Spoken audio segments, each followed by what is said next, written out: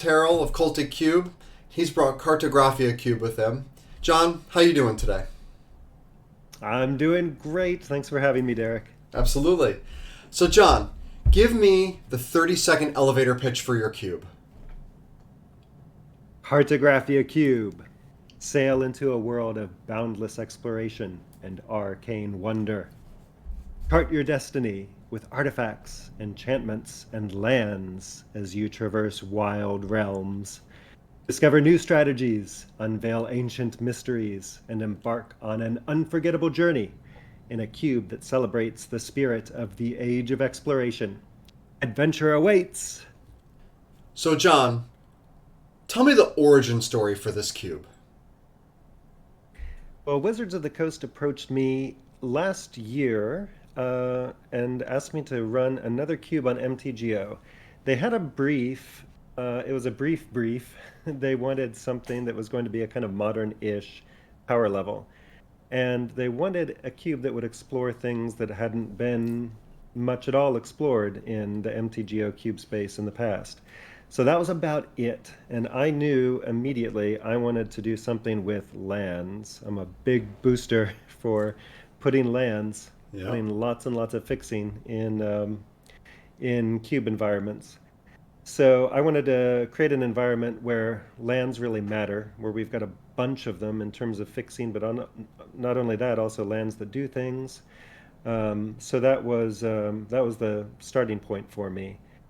And so that first version of Cartographia ran on MTGO in 2022, and now it's coming around again for a second foray with lots of updates for 2023.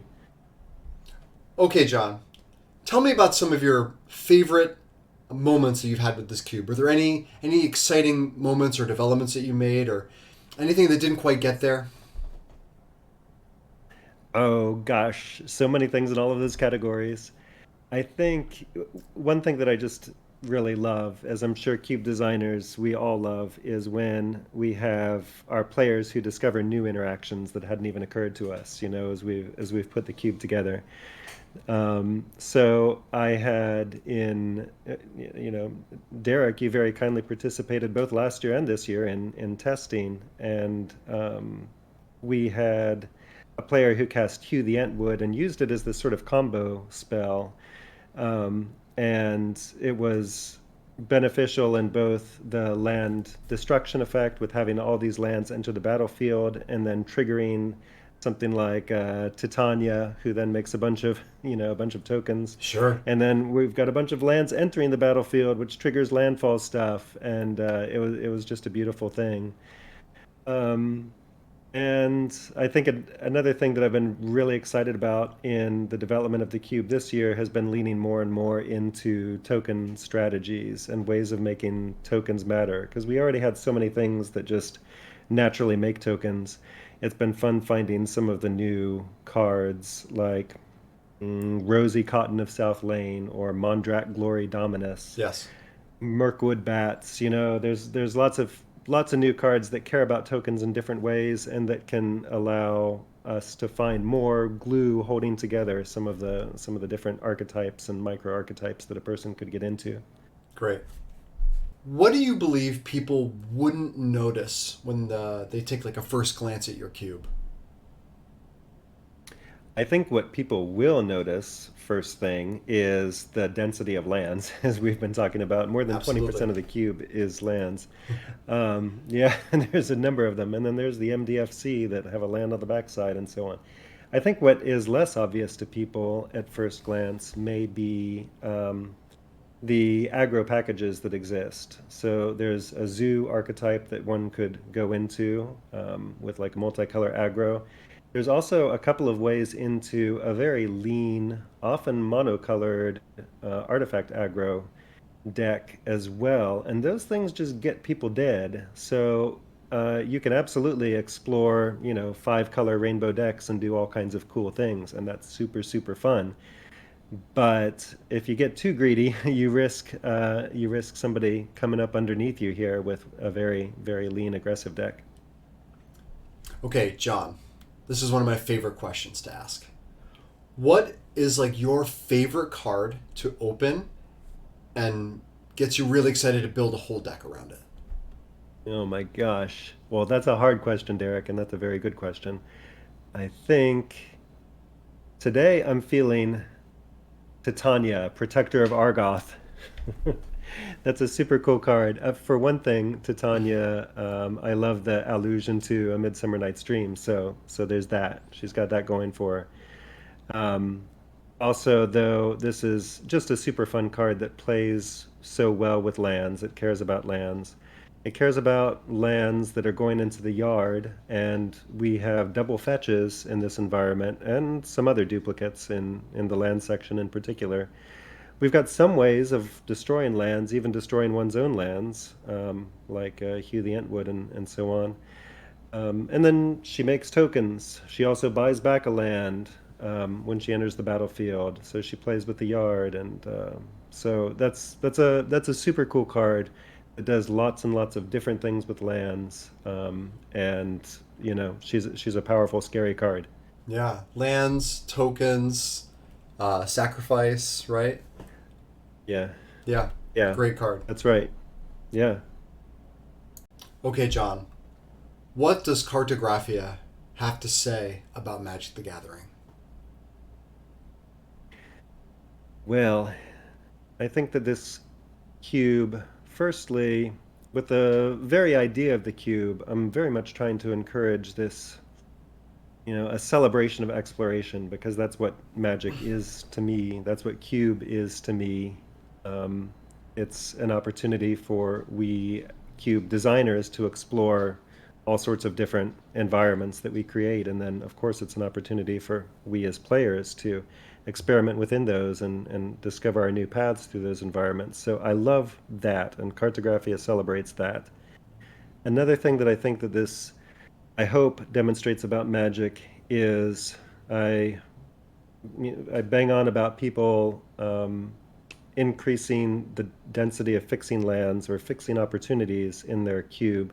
This isn't something that maybe every cube wants, but I think most do. And fundamentally, when people sit down to cube, people want to be able to play Magic. And the more opportunities we give them to find those lands that they need, the colors that they need, the more Magic they get to play, and the happier that I think everybody is. So Cartographia is a celebration of that and an exhortation for all of us to, bear that fundamental necessity in mind, the necessity that we hit lands and that we make our that we make our colors, because that is part of what makes Magic so magical and makes the game tick. Couldn't agree with you more, John. Thank you so much. Looking forward to drafting it. All right, thank you, Derek. Thank you for having me. Oh, hey. Hello. Hi. Hello and welcome back to Madison, Wisconsin to CubeCon Day 2. This is the first day of main event drafts. I'm Andy Mangold here in the booth with Emma Partlow. Hello. Fresh off of defeating Sam Black on coverage yesterday. Yes. I had to big you up for that. It was a great match we had yesterday on the stream. And there's more great Magic in store for us today. We are about to watch a draft of John Terrell's Cartographia Cube. This is a cube that was on Magic Online, and so you may have played this yourself. And it's all about a bunch of overlapping synergistic themes and archetypes. There's a land theme, there's an artifact theme, an enchantment theme. You played this cube, haven't you? Yeah. So one thing I really like about this cube, as you mentioned, there's like 3 points within the cube, right? So you have an emphasis on artifacts, you have an emphasis on lands and enchantments. One thing I really like about this cube is how there's 2 of each fetch land. So you get to eat your vegetables in this cube, and if I know you like drafting I lands. love me some fetch I love me lands. some vegetables, which just removes the stress of, hey, I need to start prioritizing these lands because there's so many, and you can just build these like multicolored decks without much issue. And in this cube, the lands are very much synergistic pieces. They're not just fixing your mana. There are a lot of landfall strategies. There are ways to get lands out of your graveyard. There are ways to turn your lands into creatures and attack with them. That's where the name of this cube comes from, Cartographia. John, known for his flourishy, beautiful artistic cube names, but it's all about the lands in this cube as the foundation and then the archetypes that come from that. I just got my butt handed to me in this cube. Okay. I went 1-2 this morning drafting this cube here at CubeCon. And I had a little Grixis artifact deck that was actually okay. My matches were close. The deck that was the scariest for me at the table was this Domain Zoo deck, with all of the triomes running around, 2 copies of every fetch land. This is a 540 card cube, so 2 copies of every fetch land is not going quite as far as that would go in a 360, but still, you can get your mana, you can get your basic land types under you and turn things like Nishoba Brawler and Territorial Kavu into giant 2-mana threats. I mean, these are like... This is what happens when you eat your vegetables. You eat your vegetables, you get to become a giant Tarmogoyf-like threat yourself. And then you lose. And then, and then if you're like me, your deck has a bunch of shocks in it or cast downs, and your opponent's 2-drops are all 5/5s, and so you can't cast down those or shock them, which that's okay. I'm not mad about it. I had a great time, really close matches. The other deck that was really scary in our pod, and I think the deck that 3-0'd, was kind of a messed up deck that was all about playing multiple lands a turn. Exploration, the Druid guy, the Enchantment Druid, once you play off the top of your deck, Field of the Dead, a bunch of ramp enchantments. This deck, I saw a couple times dump its entire hand and into play, drawing a bunch of cards on turn 2 or turn 3. So there is a really high ceiling here for what the decks can do if you put these synergistic pieces together. We are going to be watching a featured drafter. Then we're going to be following the matches through this draft. And our featured drafter, it's very exciting, right? None other than Melissa DeTora. I cannot wait to watch and learn from the master because, like I said, I did not do so hot in this draft this morning. And Emma, that's why I'm in the booth. And Melissa DeTora is down there, going to put on a clinic for us and show us how we're supposed to draft this cube. Are there any other things we should be on the lookout for, Emma, in this cube when we're watching Melissa draft? So the interesting thing about this cube, as I mentioned, your mana's really good. You've got good options to get fetches. So picking gold cards quite early is also quite good, especially if it's something, say, like an Omnath Locus of Creation. Yeah. These powerful landfall cards. Stuff like Lotus Cobra is like a high pick because you have all this mana. You have Wild Growth, Utopia Sprawls. You can just go over so quickly.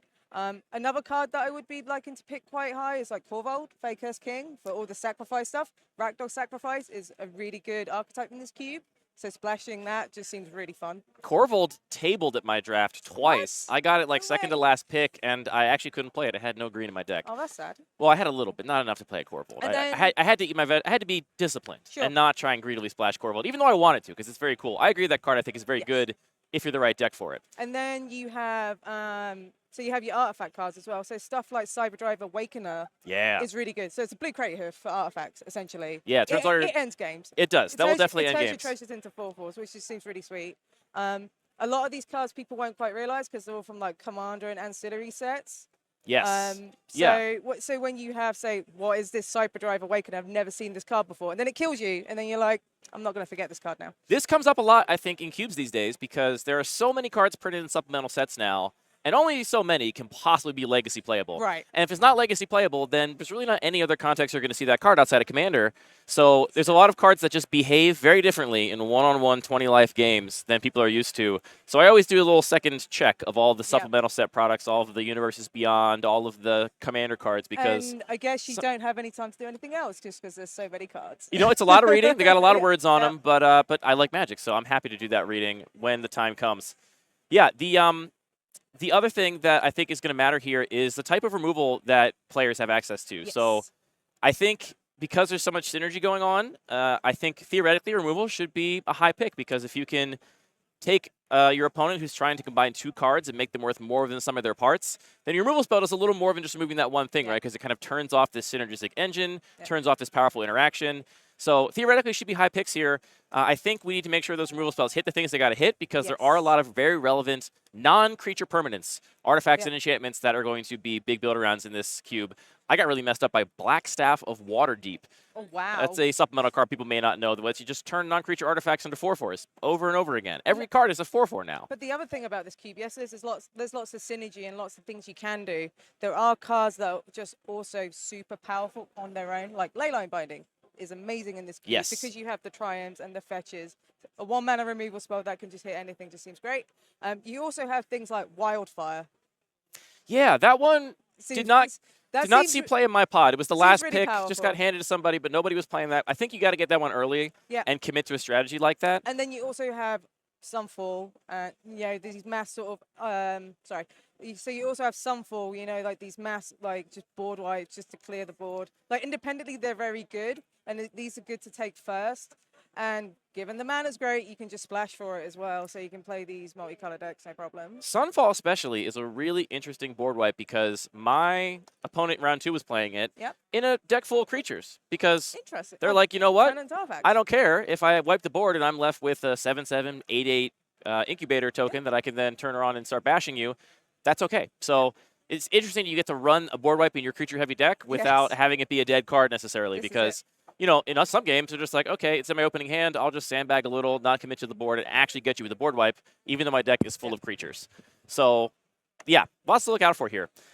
The O3 deck in my pod was a dedicated control deck. Someone was trying to go hard control, lots of counter magic, lots of answers, and just didn't quite get there. So maybe something we should be on the lookout for, whether or not that deck just needs to be drafted differently or whether maybe it's not the strongest deck in this cube.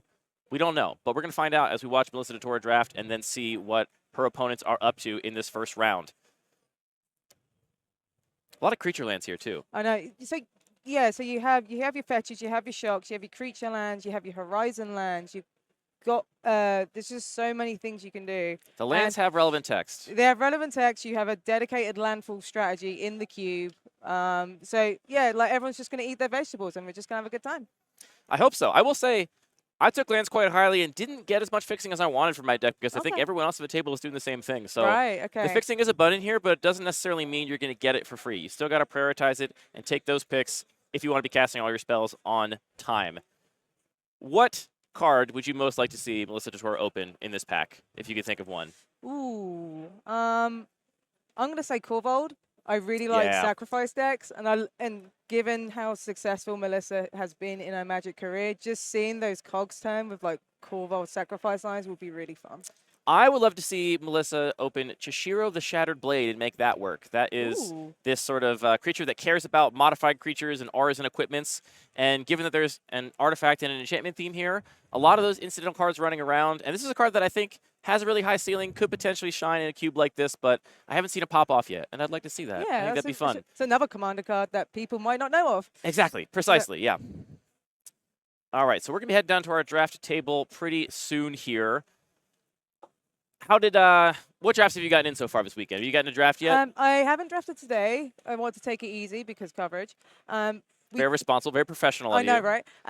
We did do the England versus Wisconsin game yesterday with your cube, the Bar Magic cube, where I drafted a very aggressive Boros aggro deck. My first pick was Mother of Runes. Love to see it. Break up. Classic. I was like, I'm feeling like I want to play mono white, so let's go for it. But throughout the draft, I just kept getting past Monastery Swift Spear, Rabbit Battery, Dragon's Rage Channeler, and all these cheap like burn spells. Yeah. Well, you were at a table with J-Bro, so you're probably not going to table those mono white aggro cards. I was passing to Caleb, who I know is just going to draft like a green-blue pile, take extra turns, dawdle around sort of thing. I heard through the grapevine that in the last draft this morning, Caleb took 3 consecutive turns in a row with a time sieve in one of the cubes. That is impressive. That's not easy to pull off in a singleton draft format. So he's that good. Kudos to Caleb for taking 3 extra turns, which I'm sure made his opponent very happy and glad to be here at CubeCon in Madison, Wisconsin. Yeah, I so far I've gotten to draft a couple cubes. One is from a friend of mine online who lives in the middle of Idaho, has had this cube for years, and has never once fired a full pot of 8. Oh, nice. And this was their very first full pot of 8, and it was such a delight and pleasure to be part of that. And that's the magic of this event. Right. You know, we have cube designers from all over the world. There are people here from France, from Indonesia, from all continents, There's basically. someone from New Zealand that made the trip. I actually hadn't heard that one yet. Yeah. That's probably about as far away as you can get. Right. People from all over the world here, and so many cube designers have their cube that is their labor of love, something they have been working on for so long that it's just their big passion project. And we all get to come to this space and share it with each other. And honestly, this is like, I think, the best kind of Magic event. I agree. And you've probably been to a lot of organized Magic events, right? You've been to a lot of GPs and I've been to GPs, that kind of stuff. I've watched Pro Tours, I've been to SCGs and stuff. There's nothing quite like this where the result doesn't matter, if that makes sense. All that matters is that you have fun. All that matters is, can I have fun doing the thing I want to do? Am I with friends? Can I just cube all day? Yes. I mean, Reed Duke won a draft yesterday, and all he got for his trouble was a bunch of cheese. And he gave me some of that cheese. And then he as gave well. the cheese away because I it know. turns out you don't really want to put He's a hero. 18 or 20 pounds of cheese in your backpack and then walk around for the rest of the day. That's not a great idea. I popped over afterwards to ask Reed, like, how did you do? It's like, yeah, I'm 3-0. Do you want some cheese? And I'm like, yeah, do you know me? I really like cheese. So I picked out a nice, a nice soft cheddar for my troubles, just for saying. Is Reed familiar with your online brand? Your your very pro-cheese online presence? My pro-Wisconsin, apparently, mindset. Yeah. Yeah. A lot of really exciting cubes in the building this weekend. Some of the ones I'm most excited to play, there's 3 or 4 old school nostalgia cubes that are here, which last year the old border foil cube was one of the most popular cubes. That's very high up on my list. I got to play that one last year, so I'm gracefully bowing out. I'm not going to try and draft it again. I'm going to leave that for other people. There are other nostalgia, pre-modern, old school cubes here that I'm really excited to draft. I've been on a big kick of old school Magic and just really enjoying the different ways in which cards were powerful, you know, back prior to, you know, let's call it Mirrodin, basically. Yes. Okay. You know, in the actual old border cards. So I'm excited about that. There's a entirely creatureless cube here this weekend, that's which is really very cool. interesting. I kind of want to try that one. I walked by a draft of that cube, and there were a lot of creatures in play. Just all creature tokens, mind you, because there are no creature spells in that cube. The other cube that is really interesting here is the Cascade Cube. Yes, our good friend Zach created that one. Zach Barish. Everyone starts the game with a copy of Maelstrom Nexus in play, an emblem specifically of Maelstrom Nexus in play, which means the first spell you cast every turn has Cascade, and then the entire cube is designed around that premise.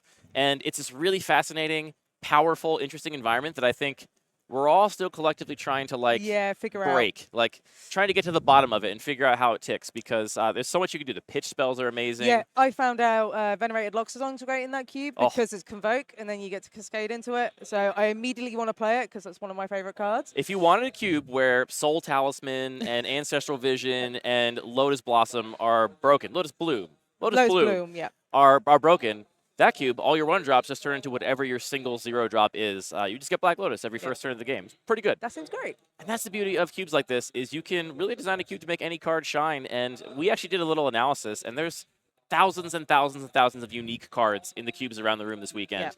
A huge number of unique cards. So if you like a card and you want to see a card shine, CubeCon is a place where you can play in an environment where any card you could possibly dream of could be the best card in the pack. Yes. There's even a boat cube, so, you know, I'm sure that some of the Pack 1 Pick ones from the cube where the cards all contain pictures of boats, I bet some of those cards are unsuspecting Pack 1 Pick ones where you're like, well...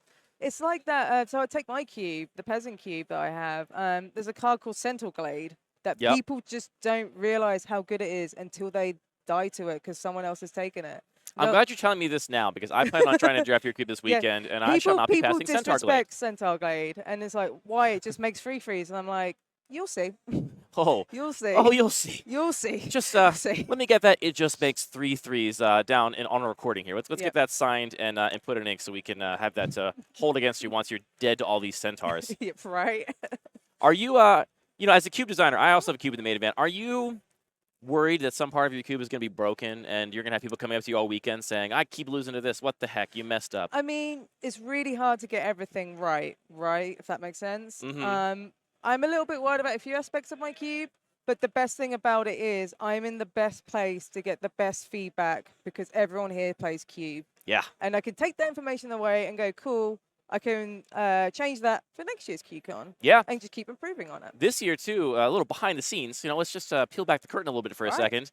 The way pools are being registered this year is everyone's taking pictures of their pools, basically. So as cube designers, I believe at the end of the weekend, we're going to get pictures of every single draft pool from our cube paired with the records of those draft pools, which I cannot wait to dive in and start to analyze because, you know, I've played my cube hundreds of times in my local play group, but you know, there's probably 20 or 30 people in the rotating cast of my local play group. It's still ultimately a pretty small pond. Yeah. Here, it's being drafted, you know, at least 6 times, maybe more if it's one of the cubes drafted for top 64. And each time, that's 8 brand new people that have never played the cube before. So, you know, this is the kind of stuff that most cube designers never get access to unless you're lucky enough to design a cube for Magic Online or something. You don't get to have your cube drafted by this many strangers. So I'm really excited to get my hands on that and see what improvements I can make to the cube. I just want to comb through the data post-CubeCon and just be like, yes. Oh, yeah. Yes. I'm going to spend a long Saturday looking at all those pools and just mulling over it and seeing what is outperforming my expectations or underperforming my Well, expectations. this is it, because when it comes to Cube, yes, there's a main event. Yes, there's a competitive aspect to it. But at the same time, somebody will sit down and go, I just want to draft mono red. I want to draft the most deadly Simic control deck possible. And that's also fine. And depending on the Cube, you can just force that and still have a good time. Yeah, like I said, it's all about the fun here, Yeah. unless you really want that cheese plate, in which case you got to come here with your spike hat on and try and really. Reduke is what you need. You got to do. beat Reed Duke. You got to beat Melissa DeTore. You got to beat Gavin Verhey. You got to beat Sam Black. You got to beat Caleb Durward. You got to beat quite the Jamie gauntlet. Topples. There's a lot of It's a people you got to gauntlet. beat if you want to get there, but that's the beauty of this event. Yeah. All right. It's taking a little while to get there. We've had things getting situated, but I just got word from the booth. We are heading down to our draft table, so let's see Let's go. what Melissa DeTore is going to do in John Terrell's Cartographia Cube. John Brostoff. A couple of familiar faces in this pod. We see Parnell down there at the end of the table. We see J-Bro. J-Bro loves a little table talk. Was he talking it up during your draft yesterday? J-Bro was talking all the time. You know, he never keeps quiet. It's a shame that he never has anything to say and also hates attention. All I just keep hearing was CubeCon, like repeatedly, like a metronome during the game. We got to work on his self-esteem. I think he's so in his shell. Right. I think we collectively as a group need to work on really bringing J-Bro out of his shell so he can be himself Right. and not feel so stifled. Just talk about Fragrant Inspector. I hear it's his favorite card. Yeah, he does pop off. Now, is that also your favorite card? That is my favorite, I know it's up favorite there. card. It's like my #1 Magic card. So there are some tokens around for CubeCon where some of the special guests all have tokens. I got a token made, and it's a clue token just because of Fragrant Inspector. Now, why do you think Fragrant Inspector is so beloved? Because I think a lot of people would look at that card and say, it's so unsuspecting. Right. A 1/2 that makes a clue token. That is the best part about it. Well, yes, me. that is the one thing it does. Oh, what you like about it is that it's unsuspecting. Yeah. So when people look at cards, this speaks more about me as a Magic player. When people think of like powerful cards, they go, "Oh, it's these like really like powerful like rares and mythic rares that do all this stuff." Yep. And I'm just like, my favorite cards are a 1/2 for one that just makes a clue token and draws a card. It's just very unsuspecting, but it's also really integral because it's played in a bunch of formats. It's a staple in Pauper. It was in Standard for a whole of its tenure. So he's playing Pioneering or the Convoke decks. Sometimes he's playing Modern in the similar reason. And it does a lot for 1 mana, and I think that's really cool. It's a really cool design card. It's one of these beautiful cards that is mechanically so simple. Right. But It's the elegant at the ways same you time. can use all of the pieces of that card are so different, right? I've seen people use this just to get an artifact in place so they can tinker it away a couple turns Right. later. You know what? There's your artifact. You can flicker this to get a bunch of card advantage. You can use this to chump block. We saw Jaber yesterday try and soul partition his own Thraben Inspector, which is Right. something I've never seen someone try and do in this cube. Like in Pauper, so there's a deck in Pauper called Boros Synthesizer that uses Fraven Inspector, but you use stuff like Core Skyfisher and Glinthawk to get rid of the artifact so you can play this big flyer into play. Awesome. Just all about value. She's Yeah. good. Yeah. She's a good girl. Great card. All right, it looks like we're waiting for one last drafter here before we can start to fire this draft. Not a pushover table here with at least No. Parnell and J-Bro there. So it's looking like it's going to be a tough table that Melissa is at. Though if you look around the table, I think she's got the constructed and professional pedigree. Right, this is it. I mean, she did play on Pro Tours. It's not her first rodeo. I gotta say, this is honestly one of my favorite things about the weekend too. Just as a spectator, you almost never get to see. I mean, really never. You'd never get to see some of the best players in Magic play cubes other than the cubes on Magic Online. Sure. Which, you know, they have done some community cubes in the past, but for the most part, if you're Oh, watching Cube on Magic Online, you're seeing the Magic Online Vintage Cube or the Legacy Cube or something. We don't get to see Melissa DeTore draft the Cartographia Cube or your Peasant Cube or something. And now we get to, and that's the beauty of this weekend as just a spectator. And then, like, Reed drafted the Live the Dream Cube as part of the event yesterday. Like, you wouldn't imagine Reed drafting a No, he had never done it before. Never done it before. Free owed because it's Reed. But you would never imagine, hey, this highly accomplished Magic player is playing a Commander Cube essentially with Commandery cards, and that's just great to have the two ends of the spectrum just come together like that. Yeah, Reed Duke known for a lot of things, especially for his affinity for Jund, this classic like small game, you know, attrition style deck. And yeah, but you know, David McDarby's going to show up and make him play 8 drops. That's just how the Live a Dream Cube works. You're kind of forced into it.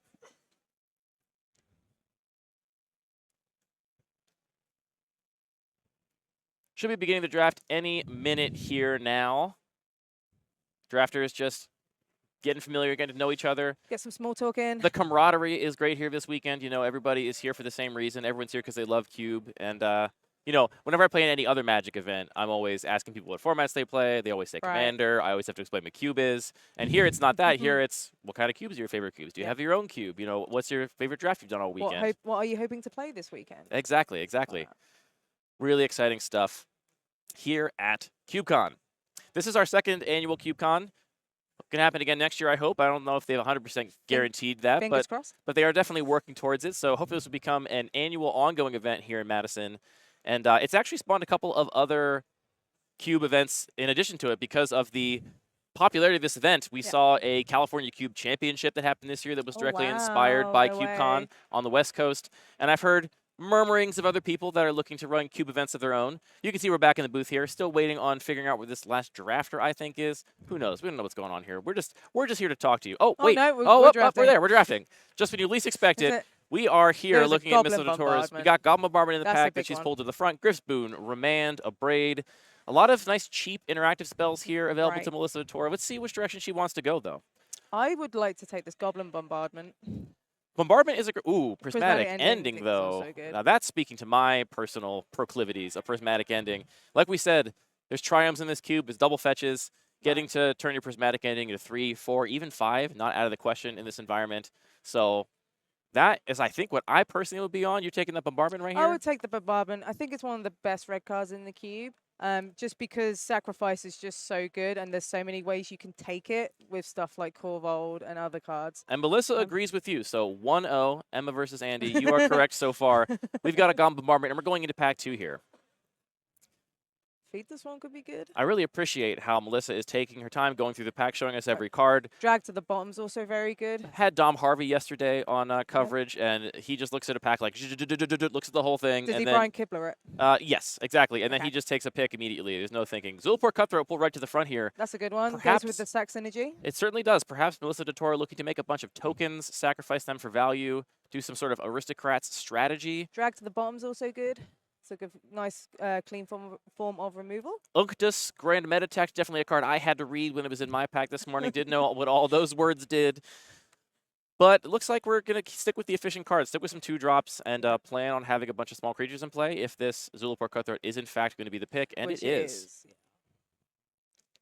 Black-red. Good start in this cube, I think. Black-red, and you have the ability to splash as well, because just Curse of Shadow Graves is also just... Yes. This is another card. Great supplemental card, yeah. From my cube that people just don't realize how good it is, because they just don't see it that often. And Yeah, then it's well, like, it was a commander card, yeah. Oh, wait, I'm dead to zombies, Yeah. you know? And it's really good fodder for all the sacrifice stuff Melissa's trying to do. I think this is a really easy pickup. Yeah, it looks like she's also considering Dockside Chef here, which is also very much on theme. Though, with already having 2 payoffs for lots of creature tokens, I personally agree with you. I'd be looking to make some creature tokens with that Curse of Shallow Graves rather than pick up another payoff in the form of Dockside Chef. Sure, But we'll see which way Melissa Vittora goes here. I will say one thing that I note about black in this cube is that it, for the most part, doesn't have answers to 2 of the most problematic card types, which are artifacts and enchantments, unless they're creatures. In recent years, we've gotten a couple of enchantment removal spells in black, and this cube may be running them. I'm not actually sure, but even if it is running all of them, there's only like 2 or 3. There was a Feed the Swarm in the last pack, so hopefully that there comes you go. back around. There you that go. comes back around, that would be really nice. Other standout cards in this pack, you know, Torrential Gearhulk is a really high ceiling here. I had Torrential Gearhulk Goblin Welder in my deck and got to go off a couple Goblin times Welder with is that. very good. That was fun. It's really good in the artifact mirrors. But we see the Curse of Shallow Graves going into Melissa's pool. We've already got ways to generate tokens. We've already got ways to kill people with them. I mean, the deck's done, right? Yeah, just play this. 37 lands, those 3 cards. What could go wrong? Let's go. It's a very good start as well. Like just getting those 3 cards that all Ragdoll Sacrifice needs to pop off. So it's a really good start, even though it's just 3 cards. Yeah, I mean, I think we already have a synergistic engine with our first 3 picks. This We're only in 2 colors. We've been very diligent and very disciplined with our picks. Nothing high mana value, nothing multicolored yet. So taking a nice and a There's blood Blood artist, Artist. just blood artist right on top of the pack. I mean, the table also seems to be sending the signal that this is what Melissa should be doing at this seat, knowing that nobody to your right so far has taken that blood artist means that pack 2 very likely to be, or pack 3 rather, very likely to be really good for this deck, even if Good someone job. to your left is playing something similar. And the card I do want to bring up in this pack is Doomweight Giant. While Melissa can't play Doomweight Giant in this deck because there isn't an enchantment theme going. Well, not yet. Well, not yet. It is a Blood Artist that Melissa is picking. Yep. Enchantments are a big part of this cube, right? And just having a Plague Wind when you play enchantments just is brutal. It's just this really good way just to clear the board. This, I believe, is a big also one. a commander card, right? This was not the- printed. the- Was this it in is- standard? It was in Theros. It was block. in Theros, It was actual Theros block. standard. Okay, Constellation was a Theros mechanic. gotcha. But no, it was a big part of standard at one point. But if there is an enchantment player at the table, that Doomweight Giant is going to be a high priority. Just being able to play an enchantment, kill the board. And the thing about those high mana value synergistic cards like that is sometimes you just want a 6 mana 4/6. You Right. know, It's a good beater. if Like, you can don't win have the games. synergy, you're as a consolation prize, you just get a big creature with power and toughness, Right. and sometimes that's what you need once the game has sort of ground to a halt. It's not a bad top deck either if you just need someone to just play this big creature and just go to town. We are zone drafting here at CubeCon. That's one of the few rules of the weekend. For those who don't know, zone drafting, you can only put 1 pack between you and your opponent, so it makes things go a little slower sometimes, but it's way easier to not get the packs confused as they're going around the table. Here, so far we've seen nothing really in Melissa's colors that are super appealing. Reckless Impulse is fine. That's a nice little draw Oh, spell. there's your Thraben there's the Inspector. Ooh, Judith. and there's Judith. You spoke too soon, Andy. The very last card in the pack. The last pack we had Blood Artist right on top. This time we have Judith, the Scourge Diva, all the way in the back. But we also have the Pain Train. Untethered Express is also here. Yeah.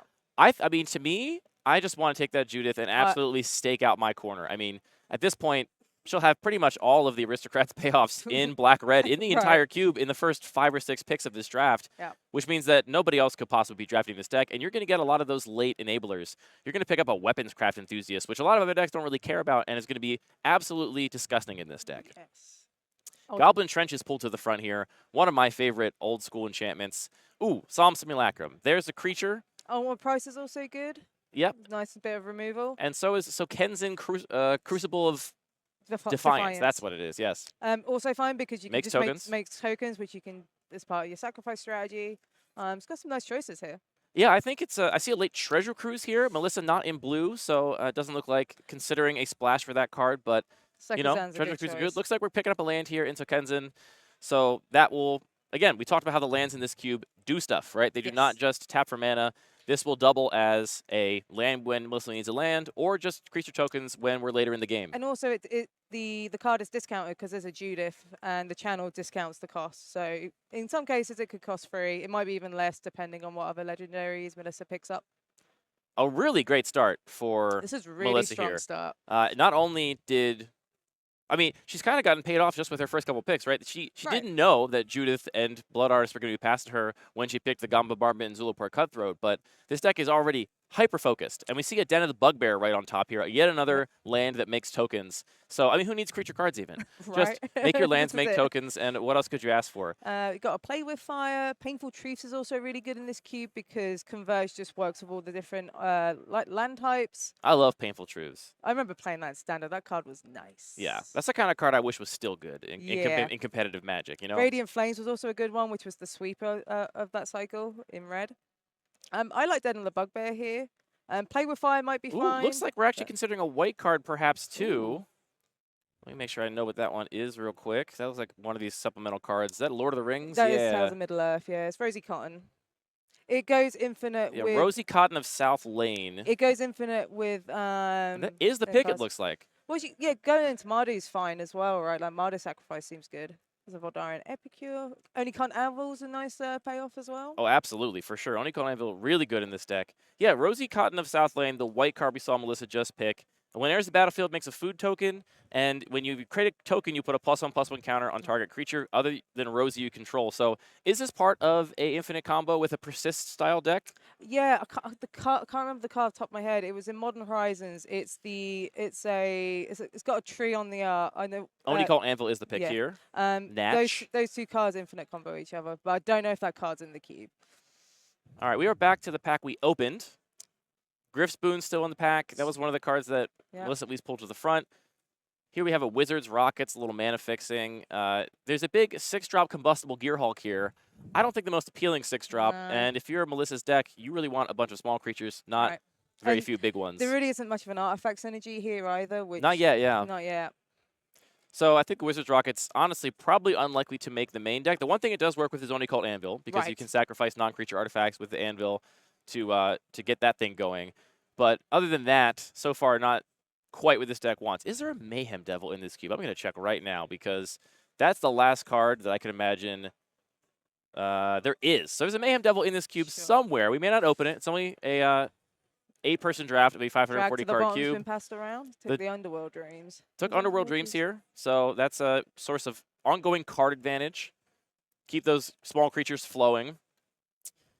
Yeah, Mayhem Devil I think would be the most intense, amazing pickup for... And with all the fetch lands, it just makes Mayhem Devil even better. Mayhem Devil is, I think, low-key one of the trickiest and most frustrating cards to play against in singleton cubes, because you forget how many things Right. sacrifice. You know, I had an opponent in a cube draft recently play the Liliana of the Veil and downtick to make me sacrifice my Mayhem Devil. I was like, oh, so sad. I guess I'll also kill Liliana on the way out. You Yeah. know, like you just forget these things when People you're playing forget against it. that card. People forget it with fetches. People forget it with treasures and clues, and it's just like, yep, you're gonna take one. You're gonna take one. And Yeah, it's like, I've got the gold section of this cube pulled up here, and so far Melissa has 2 of the 3 red-black sacrifice signpost payoffs. So Mayhem Devil being the lone one that is not already in Melissa's pool, and we're only halfway through pack 1. Right. So the packs have broken extremely well for Melissa.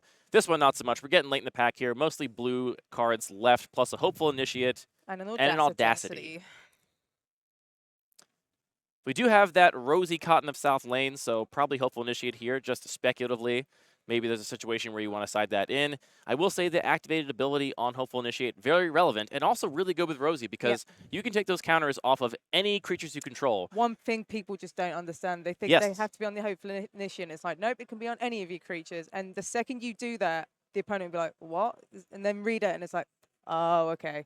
Yeah, you can play your Hopeful Okay. Initiate onto a board that is already full of creatures with +1/+1 counters on them, and just immediately have that ability live, Yeah. and just start machine gunning down your opponent's artifacts and enchantments, of which, again, there are many in this cube. Very important for this The cube. disenchants are really good, Yeah. especially the main deckable disenchants, because it's not every deck that's going to have targets for you, but it's most decks probably. So when you can fit a couple disenchants in your deck without having to sacrifice for narrow cards, you know, I saw Citizen's Crowbar do some work in our draft, Ooh, that's a nice just one. as a creature, you know, equipment that makes a creature token on ETB. It can also be a disenchant. It can also be part of a Stoneforge Mystic package. It just is kind of this little unsuspecting card that filled a lot of holes in one of my opponent's decks in my draft this morning of this cube. This pack 1 is really panned out for Melissa so far. Yeah, this is a really nice pack one. Like, I feel like we're seeing some like main character bias here. Like, yeah. the universe wants Melissa's deck to be really good based on how this draft is going. And Hey. obviously, also navigated perfectly by Melissa so Hey, far. I want to sacrifice, so I'm winning so far. Look, I want to watch Melissa play 3 rounds, so That too. We're I'm both also winners really here. excited because we're gonna follow the winner after round 1. So we'll see Melissa play against her opponent in round 1. Whoever wins, we will follow them all the way up the ladder to the 2-0 bracket to see who actually 3-0s this cube. So if Melissa keeps winning, we will get to keep watching Melissa, which is I'm not going to complain about that. I don't think the people at home are. Watch either. a pro go to work and just dice people up, chef them up. That'd be good. A little bit of a lag here at the end of the pack. Mm-hmm. Do my judge. Is there a been player passed in your around? play group that gets down to the last 3 or 4 cards in a pack and then tanks forever? Yes. I feel like every play group has that one player. There's also that one player that they're not necessarily slow intentionally, but you know they just take a while to play. Melissa choosing a speculative Wildfire there over that Doomwake Sure. Giant. Now, Wildfire, talk about a card Oh, that's that's good good. with Mayhem Devil. yeah. Sacrifice your land. Just I kill you. just to kill you. Picking up a Goblin Trenches here at the end of the pack, and then a white card of some renown that I did not get to see before Melissa added it to her pool. Strong pack A one. really, really good pack 1 Strong for pack Melissa. one. So I think what we should be looking for in pack 2, we have every payoff this deck could want. The Mm. lone exception in this list being Mayhem Devil. So Mayhem Devil would be amazing. That would be a gift from the heavens to get Mayhem Devil. Short of that, I think what Melissa's mostly looking for from here on out is probably going to be cheap token generation. Yes. We want ways to turn all of these payoffs into the broken, powerful cards they have a chance to be. We want stuff like our Pia Nalar. We want stuff like our Bray's Apprentice, Weaponcraft Enthusiast. These kinds of cards, Pia and Kieran Nalar. All the various Pia Nalars. Just make tokens that you can just Make these sacrifice. tokens, and you know, one thing that's really Feed into the Oni Cult Anvil, especially. exactly one thing that's really tough about playing against these decks is you can be ostensibly way ahead on board. Oh boy, Priest of The Forgotten Gods is right a on the nice top. one. That's Holy a moly. card. I see some people were messing up the cards here when they were shuffling. There is a Goblin? Scalding Tarn. So here's the question: do you eat your vegetables here and take that Scalding Tarn, or are you too tempted by the pull of that Priest of the Chupacabra is Forgotten also Gods? a nice one. See, this is difficult. I would probably just take the Priest, just because you have this synergy with Mayhem Devil already, and you just... Well, we don't have Mayhem Devil yet. That's Oh, the no, one sorry, card we yeah, might but- want to get. We do yeah, have Judith and yeah. Blood Artist and Zulaport I Cutthroat. would take the Priest just because I know there's only one Priest and there's a bunch of other fetches in the cube, so I would take the risk. There is also a Shambling Vent if Melissa decides to really try and play that Rosy Cotton. I also like the Ravenous Chupacabra. It's just Yeah. it's not synergistic in any way, but it's just an independently good card that you will want in your deck. And consider Melissa's already in black. That might be something she wants later on. Melissa choosing to take that Priest of the Forgotten Gods, saying she'll get her fixing later. That is definitely, I mean, again, it's technically a huge fixing, payoff for that deck. It's definitely fixing in the sense that you get some black mana out of the deal. Okay, sure. That's definitely an optimistic read of Yeah. fixing, but I'll take it. I'll accept it. Oh, there's a Lotus Cobra. I know Melissa's not in the A colors. couple of but really powerful cards in this pack that are just not for Melissa's deck. Leyline Binding, Lotus Cobra. Ash Barons is also fine here as well. Ash Barons, if you're not going to take the Scalding Tarn and you're going to get your Priest of the Forgotten Gods, maybe you got to settle for an Ash Barons. But you know what? It still does the job. Yep. Also looking at Idol of Oblivion here. Hangerback Walker, also a really, really good card for this deck that I don't think can be understated. You put a couple counters on that thing, and then it becomes a huge token payoff. And we see it being pulled to the front of the pack. So, like these X artifact spells are some of the best cards in the cube. Like Walking Ballista is probably one of the best cards in the cube, right? I think it's quite good. It's Yep. especially good if you can get some modular payoffs to get For sure. counters on it in other ways. I do think this cube is generally going pretty big, and so a Walking Ballista is going to be not the most efficient threat Yeah. because you are paying a lot of mana for those +1/+1 counters. But if you can get that synergy, then it really works out. Yeah. I believe we took the Hangerback Walker, which It makes artifact tokens. I like that pick. Here we got a Godless Shrine, Starfield Mystic, Grim Lavamancer, Ingenious Smith. Lots of great cards for Melissa's deck. Nothing quite as Bloodsoaked thrilling as Champions. the Priest of the Forgotten Gods. Bloodsoaked Champion. This is a sacrifice payoff. Is that also a sacrifice payoff? Another one? I believe it makes treasures. Let's see here. Let's pull up. That is Mahadi Emporium Master. Yeah, you're right. Make a treasure token for each creature that dive this turn on end step. So, yeah, maybe a little bit of a less direct sort of aristocrats card, but you're going to have creatures dying. You're going to generate treasures from them. And, I mean, it can't be overstated how much Mayhem Devil will really bring the room together Right. if we somehow got that card. That would be know, really nice. I don't think we should we shouldn't rely on it, but boy, if it happens, it's going to be... Just want that Devil on Wheels to appear. There's definitely nothing I would take over that card in this entire cube I if I'm agree. Melissa, and it's not even close. Spirit Sister's Call, a card with a big block of text on it. That's Sacred Foundry is also a nice one, considering we do have that Rosy Cotton to go with the red cards. ooh, and Molten Vortex. Yeah, so I think Sacred Foundry looks like it's probably going to be the pick here for Melissa. Probably at this point, I would guess, very speculative on that Rosy Cotton. I don't Yeah. think Melissa is currently thinking, I'm playing Rosy Cotton. I think she's thinking, if I have an opportunity to take enough fixing that I can play this card, I'll play it. But I'm probably not going to prioritize fixing for my white above really great cards for my red-black deck. Sure. That's my guess Sure. as we're watching Melissa draft this I deck. agree. Hex Gold Halberd, one of this new Flamesong Yearling We've- is a really nice one. really good one. We've gotten so many artifact equipments in Oh, look, recent it's your years. favorite card. There's It's Blackstaff of Waterdeep. Waterdeep. Blackstaff of Waterdeep still has my my blood on it. From this. Oh, Oh, come there we on. go. Come on. Look at this. Windmill Slam this Mayhem. I don't know. Devil. See, I don't have the straight face of Melissa Totora. I would not be able to still look at this If pack I as was- if I was thinking about If anything. I was in that seat right now, I would be like I would just- going out the seat and I'd be fist going, pumping to myself. "Woo-wee."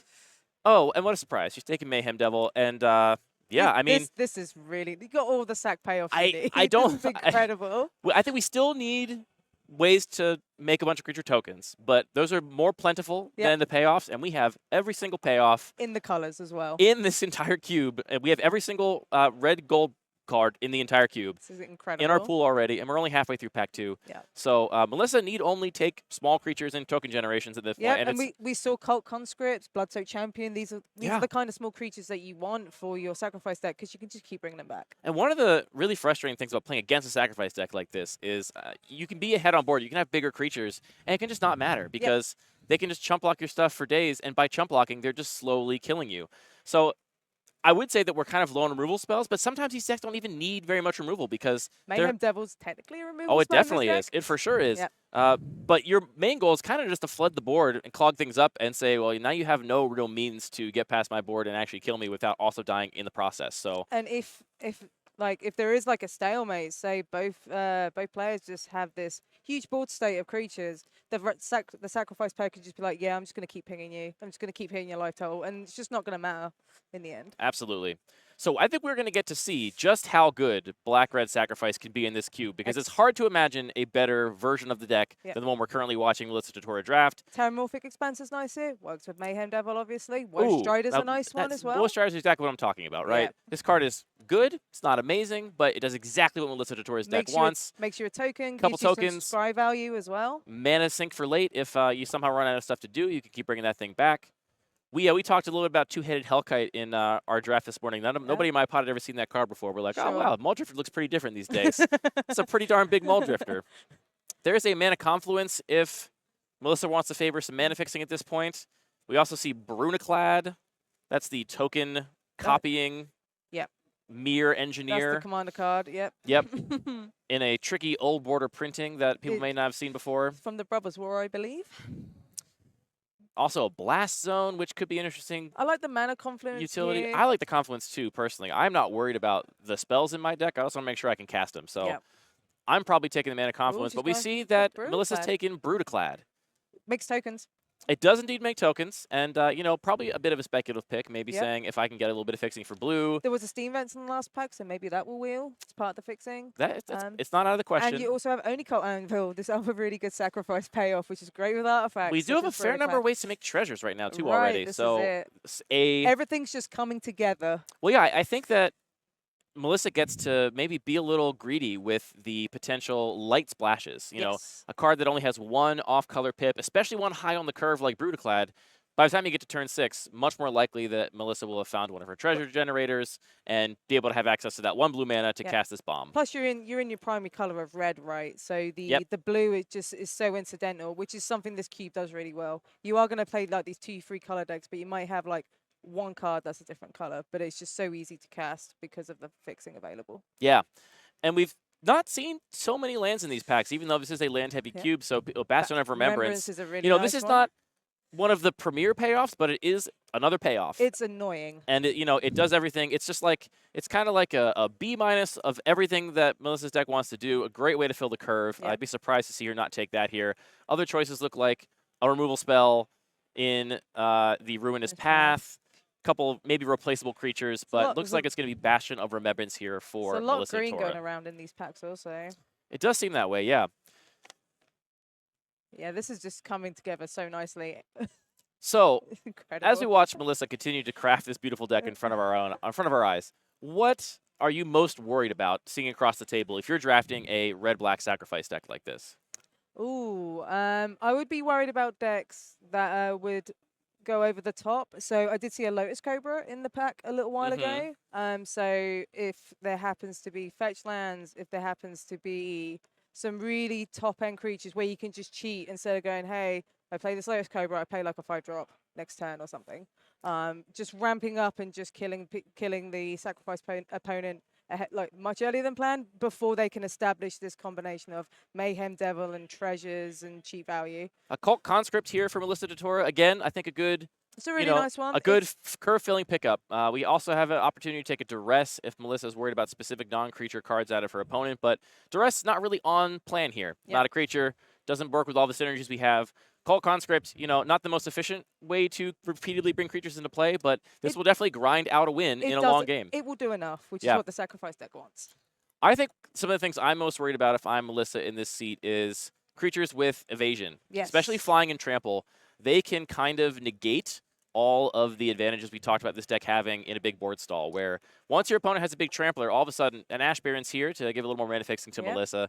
Once your opponent has a big trampler, all of a sudden, this plan of just let me chump block your things for all eternity and ping you to death. Any form of life gain as well. So say like an Omnath Lake of Creation, just like that 4 life is like cool. That's like 4 permanents for the Mayhem Devil. Exactly, yes.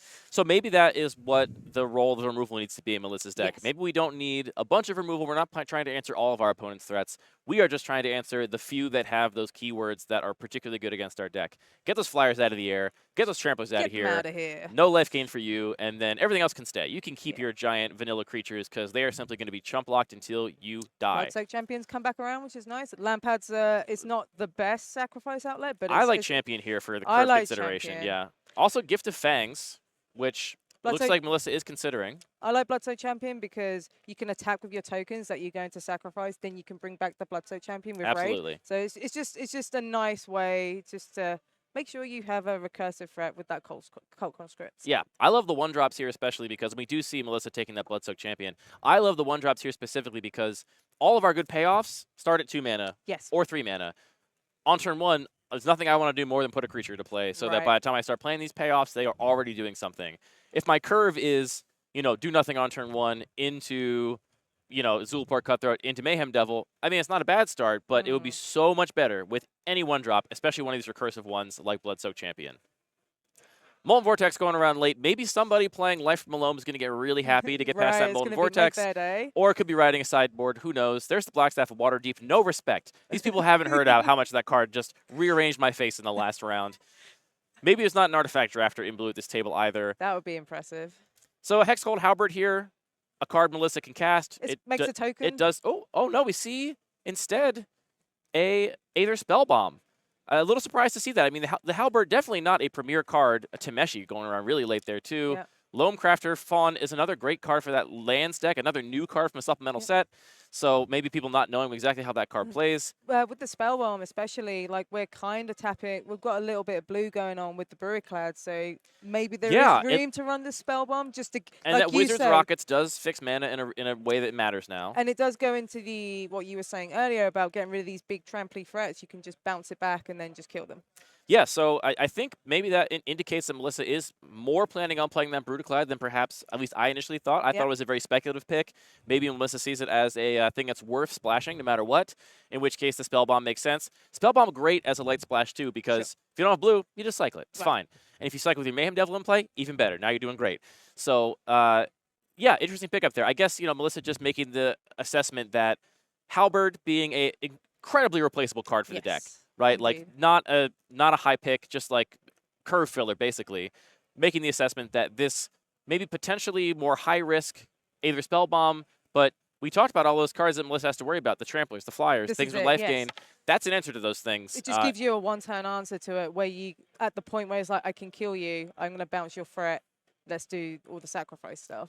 Yeah, so, which, now that we're saying it out loud, this is why Melissa, again, is down to that table and we're in the booth. My first response was like, well, I guess we get Halberd here. But no, it makes total sense, I think, why Melissa took that. Why take the Halberd, which is honestly probably going to be your 26th card you're going to cut anyway. Yeah, it's a bit mopey. It's not the kind of card that I would be excited to add, but it would fill out the deck that I'm drafting if needed. But we have every indication that this seat is wide open for Melissa, so I don't think she's worried about playables in the slightest. Getting a little peek at the deck passing to her. Thoughtseize on the top there. A lot of mana fixing. Looks a lot of black in here. A lot of black here. So yeah, even though Melissa's deck for black. seemed quite open in pack 1, he was getting all those late payoffs.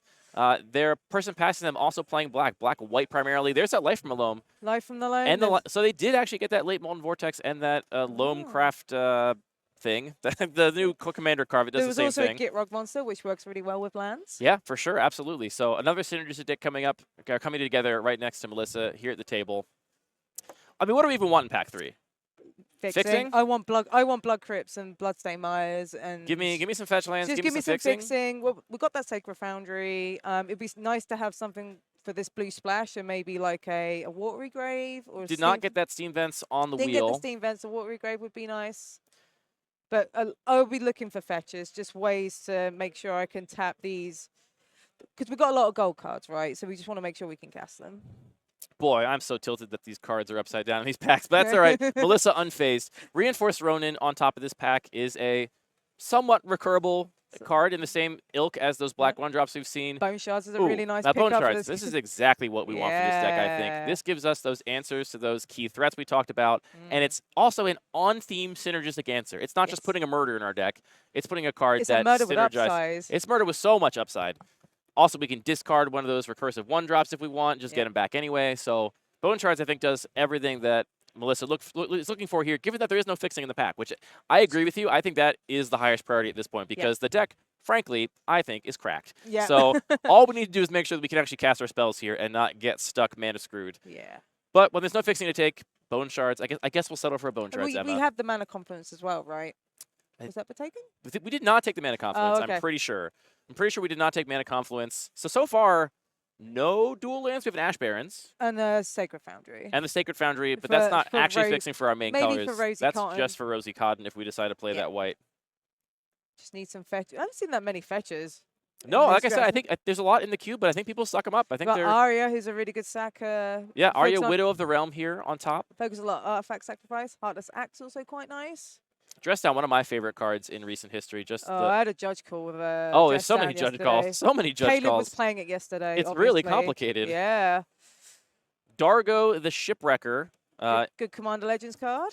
Yeah, that one's got another paragraph of text on it. Also a pirate, I believe. Yes, it is. This kind of gives Melissa's deck a little bit of a different angle. So far, the entire deck is about going small, does. going wide. Dargo can use the same strategy of the deck of making a bunch of small creatures and instead attack on a totally different angle, which is to say a giant trampler. Right. So you can, if your opponent has some sort of answer to your wide board, or they have, you're suspecting, things like a pyroclasm. Yes. I had the 4-mana saga that makes a dragon and pyroclasms. What's the card? I'm going to get it here in a second. The Elder Dragon War. Look, Melissa took the Dargo. There you go. So I had the Elder Dragon War in Yeah. my pool, and that's a card that would really potentially mess up Melissa's day with dealing 2 damage to each creature, all of your small creatures. Yeah, because a lot of your sacrifice creatures and Fane the Broker here, another sacrifice outlet, but token- Savai Triome. and the tokens you create are very low power and low toughness, right? Yeah. So perhaps Dargo and Ooh, a Blood Crypt. Now, do you take the Blood Crypt or the Savai Triome here? This is a really interesting question, I think. Savai Triome is the Mardu Triome. I would take the Blood Crypt. I would as well. The Oh my goodness, look so at this. good. Fane the Broker instead is the pick. Melissa says, you know what? I'll just draw mountains and swamps in the right combination. I will simply get good, scrub. Yeah. That's what I will do. I would take the Blood Crypt over the Savai Triumph just because you're running a low curve essentially of all these like cheap threats and sacrifice creatures. Tap lands just kind of hinders you a little bit, and we're not banking into white necessarily. Yeah, we only have the one white card, at least the one we're looking to play. And Blood Crypt is like the premium shock land you want in this deck. Yeah, I agree with you completely. I think some people will be on the Triome there, but this deck is so low curving, and it's so much about being able to sequence your plays. I might be a bit more amenable to it if I had fetches to get for it. Sure. Yep, that's we have true. no fetches right now, so All right, but we didn't take the Blood Crypt. Maybe, honestly, might wheel. Melissa, that is, I think, way more likely to wheel than any other one because, again, we have every single red, black, gold card in the entire cube. So it's, I think, still pretty likely somebody else is going to use it to do a light splash or something. Scrap Heap Scrounger is really good here. Scrap Heap Scrounger is definitely another kind of thing. Here, I think you got to take the Scrounger over the Munitions. Munitions is cool. It does what the deck wants, but you have so much of that, and I think you want more of the fodder in the form of Scrounger. You want more of the fodder, and it's also only Cult Anvil fodder as well. It absolutely. For some reason, someone in my local play group started calling Scrap Heap Scrounger Scrongo Beepus. We don't know why, but that's what we all call it now. That's a great name. Scrongo Beepus for Melissa DeTora. This is what we get to say in the booth when we're not Wizards employees. We get to call cards Scrongo Beepus, and they can't stop us. Lava Claw reaches there. Ooh, we have a Corvold. No green which is at all, except for our treasures. Yes. So this will be an interesting pick to see where Melissa goes here, because we have a fixing land in Lava Claw reaches. I think not a premier one because, again, it comes into play tapped. And I think in terms of just raw power level, one of the less powerful creature lands. It's one of the most forgetful man lands, It's a lot closer to a Guildgate here than some of the other creature lands would be. I would be tempted by this Corvold just because I'm greedy. There we and go. Melissa agrees. There's the Corvold. I actually, I've lost count of exactly how many treasure makers we have in our deck. And that would definitely inform my willingness to take a Corvold here. Hidden Stockpile is really nice because we do have access to that white splash. Also got Goblin Banneret if we want. Another just cheap creature. Callous Blood Blood Mage. What Mage. does that one do? Oh, it's the ETB does a bunch of stuff because it's Oh, Strixhaven. so It's oh, so it so a does creature printed in the last 2 years. yeah. ETB does a bunch of It's stuff. from Strixhaven, which was one of the most wordiest Magic sets ever. So All right, let's see if I can find that here. I think you draw a card, lose a life, and do some other things. Yeah, enters the battlefield. You can either make a token. So honestly, and I actually was looking up the card, didn't see what you took, but presumably it was the Blood Mage. Enters the battlefield, makes a token, which is exactly what Emma's going to want to do. And with some other options, if she really needs to exile a card from a player's graveyard, for example, which does come up. The graveyard stuff matters here. Your opponent might have a really disgusting Life from Elome engine online, and you might just be like, you know what, let's just take that from you. Crucible of the Worlds is also in the cube, so if you have any land synergies and you want to bring those fetchers back, you just don't want the land decks to synergize with the landfall cards. This is a really good way just to be like, nope. Yeah. Not allow you to do anything.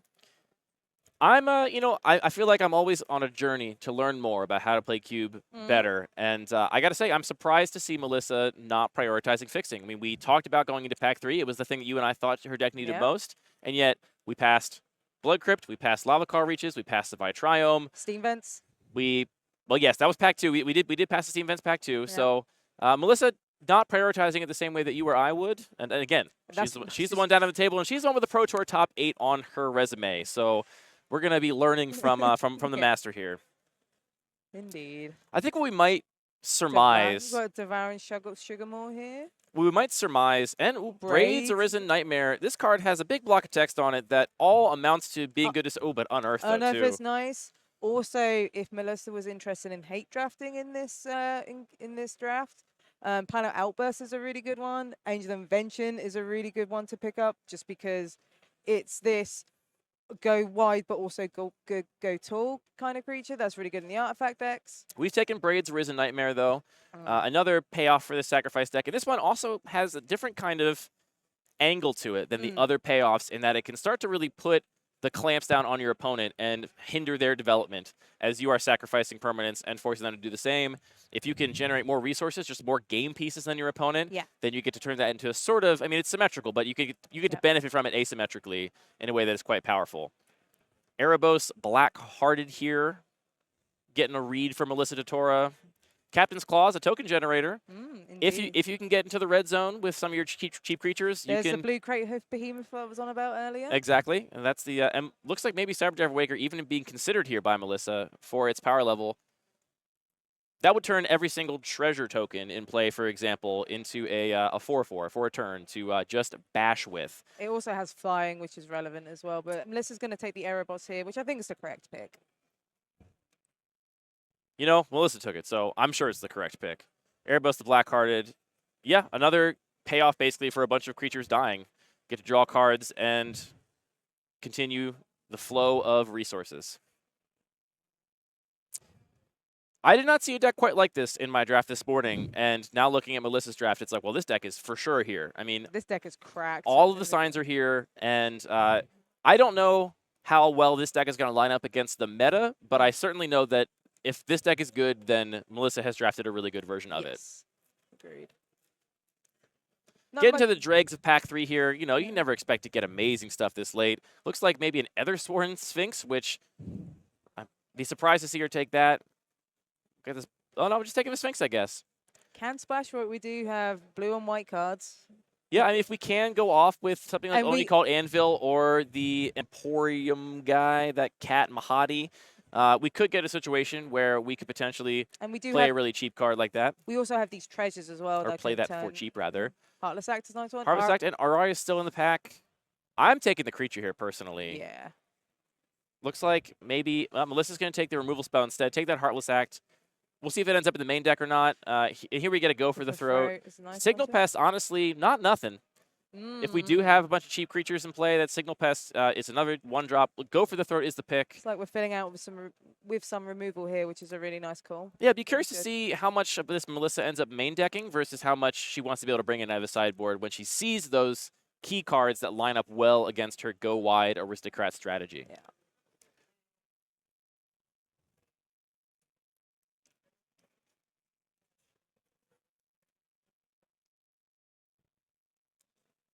You just got to wonder what the rest of his table is doing. You know, Yeah, I'm really curious to see what other they're people not are drafting drafting. red black sack. I'll tell you that much. We know that much. And I dare say they're not drafting black anything sack because we've gotten so many of the black sacrifice payoffs. The red ones maybe not as much. So maybe somebody out there is doing like a red blue sort of artifact style deck. But we have not seen. I'm expecting someone at this table to be doing lands because that Lotus Cobra was going around. Yes. It's a very good card. Probably one or two people doing some form of land matters deck. Just given how this cube is designed, there's so much of that theme running around that it's kind of inevitable if you're playing enough green cards, you're going to have something that cares about lands beyond just being mana producing cards.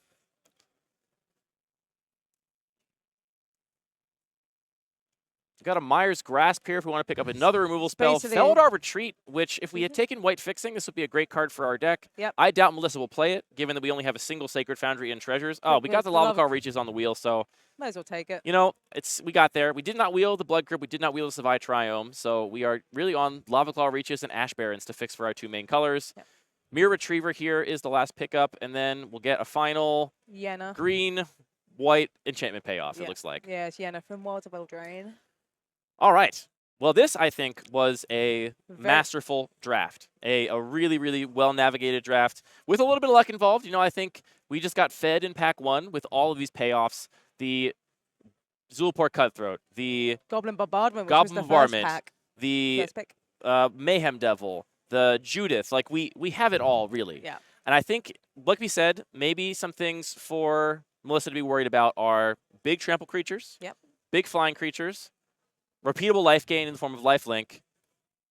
What else? I mean, also the mana. Like I'm a little bit worried that we didn't take any. Like we didn't see any fetches. Or at least I can't remember seeing. We saw exactly fetches. one Scalding Tarn. Okay. It was early in a pack, and we took the Priest of the Forgotten Gods over it, if memory serves. Like we didn't take the Blood Crypt, and granted, the deck doesn't seem too mana demanding. It just makes it really hard to splash these other cards that we've been taking, like the Brewerclad.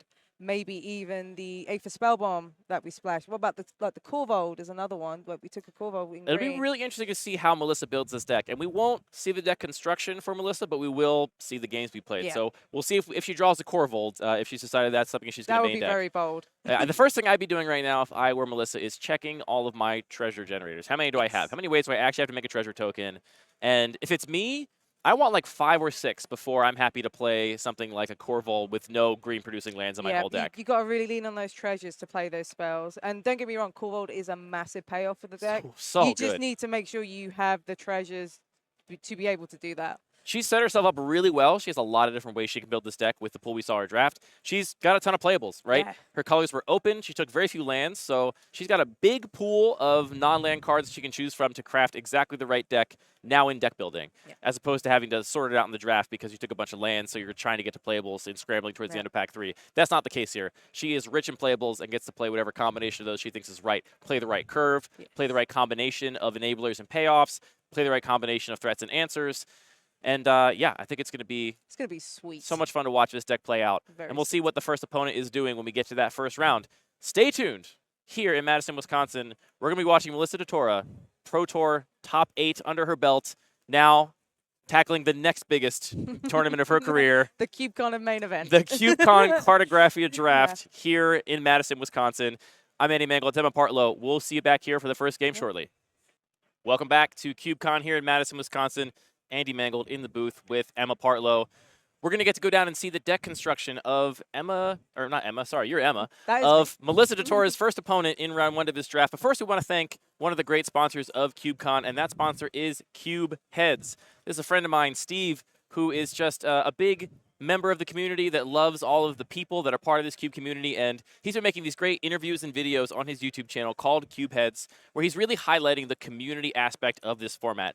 You know, there's all kinds of lists out there of the best 10 cube cards from this set and, people with their different cube takes and cube design ideas. But really, there's not anybody else I know of doing the thing that Steve is doing, which is these human interest stories talking about how people got into this format and just the social impact of a great kind of way to play Magic. We all play Magic just to meet great people, right? Right. It's all about the gathering, after all. It's all about the gathering. And so it's all just a way to meet cool people and have a good time. And so check out youtube.com/cubeheads to see some of these great videos. I do especially want to recommend the interview with Parker Lamascus one of my collaborators on some other projects. Great interview with Parker in a park in Philadelphia if you want to check that out in your spare time.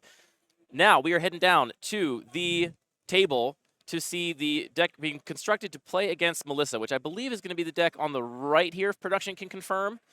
We're looking at some Simic nonsense yeah, here. I'm seeing Titania, I'm seeing Torrential Gearhulk, I'm seeing Hieroglyphic Illumination, Seeing some Control Magic.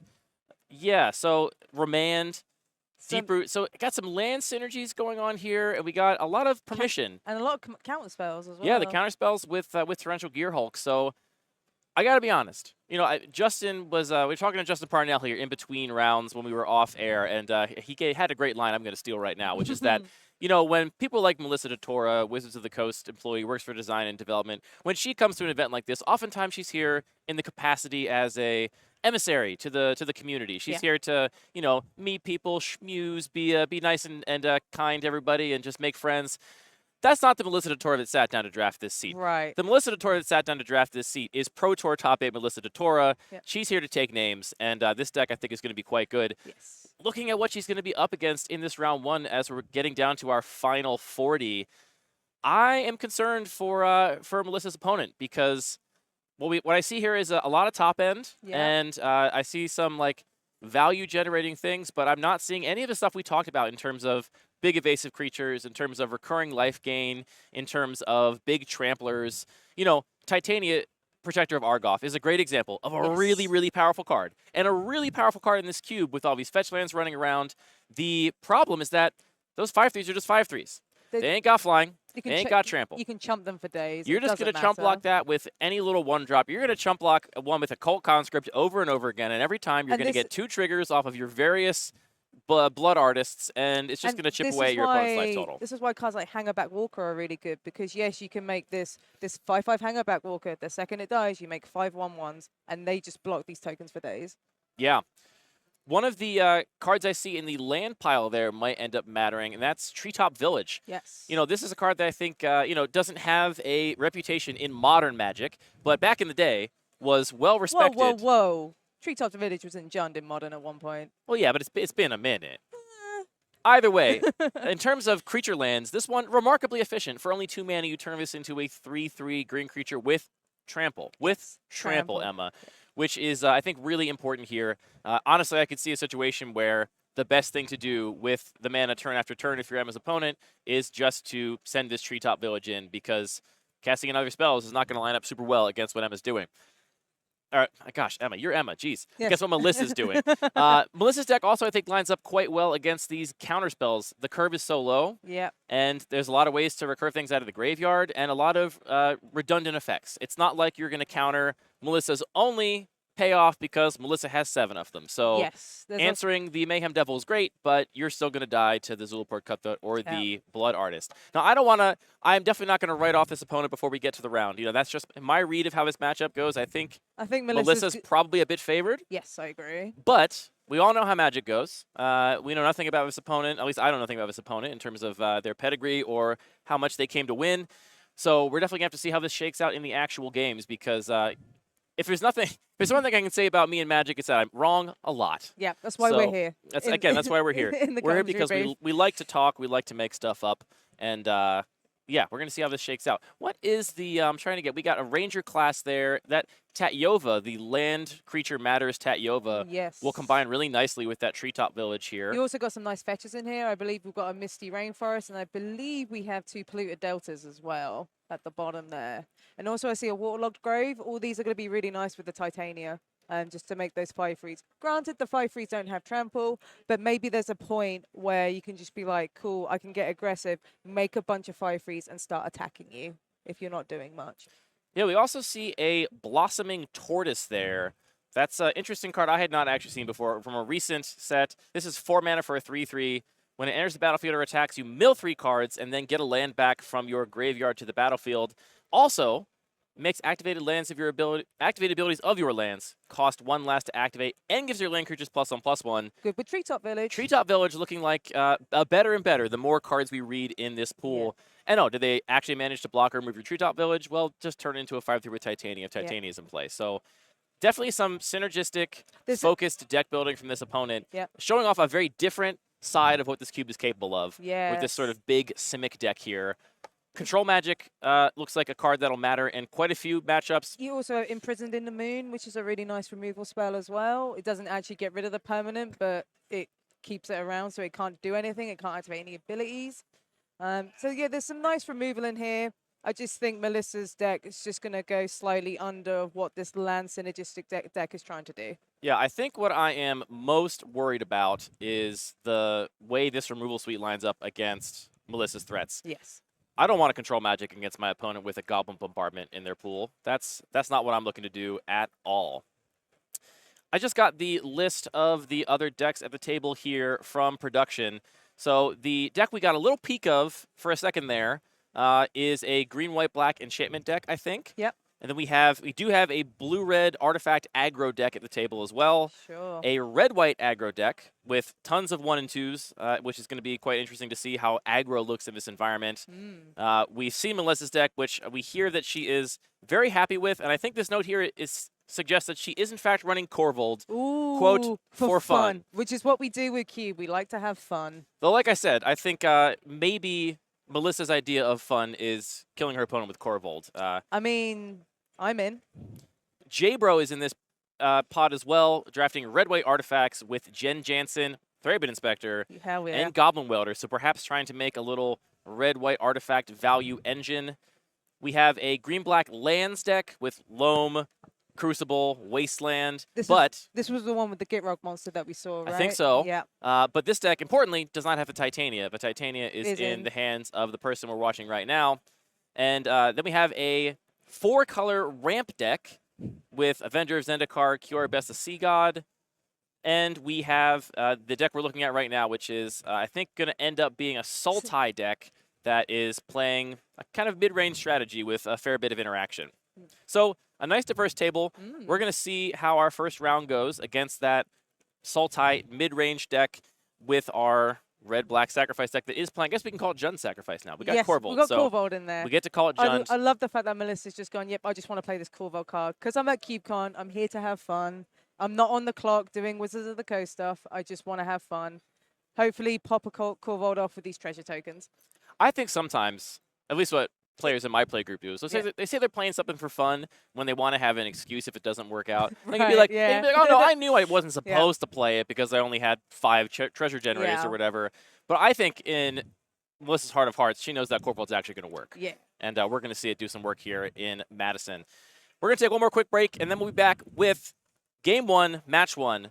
Melissa DeTora playing this red-black sacrifice deck, which I got to imagine is about as good as a red-black sacrifice deck gets in this pool. Stay tuned. We'll see you in a second.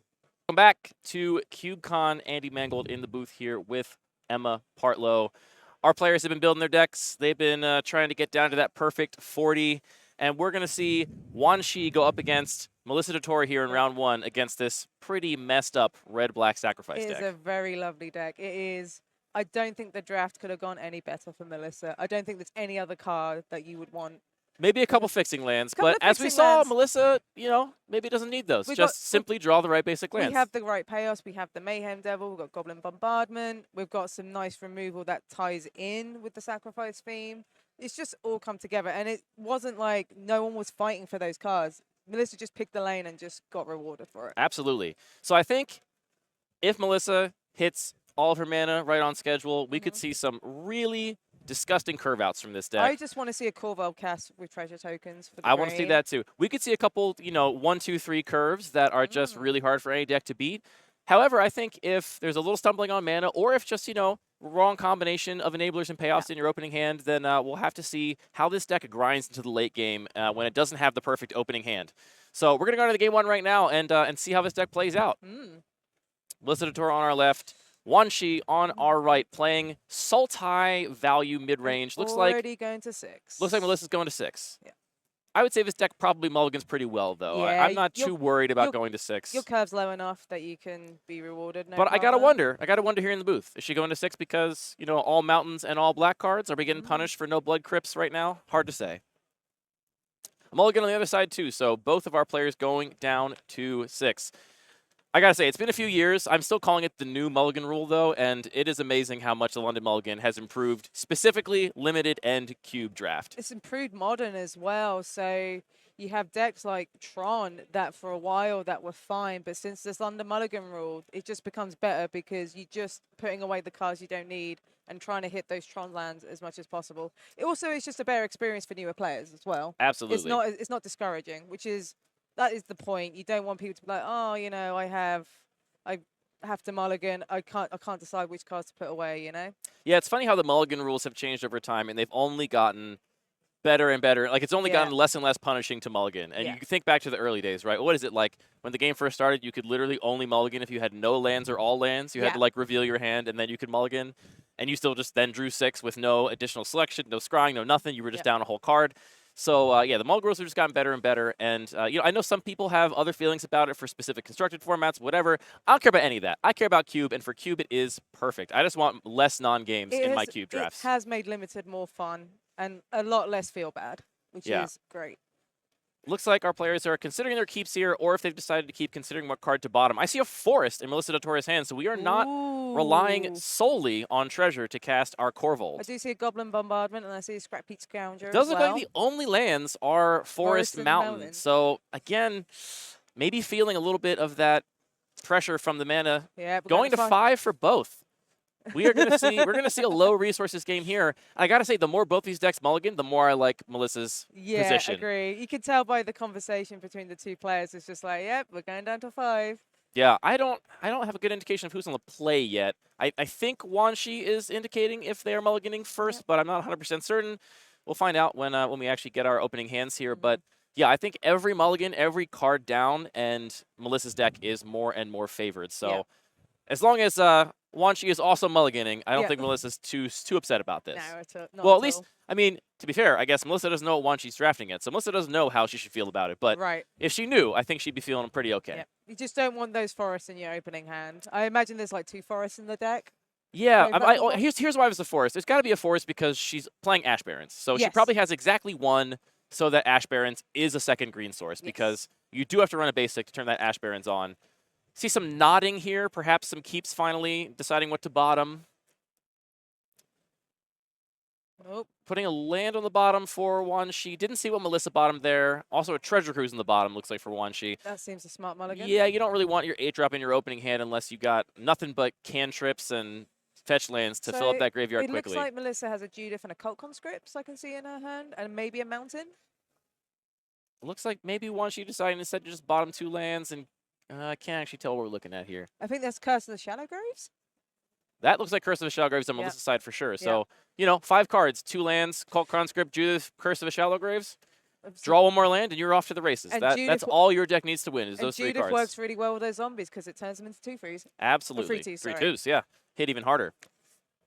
Doesn't modify the butt, but does modify the power. Just picturing a bunch of zombies that all skip leg day. Well, they don't have legs. They're crawling half the time anyway. Exactly, yeah. Just picturing a bunch of zombies that have no butt. They are just the top half of a human body crawling on their arms. Basically Grave Crawler. Anyway, welcome to CubeCon, folks. This is what we do here. Wanshi, considering bottoming these cards very carefully, a very important decision here as to what cards you're going to bottom. Melissa is on the draw. We will see a Cult Conscripts from her on turn 1 after a tapped Overgrown Tomb from Wanshi.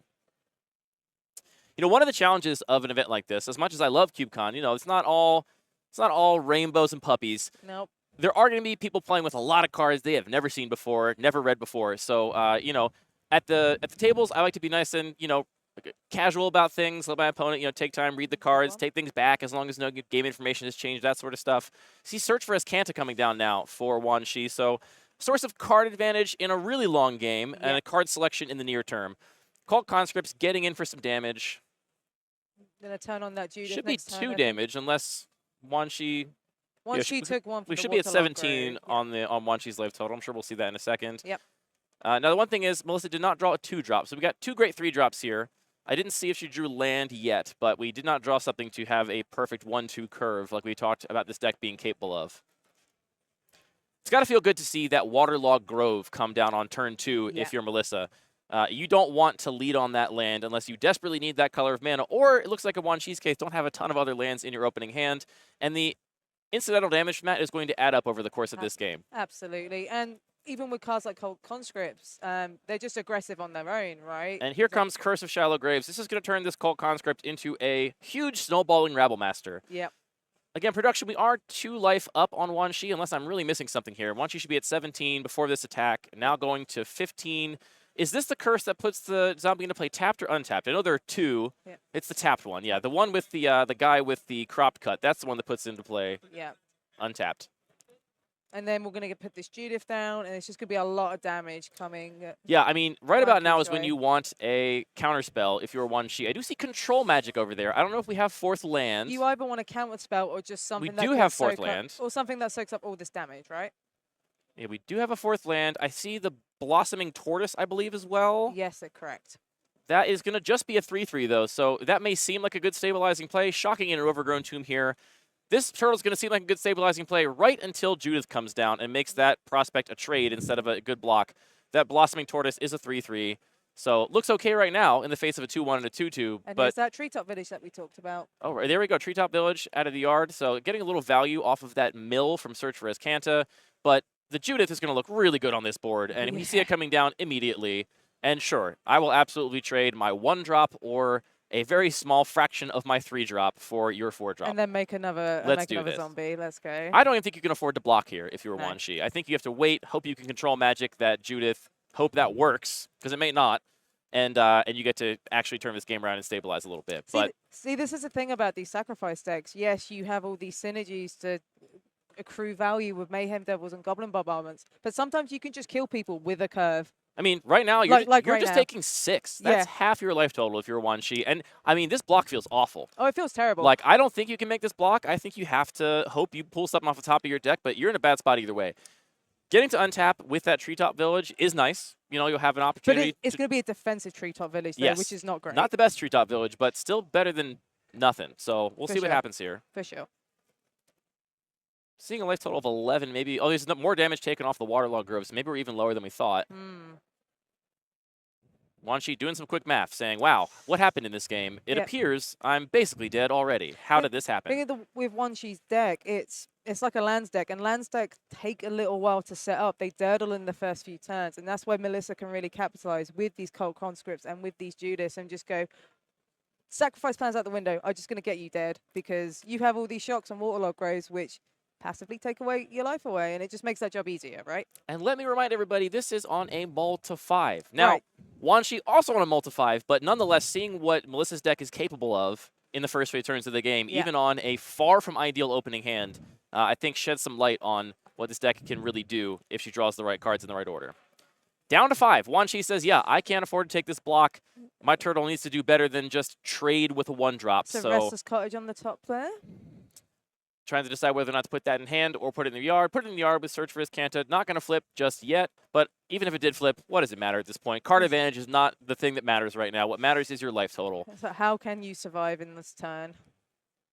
We're not quite dead on board, I don't think. We're very, very close, because remember, if you block and trade with anything, you're going to take damage from Judith. So I think what we have to do here is control magic the Judith, hope that Melissa has no answer for that, and then next turn, attacking is much harder for Melissa. She stands to lose something to the turtle and trade with her own Judith, and then another point of damage is going somewhere else, so you probably end up blocking a zombie with the turtle. You ping the Cult Conscript with the Judith ping. This could be a big turn if this control magic does what it's supposed to do. Sometimes it's hard to see the mana base here. Do we know that Wan Chi definitely has double blue? Yes, because you got Watery Grave. We got Watery Grave and Waterlogged Grove, so that will get you there, but it will put you to 4 in the process. Right. Not exactly where you want to be. The only other option I think will be here, and we can kind of sneak this Mind Stone in here without playing off curve. We can do both, Mind Stone and Control Magic, and here it comes. Yep, here we go. I'll take that Judith. Very lucky that the Judith is untapped here, because if it was tapped, that Control Magic's not going to untap it, and it wouldn't be enough to stabilize. So now Melissa needs something, I think, because this attack is not looking so good anymore. Well, there's the Callous Mage. And we've got a Bastion of Remembrance there as well. Now, Bastion changes the math yet again, because at some point, Again, these decks are so good whether they're on the offensive or the defensive, right? Because at some point, you can just swing out, and even if your opponent has every great block in the world, your creature's dying just causes them to lose. And Melissa's saying, yeah, you know what? Let's be aggressive. Let's get in there. Let's force it. You want to block my stuff? You're going to take a bunch of damage. And there's game one. That's it. That All didn't done take here. long at all. All right, well. That was quick. Melissa's deck doing kind of what we expected Melissa's deck to do, and even on a fairly aggressive Mull 2-5. While our players are doing their sideboarding, thinking about the next match, I do want to thank another one of our sponsors here for CubeCon, and that sponsor is Card Castle. Card Castle is the exclusive sponsor of CubeCon University, which is a special event that John Terrell is putting on here. John Terrell of Cult to Cube, all about the theory and craft behind cube design. And what Card Castle is a way to organize your collection of cards digitally. So, Emma, if you're anything like me, I know you got a bunch of boxes at home, and you're like, I know I have 6 copies of this card. Yeah. I'm certain they're somewhere here. I have so many commons, it needs sorting out. And if you want your big collection to be accessible to you so you can find cards, know what you got, not rebuy singles that you actually already had somewhere that you forgot you owned, Card Castle is a great way to track your collection. It says here some people are even organizing and tracking their cubes on Card Castle, which that would be new to me, but you're a cube designer out there, that is an option available to you. So huge thank you to Card Castle for sponsoring CubeCon. What does Wanshi have to do in game 2 here? Stem number 1. Bleeding of aggression that Melissa can do. Number 1, let's not mulligan to 5. Let's just simply draw a good opening 7. Yep. Skill issue. It'll be interesting to see whether he can sculpt a hand that just stems the aggression in the early turns. These land decks tend to be pretty slow. They need a few turns to set up, right? And this is where Melissa can just go 1, 2, 3, punch, kill you. Yeah, I mean, it's safe to say that Melissa's deck does not care one iota about card advantage. Right. We have the cantripping 3-drop that can draw a card and cost you a life. And that's, I think, it in terms of ways to actually generate positive card advantage. What Melissa's deck is doing is generating all this virtual card advantage of, I mean, Curse of Shallow Graves, that's virtual card advantage. That won the game there. That made 3 zombies right there. That's a lot of power and toughness for 3 mana. Just turning any of your creatures into a huge Rabble Master is pretty good. So we see a lot of card advantage and card selection out of Wanshi's deck, but that's not going to matter unless it is finding the cards that are going to stop and slow down Melissa's deck along the way. I don't know. Like I said, I think this is a tall order. It's tough as well because like the lands deck doesn't have interaction. It's counter magic. There isn't a lot of removal. So how are you dealing with these threats? We do know that Wanshi is playing Sultai. We saw some black mana in the lands there, though no black spells. Imprison the Moon was the only removal spell that I saw. Control Magic, I think, is definitely magic. in a removal kind of vein. You know, it's similar to the removal spell. So we'll see if there's any other removal floating around in that pool. Maybe Summer's coming out of the sideboard now. Sure. Maybe we have a bunch of black removal spells on the sideboard for our Sultai mana base that we're not main decking for some reason. Just because, you know, again, I think there's a wide variety of types of decks you can draft here. Not all of them, like I learned in my draft this morning, a lot of them you don't want your cheap removal against. But this is not the matchup. This is the matchup where you do want your cheap removal, because if you can't answer these little threats, they're going to run away with the game very quickly. Speaking of run away with the game, let's head back down to the table for game 2. So we have a mana leak on the right here. We've got a spell pierce. Deeproot Wayfinder. Looks like we have a watery grave, and I believe it's the turtle. But keeping this hand that looks like a 2-lander, Watery Grave and Forest, but Deeproot Wayfinder will find more lands. Wanshi on the play here after losing round 1. We also have a Search Canter, which can filter out some exactly. clunky draws as well. Wayfinder also decent stats for the cost, so that will actually brawl fairly nicely with some of the things that Melissa is doing, but it doesn't actually accrue its card advantage unless you are hitting your opponent with it, which I would expect that we're going to see a lot of defensive Deeproot Wayfinder this game, probably. It does block the zombies from the Curse of Shallow Graves as well. well. Yeah, but 2/3 is good. Relevant. Priest of the Forgotten Gods. This is a sack outlet that can kind of take over a game if you have enough ways to continue feeding it, because I've definitely played against some decks on other cubes where they have enough token generation to feed the priest, and you're basically just getting the Abyss every turn. It's like every turn you're sacrificing a creature, I'm generating mana, I'm drawing cards, and those cards that I'm drawing are going to allow me to keep doing this turn over turn. These are the sort of cards that take over like these Simic decks that will care about card advantage. Beautiful. All right, so we see the swing here. Obviously, Melissa not going to sacrifice the Priest of the Forgotten Gods at the Deeproot Wayfinder. So we do hit a land off the top. So a good beats there for Wan Shi to actually do a little bit of ramping here with Deep Root Wayfinder. Though no land for turn, so only ramping kind of in spirit. Yeah. We do have 2 counter spells held up now. I expect whatever this is going to get mana leaked. And this is your time to mana leak a spell. Yep. You didn't have anything else to play on curve. Melissa's tapping out. This is the 3-drop with the modal enter the battlefield ability, whose name I totally remember. Callous Blood Mage. Thank you, from Callous Strixhaven. Blood Mage. Production's got my back. Thank you, production. We do indeed see that getting mana leaked. Not sure I love keeping the Spell Pierce in the main deck here for Wan Shi. Yeah, you've got a lot of creatures. Maybe they're just really apprehensive of this Curse of the Shallow Graves, and they've got no real way of dealing with it. Curse so did absolutely it's steamrolled that game once. So, you know, if you see that card and you know you have no enchantment removal or very slim enchantment removal, you might just be forced to play a Spell Pierce that doesn't line up against most of the deck, but is really good in specific contexts. And considering the sacrifice decks tend to have a low mana curve, right? So they're able to play lots of spells at once. So you can very easily tap out, and the Spell Pierce might get Melissa for some reason. See a Wild Growth in Wan Shi's hand here. Basically, Llanowar Elves with haste that you can't Lightning Bolt. Pretty good card. So but first, we're going to get in there with the Deep Root Wayfinder. I'm going to Surveil. The value that is being accrued turn over turn here should be noticed. I mean, this is the kind of thing that Wan Shi needs to get ahead on this game, is the Deep Root Wayfinder to actually keep finding lands and keep that card advantage, so you can afford to start trading 1-for-1 in combat, just blocking things, letting your creatures die because you have this card advantage. Yeah. Wild Growth on the island here, 2 mana, blue and a green. Play that Search for Iskanta. Now we have card selection going, and we are not under any real pressure. We just have a Priest of the Forgotten Gods, which did the old walk of shame last turn, which is what I call it whenever a creature that you'd rather not attack with ends up attacking. Yeah.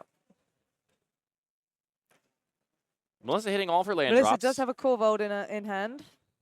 Corvold in hand. Will we find the green mana is the question. I see a Hangerback Walker, which is coming down now. This is really nice with the Priest. This is great with Priest of the Forgotten Gods. Really nice coming down on 2. Still not going to block the Deep Root Wayfinder at all. And here we see a cycled Hieroglyphic Illumination. Just give me a new card. Interesting to see the cycling there. That tells me that Wan Shi is still concerned about finding near-term answers because, not under any immediate pressure. Nope. You might surmise that you might just want to actually cast that Hieroglyphic Illumination for 4 in a turn or 2.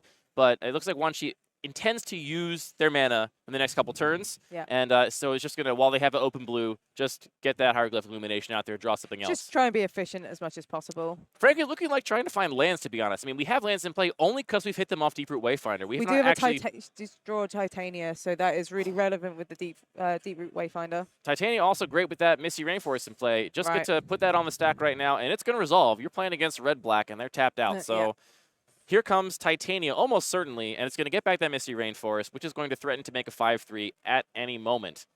But then we're going to run into the situation where you've got the ability to fade Titania and the Elementals for quite a few turns just on the back of Hangerback Walker. Right, that's what I was saying earlier. It's like you can just build Hangerback Walker to the point where you're just blocking with these measly 1/1 flyers against these vanilla 5/3s.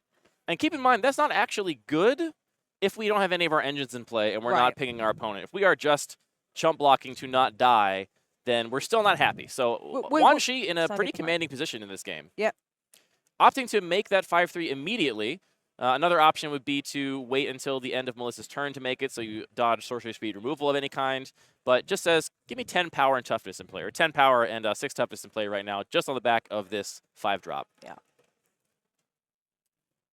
All this too before attacking with Deep Root Wayfinder, which probably is has found a few lands already. Yeah, there's some really good value with Deep Root Wayfinder in this game. Right, I imagine you probably weren't going to see a block with the Hangerback Walker before. Here you might actually see a block now, maybe though. Yeah, because we now see Titania's in play. You need to respect these 5/3s that are coming. Yeah, exactly. Give me those chump blockers because that's what they're going to be doing anyway. I can see now.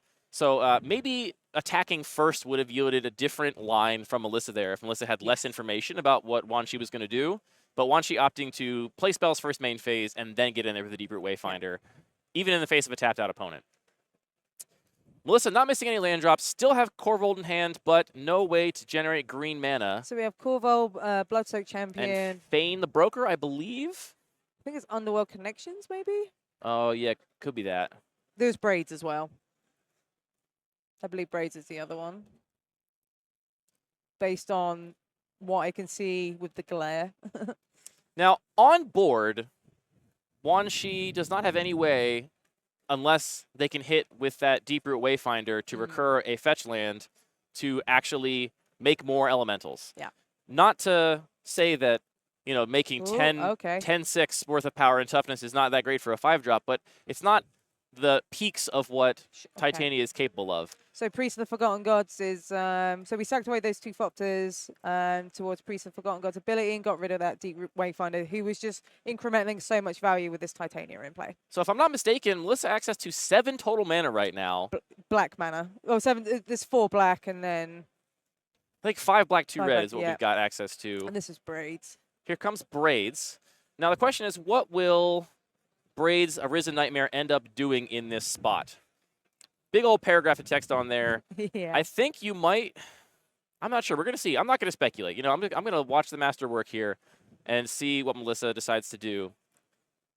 Your creatures are going to trade with those 5/3s anyway, or just get eaten by them. So any opportunity you have to trade one of your creatures for a 5/3 is probably appealing in the abstract. There is Fane the Broker that we saw in Melissa's hand. Yep. If you're going to sacrifice something to Braids, do you sacrifice Fane here, or do you sacrifice Priest of the Forgotten Gods? It's a tough one.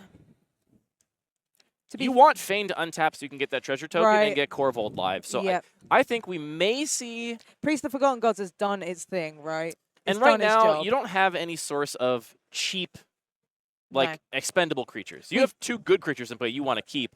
So you might see Priest sacrificed here on end step, 2 Braids Arisen Nightmare, thus forcing Wan Shi to sacrifice. And there Yep, comes. there we go. Thus forcing Wan Shi to sacrifice either Titania or the Elemental. Almost certainly the Elemental, unless Wan Shi has some way to reanimate Titania or get the card out of the graveyard in some other way. We still see that control magic in Wan Shi's hand. We also got this Spell Pierce, which is looking really lost now with the amount of mana that Melissa has access to. Yeah, and also, again, the vast majority of Melissa's cards are creature cards. Yes. It's a very, very creature-heavy deck, so maybe now that Wan Shi has seen more of Melissa's deck and even is not just singularly afraid of Curse of Shallow Graves, we might see that Spell Pierce sided out if there is a Game 3. All right, Melissa drawing a card off of Braids. Yeah, so basically, Wan Shi has the option there to either sacrifice a token or allow Melissa to draw a card, and Wan Shi takes 2 life, pays 2 life. That's the sort of choice that Braids gives your opponent. So Wan Shi making the assessment that I'd rather keep my 2 5/3s, and you can have a card, and I'll take 2. That's fine. Wan Shi is debating on whether to keep this card on top from the Search of his Cancer. Did you get a peek at it? I'm not sure what we're looking at here. Unfortunately, but it must be something decent if, you know... Ooh. Noxious Gearhulk, okay. Noxious Gearhulk, but no double black, just a single black mana, so a card that you would love to resolve. The life gain is huge. It's a really powerful body. It's got Menace as well, so it makes it, especially on this board, it's just really hard to block because there's just no tokens around. Yeah, I can see why that was a painful card to decide to bin for Wan Shi, but without that second black, kind of a dead card for a little while here until you manage to find another source of black mana. Now, the question is Wan Shi willing to trade elementals for Braids Arisen Nightmare, which is a 3/3, so that will just trade with the elemental in combat, or the Titania, should Wan Shi decide to get in combat with Titania. And I'm not sure. You know, I mean, this situation, part of me wants to say, trade as much as you can when Melissa does not have any of those engine pieces in play. Right, this is it. Right?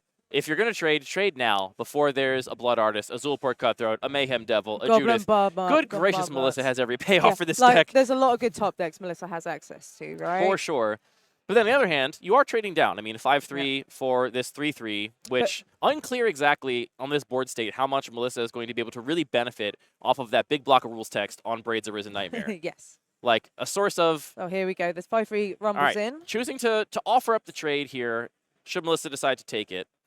What is the power toughness on Fane the Broker? I got to double check that. Is that also a 3/3? Also a 3/3, yeah. So options for trading in both places. Though Fane, right now, is Melissa's road to casting Corvold. You want to untap with this creature. You want to activate it as much as possible. Melissa deciding just to take 5, going down to 11, using that life total as a resource. I think totally reasonable. The more Agreed. game pieces Melissa has in play, the more her deck is functioning. And then we're going to mind control. We're going to control magic this braids. Taking braids with control magic. Melissa, no way to deal with this, but maybe breathing a little bit of a sigh of relief that Wanshi did not choose to take Feign, because this still leaves the Corvold line open, which will Corvold totally stabilize this game? I'm not sure, but you did get control magic out of Wanshi's hand. You really don't want your Corvold to get control magic.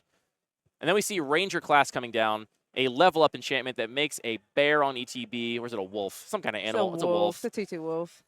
Some 2/2 green token yes. of some renown. And that will have the ability to generate some more card advantage and level up over time. Looks like Wanshi using Braid's ability to sacrifice that wolf token, and Melissa making the same choice that Wanshi did in the previous turn, saying, I'll take 2, you draw a card. I need to keep my Feign, because this Feign, little did you know it, it's actually a Corvold. Yes. So we don't know what Melissa drew, and I mean, Corvold does not really stabilize on this board. It's not doing a lot on this board. I mean, it still does a lot, but it's not going to turn the game around solely. No. Not when there's going to be a steady stream of 5/3 elementals coming as well. Production, can we get Corvold Fey Cursed King up on screen? Because I think this is going to be a key card here that is going to... Thank you. Yeah, so 4/4 flyer that's going to enter the battlefield and cause Melissa to sacrifice almost certainly a land and then become a 5/5. Yeah. But that 5/5 still going to just trade with one of those tokens right now. Okay, we have Zulaport Cutthroat, just trying to mitigate some of that life loss from that 5/3 in the previous turn. Melissa may be trying to get to a point where she can play Corvold and sacrifice something else in addition to the sacrifice from the ETB in the same turn, so that she can make it big enough to block those elemental tokens without trading off in combat. Yeah. Oh, we're going to Bone Shards the Titania, I Beautiful, believe? yeah. That's Bone Shards and Titania. wanted. It looks like we're discarding a mountain to do so. A few more lands than Melissa would like to have at this point, so let's keep our creatures and just get rid of Titania. Oh, no, he's got rid of the braids. Oh, no, I'm sorry. Bone Shardsing Braids. Really interesting. What? I wonder what else is in Melissa's hand. I mean, Melissa clearly saying she's not afraid of Wanshi pulling another fetch land or another way to recurve that Misty Rainforest out of the graveyard. Here we do see Search for Azcanta Flip.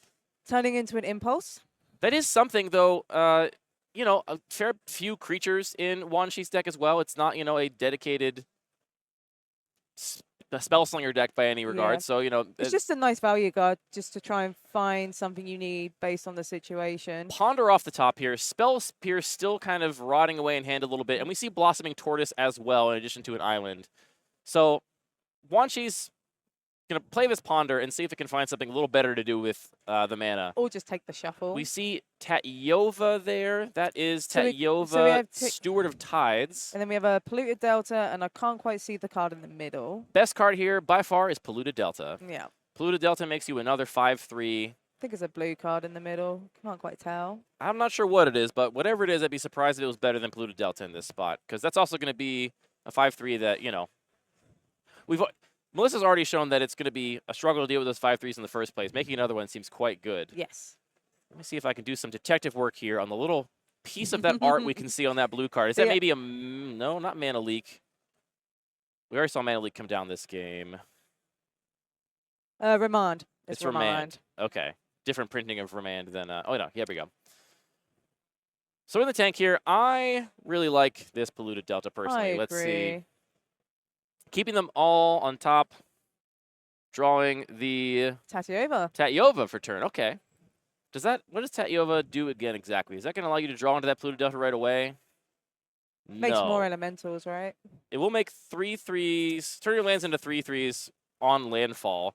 So maybe trying to set up a big Alpha Strike next turn where you get 2 landfall triggers off the Polluted Delta and the card you fetch. You make another elemental. That one's going to have Summoning Sickness, though. Yeah. And then you can kind of swing in for a big Alpha Strike. Then we can get this tail that gets a land back. Oh, choosing to, play the tortoise. And, okay, we forgot about the tortoise. We can mill the We can do both. So Wanshi, seeing through the matrix here, playing that tortoise. It does bring the land into play tapped, though. Right? Yes. Yes, so not going to get that elemental. But you still get one next turn. It's despite you not getting the value straight away, I still think this is the correct line. Yeah, a lot of cardboard put in play this turn on Wanshi's side of the board, and just putting a lot of pressure on Melissa Totora. Gumming up this board and making a Besiege who endures a 3/3.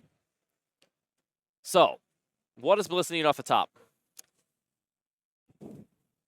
I mean, honestly, 10 life. 10 life is quite a bit. Quite a bit to, like... It's quite a bit. I'm thinking, like, can we draw Judith, Mayhem Devil, Goblin Bombardment, and just win by sacrificing our board? And we're not too far off, shockingly. But we're not going to have the time, it looks like. It looks like you got one more turn, maybe, to actually pull off a line like that before we're going to Game 3 here. Looks like Wanshi, considering their attacks, once again, after main phasing all of those spells, now thinking about whether or not they want to get into the red zone. And the answer is yes. In this case, it makes sense to do that because we're getting into the red zone with that token, or the land rather, that the Tatyova has animated. So you got to play that first main phase if you want to animate that land. You need that landfall trigger off of the Blossoming Tortoises Enter the Battlefield ability to do so. This is a swing for 13. That's way more than Melissa can take at 9 life only. So got to decide what to sacrifice here to get another look at stuff. Looks like we're going to be attempting to trade Feign with Titania and just chump block with Zulapur Cutthroat. Are we not going to see an activation of Feign? Is that sorcery speed only? Feign. Sacrifice a creature.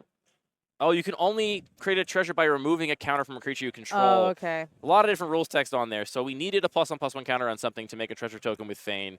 So in this case, activating it doesn't really do anything for her. And Melissa scoops it up. Off we go to Game 3. So we see what Wanshi has to do. Yes. We want early pressure. We want a big board, and we want to do that before Melissa can get any of these sort of value engines set up, any of these attrition value engines, any of these big enablers and payoffs to combine in a way that, I mean, even in a game where it felt like Melissa was behind almost the whole time, we still talked about a couple of draws that would make that board really sticky for Wanshi really quickly. For Melissa's deck, she has some really, really good top draws just for the amount of the amount of sacrifice synergies in the deck. We'll probably see that Spell Pierce be sideboarded out because it was just a I dead would card. imagine. If I were Wanshi after that game, I'm like, I don't want this card rotting away in my hand ever Sacrifice again. is all about creatures doing things. Like, yes, Goblin Bombardment's in there. Curse the Shallow Grazer's in there. But these are what, like 2 or 3, 4 cards you can't play to those small margins.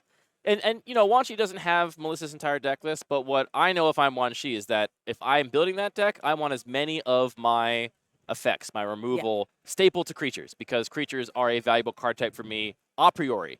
So as much as Melissa can, she's probably minimizing the non-creature spells, so just the really broken ones and as few as possible. So I think we'll probably see that Spell Pierce come out. I think what we saw from Melissa there was kind of getting a little glutted on 3-drops. We had a lot of 3-drops, but not ways to multi-spell meaningfully in the early game, and lacking that sort of early pressure that we saw from that Cold Conscript in Game 1. We also saw a lot of lands as well. She was drawing into a lot of basics, and even discarded one to that Bone Shards. So a little bit less flood would be nice, just to follow it up with some, interaction, some sacrifice effects, and maybe even trying to get this Corval down. Yeah, so Wanshi showing that this matchup is maybe not so bad after all. We're going to see if Melissa can pull out another powerful opening curve here. We had no mulligans that game. No mulligans. No Everyone mulligans. Kept to 7. It was fresh 7. And like we said, I think full 7 really does relatively benefit Wanshi's deck.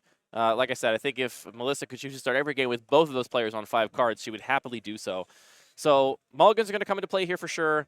And yeah, I think it's just going to come down to if we can actually get an engine online, or if we were forced to. I mean, really, she was just put in a position where she had to. She was on the back foot. She was just on the back foot from the start. Had to chump block before there was any opportunity to benefit from it. Yep. And that was because of the wild growth into a turn early Titania. Which And when you play cards like Zulapur Cutthroat, you don't want to be defensively blocking with those. Because even though Melissa was on you don't ever want to be blocking with those. No, so you're on like 9 or 10 life. You want this to be a way to try and gain some life, right? And when you're on the back foot and have these 5/3 elementals coming at you, it just doesn't feel great using probably your only other way to gain life from that deck, as just fodder. Let's go settle things in Game 3. Back down to the table. Melissa on the play. Looks like we got 2 7-card hands. Swamp, go. No 1-drop for Melissa. Over to Wanshi. So we've got a Polluted Delta, which we're going to crack for some sort of green, tomb, some sort of green land, and probably an wild growth it up. We see Dress Down, Remand, another land in Wanshi's hand, and a Blood Artist from Melissa on turn 2, which great turn 2 play. Pretty good. Would be so much better if there had been any 1-drop on turn 1 to be putting any pressure on, and also representing guaranteed value from this Blood Artist. In the face of any other kind of interaction. Like how Melissa's not even bothering to wait for Wan Chi to finish finding their land. It's just respecting time, right? Yeah.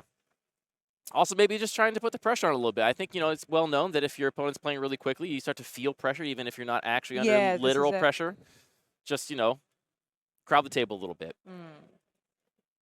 We are taking 3 damage as Wan Chi to get this Overgrown Tomb and Wild Growth on turn 1, so... Just really want to ramp up into those threats before Melissa can Watery Grave, establish a Forest, board Dress rate. Down, Remand, Island. It's like 2 cards we haven't seen yet. Another Forest, it looks do see a like. Titania in hand, so Oh, you do? Yeah, I believe there's a Titania in hand. Well, that is exactly what we want to be ramping into, especially with that Polluted Delta already in the graveyard. We are going to see a 2-3 curve here from Melissa. What is the 3-drop? Curse of Shadow Graves? No, it's Woe Strider. Woe Strider. Perfectly good 3-drop in this situation. It's going to get remanded, though. Let's just delay that by a turn, and I'll keep drawing a card and keep my plan going. Yep. Solid remand here out of Wan Chi. Yes, agreed. This is pretty close to, the Time Walk style remand where, Melissa spent an entire turn and did nothing and is back at square one. Yeah. You get Torrential Gear Hulk now in hand for Wan Chi, which, if we can get to that point of the game, we'll probably do quite a bit. Big body, get an instant back for free. Interesting to see now, Melissa on 4 mana. Will she try to redeploy the Woe Strider? She will. Or will she have something else to do with that mana?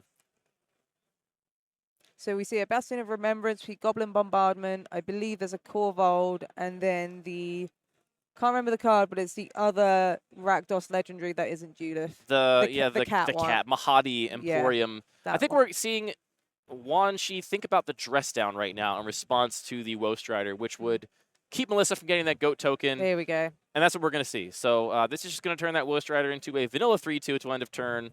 No goat token for you. I'll just simply draw a card. Just wants to trade all these spells into more cards so you can just keep the pressure. Yeah, I mean, here what you're basically looking at, Dress Down, is 2 mana, draw a card, kill a 1-1. You just want to stall the board to the or point an where 0-1, I guess. 0-1 goat. you just want to stall the board to the point where you're like, hey, I can deploy this Titania and I can take over the game with all these fetches that Wanhu has. And, Wan Chi just wants to keep hitting land drops, too. Yes. And I think they have plenty of lands in hand, but that's the point of cantripping with this remand, cantripping with that Dress Down. Let's just go land, Titania. Yeah. Titania proving to be a big problem for Melissa. I mean, we had maybe speculated that, on an established board, those 5/3s might just be getting chumped and having life total chipped away at, but here we see it coming down right now, I imagine. Yeah, here it is. Yep, get that Polluted Delta. Get that Polluted Delta back, and Make a 5/3. now the question is, can Melissa have a stream of chump blockers ready to actually just stave off the damage from this Titanian Elemental? I mean, you do have the Woe Strider, which can trade with something, which is great. Yeah. But that's going to keep at least the Titania itself at bay until there's an answer to the Woe Strider, I imagine. Wan Chi may be willing to trade off an Elemental token for the Woe Strider. I'm not sure. But definitely a lot of power and toughness out of Wan Chi. And then we'll just see a Ponder. Just, follow up with a Ponder. Mana Leak, Land, and Ranger class. Yeah.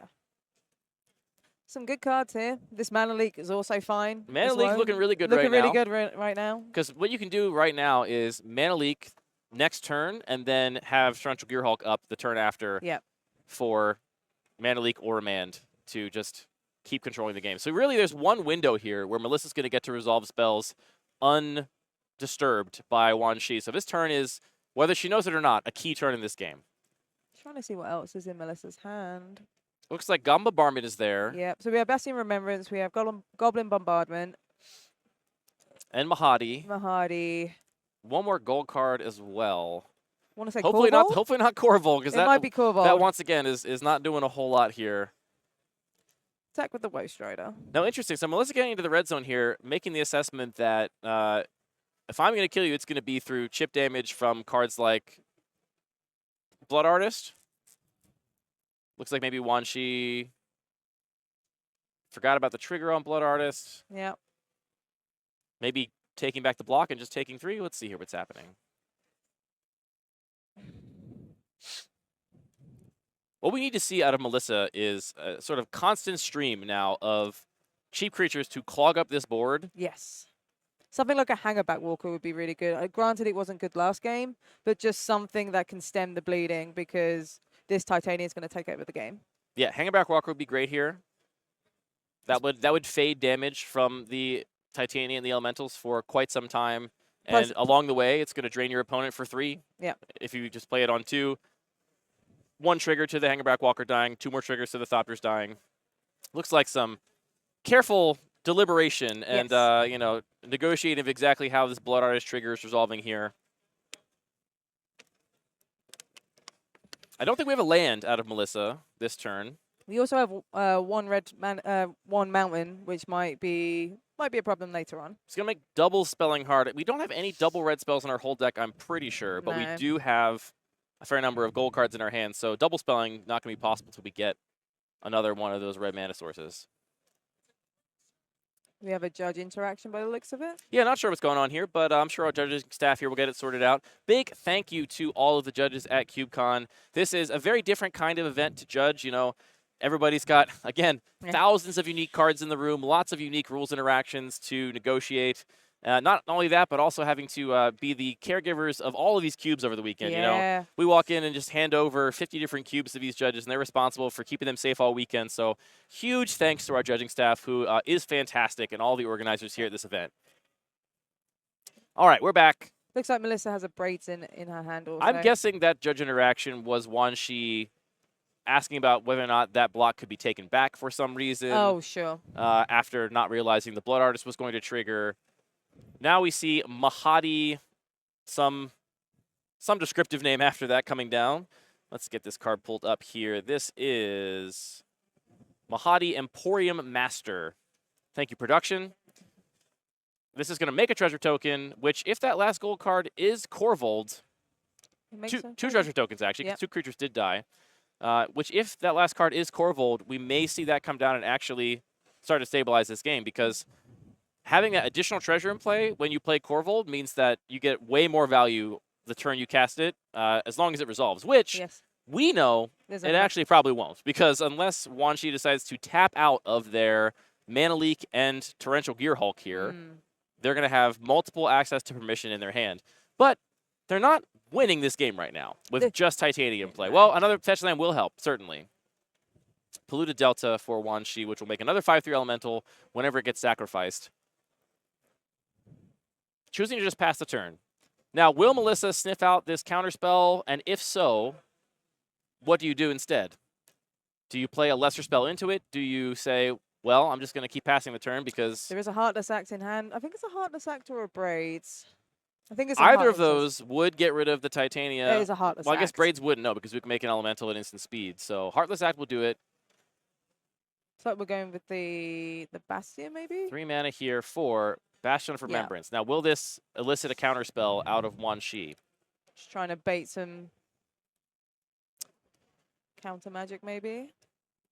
Wanshi does not have enough mana to Mana Leak and Torrential Gearhulk this turn. They will have both up next turn if they choose to not spend any counterspells this turn. 3 mana, so something else in hand. That's a lose focus. That's a replicated lose focus. So counter it unless you pay 2 twice, which Melissa will not be able to do. Nope. So Wanshi got to hold up lose focus and also Mana Leak this turn, which is going to make it very difficult for Melissa to do much of anything. Yes. I think Wanshi is demonstrating what a successful control deck in this cube looks like, and the answer is you got to be applying some pressure along with your answers. Yeah. You need to have your Titania or something. I mean, if this game was playing out the same way, but there wasn't a Titania in play, there wasn't a Titania and here we're going to see this Mana Leak come out for sure to protect Titania from this Heartless Act in response to the Polluted Delta being sacrificed. Yeah. Can't imagine this is going to resolve. Yeah, here comes the Mana Leak. Yeah. Yeah. That feels like a pretty devastating turn for Melissa DeTore there. Just being denied at every possibility. Wanshi getting another elemental token, 2 counterspells, doing a great job picking apart this black-red deck, which you and I said looked really strong. Really strong. And everyone agreed. Like, we talked to Melissa and talked to Melissa, talked to Parnell about it. Everyone was like, this deck is messed up, and I don't think we're wrong. But I think what we're seeing from Wanshi is exactly how to pick it apart. Yeah. And it takes a Titania, protecting it, and then having answers for everything else. And also, this game far from over. I mean, just to be clear, But also the sacrifice deck hasn't had that really aggressive 1-2-3 start that we saw We have game not one. had the which one drop. I Melissa think is won. really key. Yeah, that cult conscript in game one I think made a huge difference. And then just having this stem of zombies, thanks to the Curse of the Shallow Graves as well, just allowed Melissa just to keep applying this pressure. So now Wanshi is in a very commanding position. We have Yes. Torrential Gearhulk with 3 different counter spells in the graveyard. So we have a 5/6 with Flash, new biggest body on the battlefield, plus answer your next thing, whatever it is. And you I'd got be very this- surprised to not just see past the turn here. Yeah, Maybe you swing in with the elemental token, maybe, but I don't think you need to apply any pressure immediately. You got this Torrential Gearhulk, which is also going to apply a bunch of pressure the second it comes down. All right, offering up the trade with Mahadi. Melissa just going to take 5. Yep. Waterlogged Grove threatens to make yet another elemental token here And at instant speed. And also a card draw, which is relevant in this situation. We've got, looks like Boseiju in hand as well, should Wanshi ever come up against a problematic Curse of Shallow Graves or a Goblin Bombardment, but frankly, none of these things look like a huge problem right now. Maybe a question for the judge here from Wanshi, or perhaps a little break. I think it's a restroom break. So, Melissa, in kind of a bleak spot right now, Yes. for sure. What kind of combination of cards could we see off the top here? I mean, the next thing we see is going to get countered. Pretty Yes. much no matter what it is. This Torrential Gearhulk is going to come down, and Mana League's going to resolve, right? Torrential Gearhulk is going to counter the next thing that comes down. It's going to put a 5/6 in play. Yeah. I mean, again, still no evasion. So if we had something like a Bitter Blossom or a Yes. Curse of Shallow Graves or some other repeatable source of token generation, we might be able to. Maybe a Hangerback Walker, but I don't even think that's enough. Yeah, I mean, I'm going to get countered, certainly. Yeah, this yeah, is I mean, it. we need something threatening enough to elicit to pull that counterspell and that Torrential Gearhulk out of Wanshi's hand.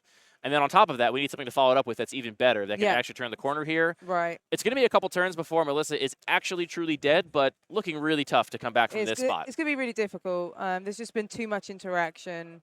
Melissa's had to almost play like a tap-out play style, which just makes it really hard to interact with. This does beg the question. You know, we talked about how hard to imagine a better-looking red-black sacrifice deck in this cube, but what we don't know is how good is that deck. And perhaps even the best version of this deck is not going to hang against powerful cards like Titania. Maybe that single card just does enough on its own that it really kind of negates all of those synergistic engines, as long as you can back it up with some kind of interaction. And as we mentioned at the start of the broadcast, like how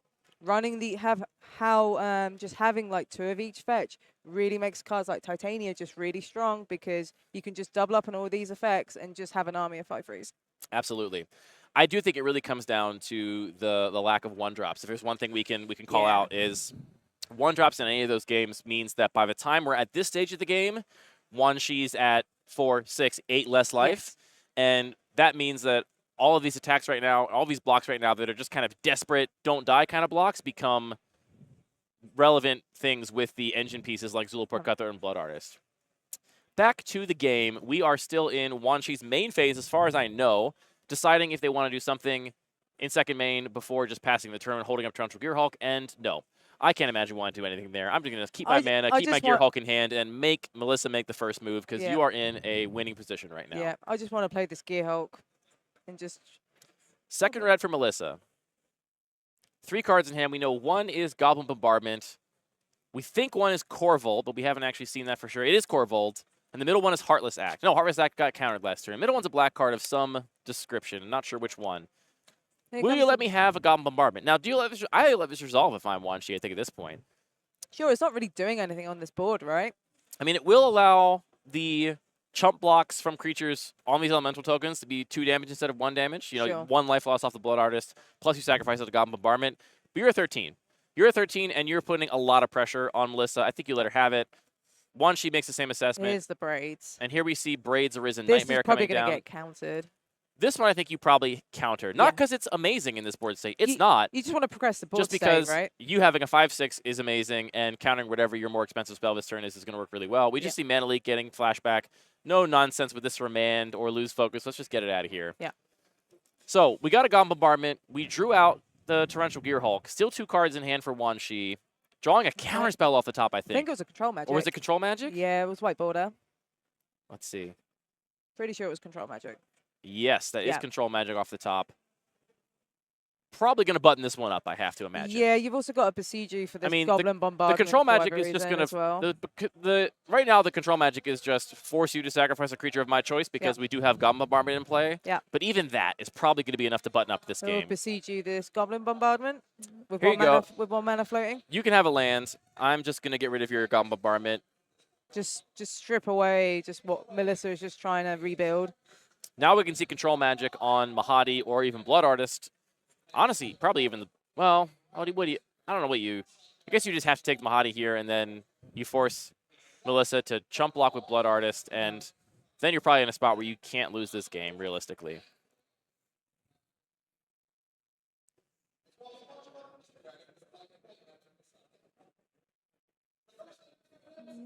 What's the sequence going to be from Wan Shi here? I think the other card in hand, Hieroglyphic Illumination. Yeah. So even if something goes horribly wrong here, not sure what could go horribly wrong. Yeah, here we go. We could reload. Control magic on the 3/3. Melissa says, yeah, sure, you got it. Yeah. Just slowly stripping away just everything Melissa's tried to rebuild just through all this interaction. And now I'll swing for 20. Yeah. How about that? Melissa is going to survive this attack because she's going to absorb 5 of it, gain another life. She'll be at 3. But I don't know what you can draw in this situation that just gets you out of it. We don't have Damnation in our deck. I'll tell you that much. No.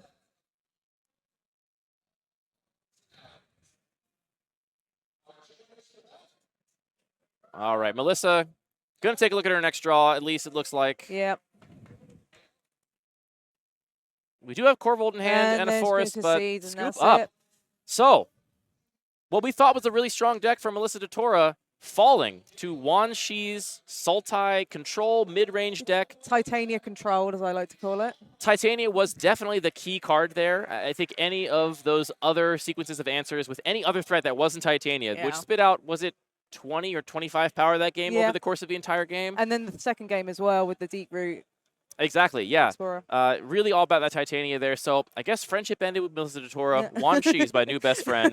We'll be following Wan Shi in round 2 here and see who they'll be up against of our other opponents' decks. But yeah, I mean, I feel like we're learning a lot about this cube from watching what seems to me to be like about as good of a black-red control sacrifice deck as you could draft, just falling to some really powerful value-oriented cards out of Wan Shi's deck. Do you have any other thoughts before we throw a break here? No, I'm really surprised, honestly, just especially after that game 1 where Melissa just had this really aggressive curve with the Cult Conscripts into the Curse of Shallow Graves and just snowballing with this army of zombies. And it's just, fortunately, it just didn't quite come together. Like, Melissa tried to put some pieces down, but eventually it just got countered and slowly picked away to the point where Titania just took over the game. Yeah, that game 1, we saw the alternate history. Like, that is how all the games could have gone. We could have seen 2 clean games just like that. Easy 2, we'll move on to the next round. But that's what Cube's like, right? You can just draft the most incredibly synergistic and powerful deck and go, yeah, I feel good about this. This might 3-0. And then you just go, maybe like go 1-2 or 0-3. Yet a random pile of cards could also 3-0. It's just how you play. I mean, that's the beauty of Magic, right? That's the beauty of Cube if we knew what was going to happen sitting in the booth here, this game would not be anywhere near as fun. So join us back. We'll be here. We'll be back in a moment with round 2. Are we going to go to our backup match right now, or are we going to go to break? Okay. They're done. All right. We're going to go to a quick break. We'll be back with round 2 very shortly, so don't touch that dial. Welcome back to CubeCon.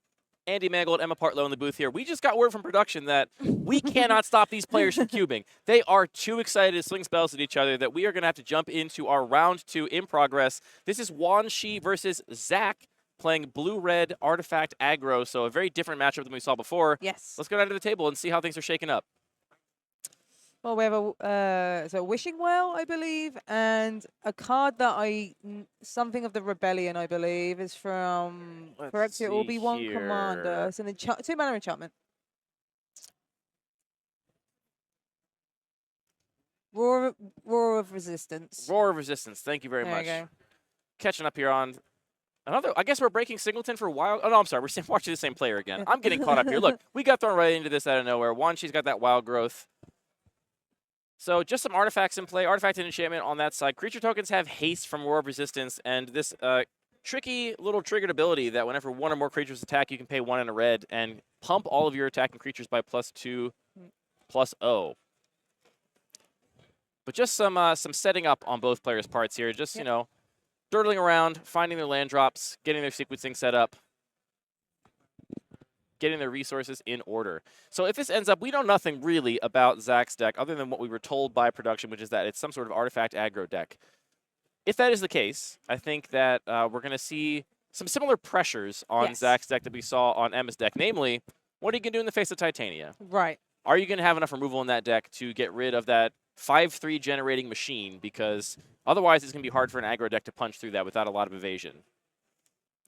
Sensor being cycled here. Gave you a chance to walk into it, but you didn't, so I guess I'll just cast in for a card.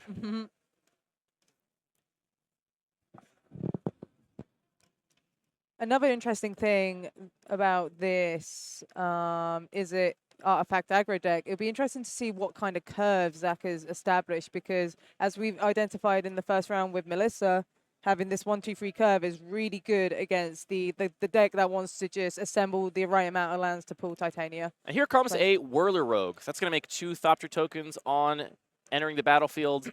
If it resolves, we got some open mana on Wan Shi's side of the table, and we've already seen quite a few 2-mana counterspells, and we're just going to let that get remanded after we crack our polluted delta here. So maybe next turn, but that might get mana leaked, so who knows? Do you have Whirler Rogue in your Peasant cube? I do. It's one of my favorite blue cards in the cube. You know, it's an uncommon, but that card hangs at the absolute highest peaks of power level in my experience. It's the mythic of common in that I believe it's Kaladesh Aether Revolt. Absolutely, it's just brutal, and it goes really well with the blink synergies that are in the cube as well. So you just make this army of Thopters. Yeah, it plays well aggressively, plays well defensively. Really great to blink, does everything, and kind of an unsuspecting little package sometimes. Yeah. So. Little time walk action. Wan Shi demonstrating the power of these 2-mana counterspells in this environment in all these matchups. That was the draw off the remand. Now we see draw for turn after untapping. So there is a Titania in hand once again. There's also what does that card do, Emma? There's also a dress down and also a dig through time. So if this game goes long enough, we can try and draw a new hand and get some extra cards. And we do have a polluted delta in the yard, so that Titania is going to do the thing that it's supposed to do. If it's resolved. We do have blue mana out of our opponent. Not sure what kind of free interaction there is in this cube, if any. Let me do a quick little sampling here of the list. I am not spying any free interactions. So we have no forces. You're not going to get Force of Willed, Force of Negation. You're not going to get Dazed either, it appears. So looks like into a tapped out opponent, you're pretty safe to just drop your big spell if Wan Shi has done their homework. There's also an Imprisoned in the Moon from Wan Shi as well, which is a really nice blue removal spell that can just stem away this bleeding if Zachary managed to pull some aggression with these artifact creatures. I think that there's 2 lands in hand, I think, on Wan Shi's side of the table. So what I really appreciate here is how deliberate Wan Shi is taking their sequencing. I mean, if it's me, I can't really stop myself from just slamming Titania here, right? I mean, this is it. You're going to put 10 power into play. The question I think Wan Shi is asking is, I think we see also a dress down. Yes. Which is a nice way to answer something like, for example, Whirler Rogue, which is going to come down next turn if you do tap out for Titania. There may be additional counter spells in hand, which also may be considering holding mana up for. And here comes but eventually, after much consideration, going to bring that Titania down.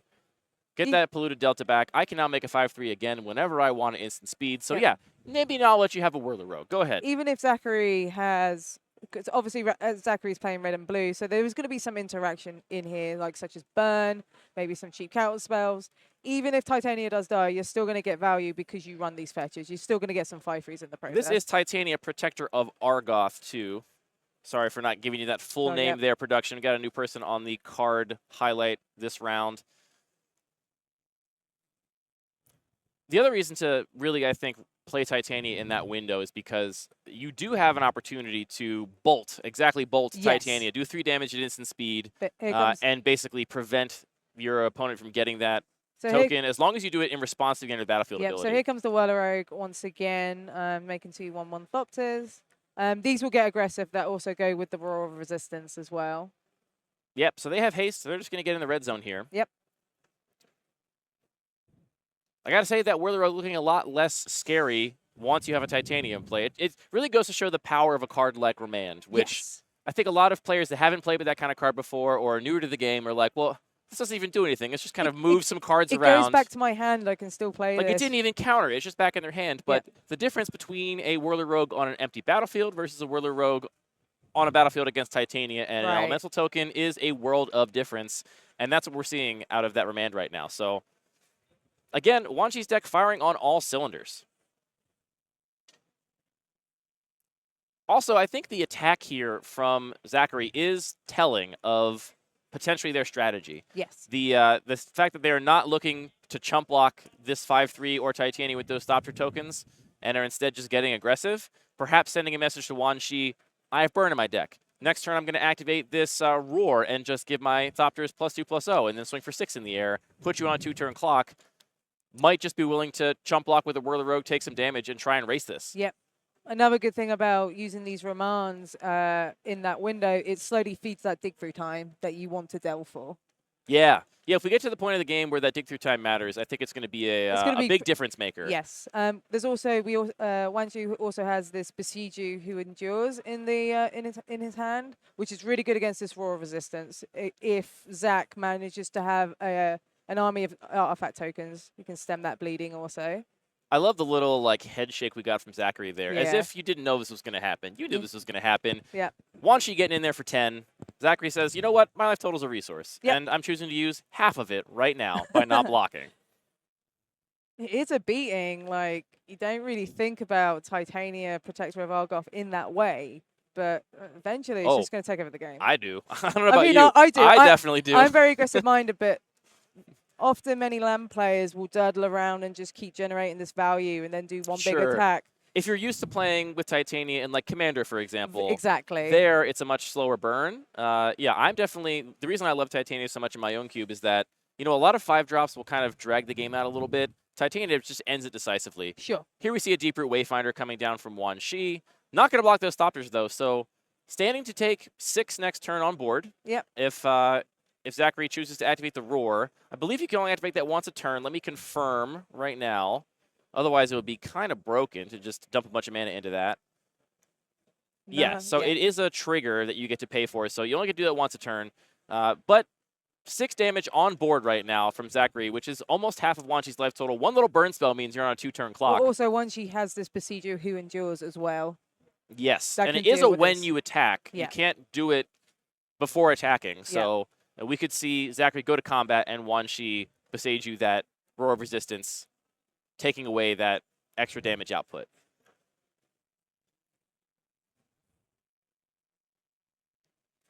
Trying to see what else is in I Zachary's can't hand. tell. I think they're blue cards. Definitely blue cards. Zachary playing it close to the chest, though, quite literally. Not giving us a peek at what those cards are. How much do you expect interaction out of your opponent Wan Chi here if you see 4 or 5 cards in hand, just play a 2-drop past the turn? I think I'm expecting interaction. I'm not sure how that changes my decisions if I'm Zachary. Maybe I, try and cast spells first to see if I'm actually going to get to activate Roar. Ooh, Shark Typhoon. Main phase, Cycling Shark Typhoon, make a 2/2 flyer. That token will have haste. Yes. So if we pretend for a second we don't know about the Beseiju, that in combination with Roar and a Roar activation represents 10 total damage if Wan Chi doesn't have any kind of answer here. And obviously, the cycling is really good if you're expecting exactly counter magic, because you cannot counterspell that cycling ability. That token just happens unless you have something like a Stifle.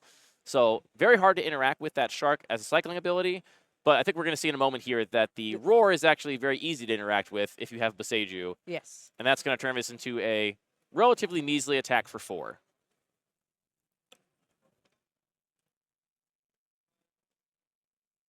Maybe Zachary drew something interesting off the top here. Yeah. Back in the tank, it looks like. He's doing some combat maths. Yeah. Which unfortunately is not going to come to much because we know about that Besiju. Yeah, I don't know how much to read into this, but the fact that Zachary was going to draw an unknown card and chose to tap out of blue instead of leaving blue-red up. Blue-red's still able to activate Roar if you want, but maybe also give you the ability to cast more cards off the top of your deck depending on what you draw. Maybe indicating that burn spells are what he was hoping to draw, perhaps. Here comes the Besiju before combat. Here comes Beseiju, so yeah. And the nice thing about this is that because of the way that trigger is worded, yes, Zachary can't respond by activating it, but also now knows that it's not there before they have to go to attacks. Yes. So that may affect how they choose to actually send their creatures in. And these Thopters can just chump block these 5/3s. We have a little bit of time on Zachary's side of the board, but we don't have a lot of pressure anymore now that that roar is gone.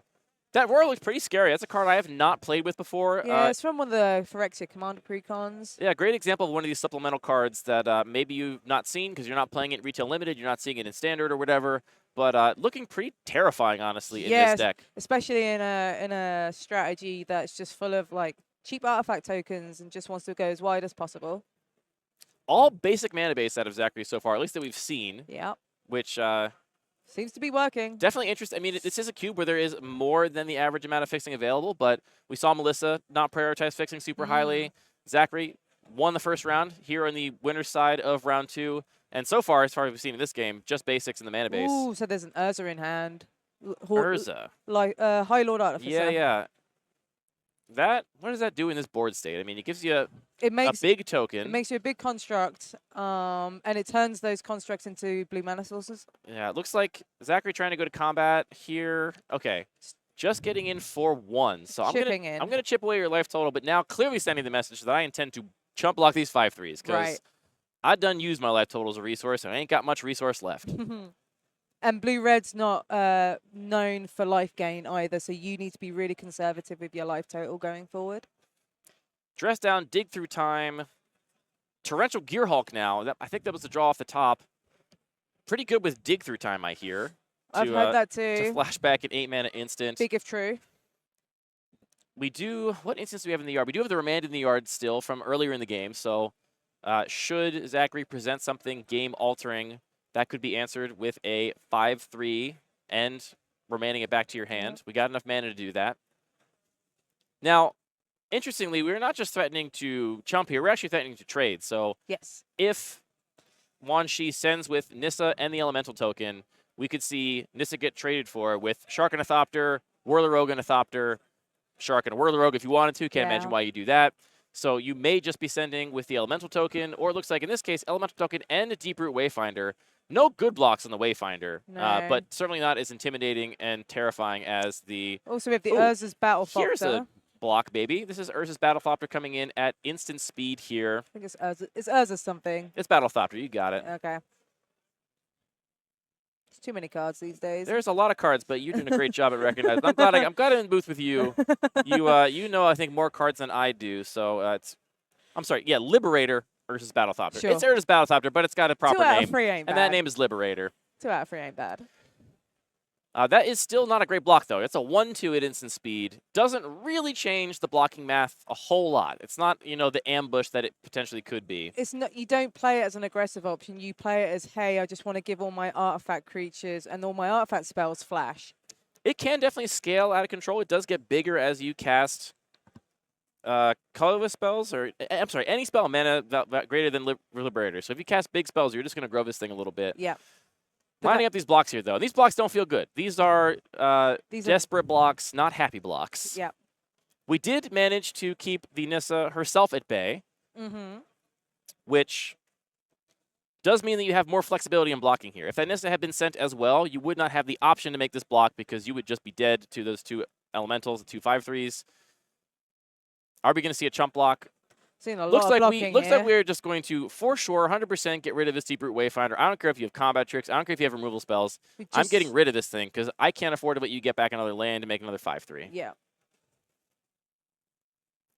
Not often you see a quad block. I feel no, it's very unusual. I feel like rare in the wild do you see a quad block. Yeah, we have a quad block here on this Deeproot Wayfinder. That would not be on my. That would not be on my CubeCon bingo card. That's for sure. All right, how do you order damage here? You taking out the Liberator? You taking out Whirlorogue? Looks like Liberator is the choice. Liberator is the one that could potentially get scary. Whirlorogue's already done the thing by creating the Thopters. Yeah, in some sense, you might not even want to put Whirlorogue in the yard because it's maybe more likely to be able to be recurred from there somehow. Though in blue-red, I guess you're probably more likely to flicker it or something than to get it back from the graveyard.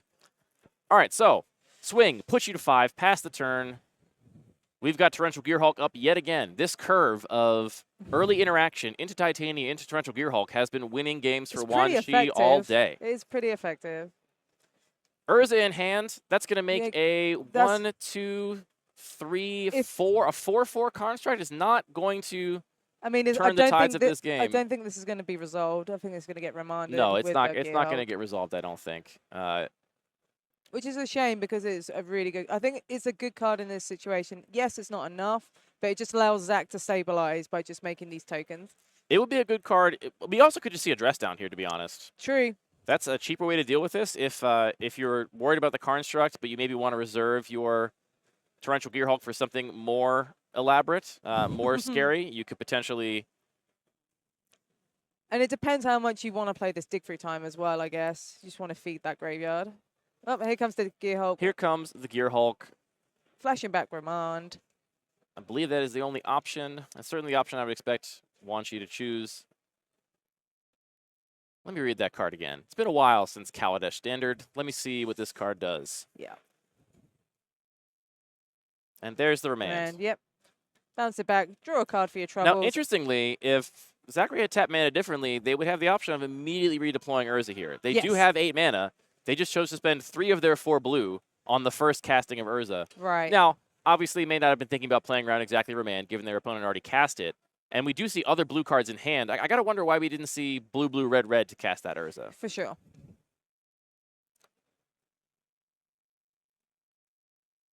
Zachary doing that thing that I've done so many times in a game of Magic, which is read all my cards and say, do any of you do anything that helps me here? And then you put it down and then you look at it again, hoping it's a different card to get you out of the situation. Yeah, just, you know.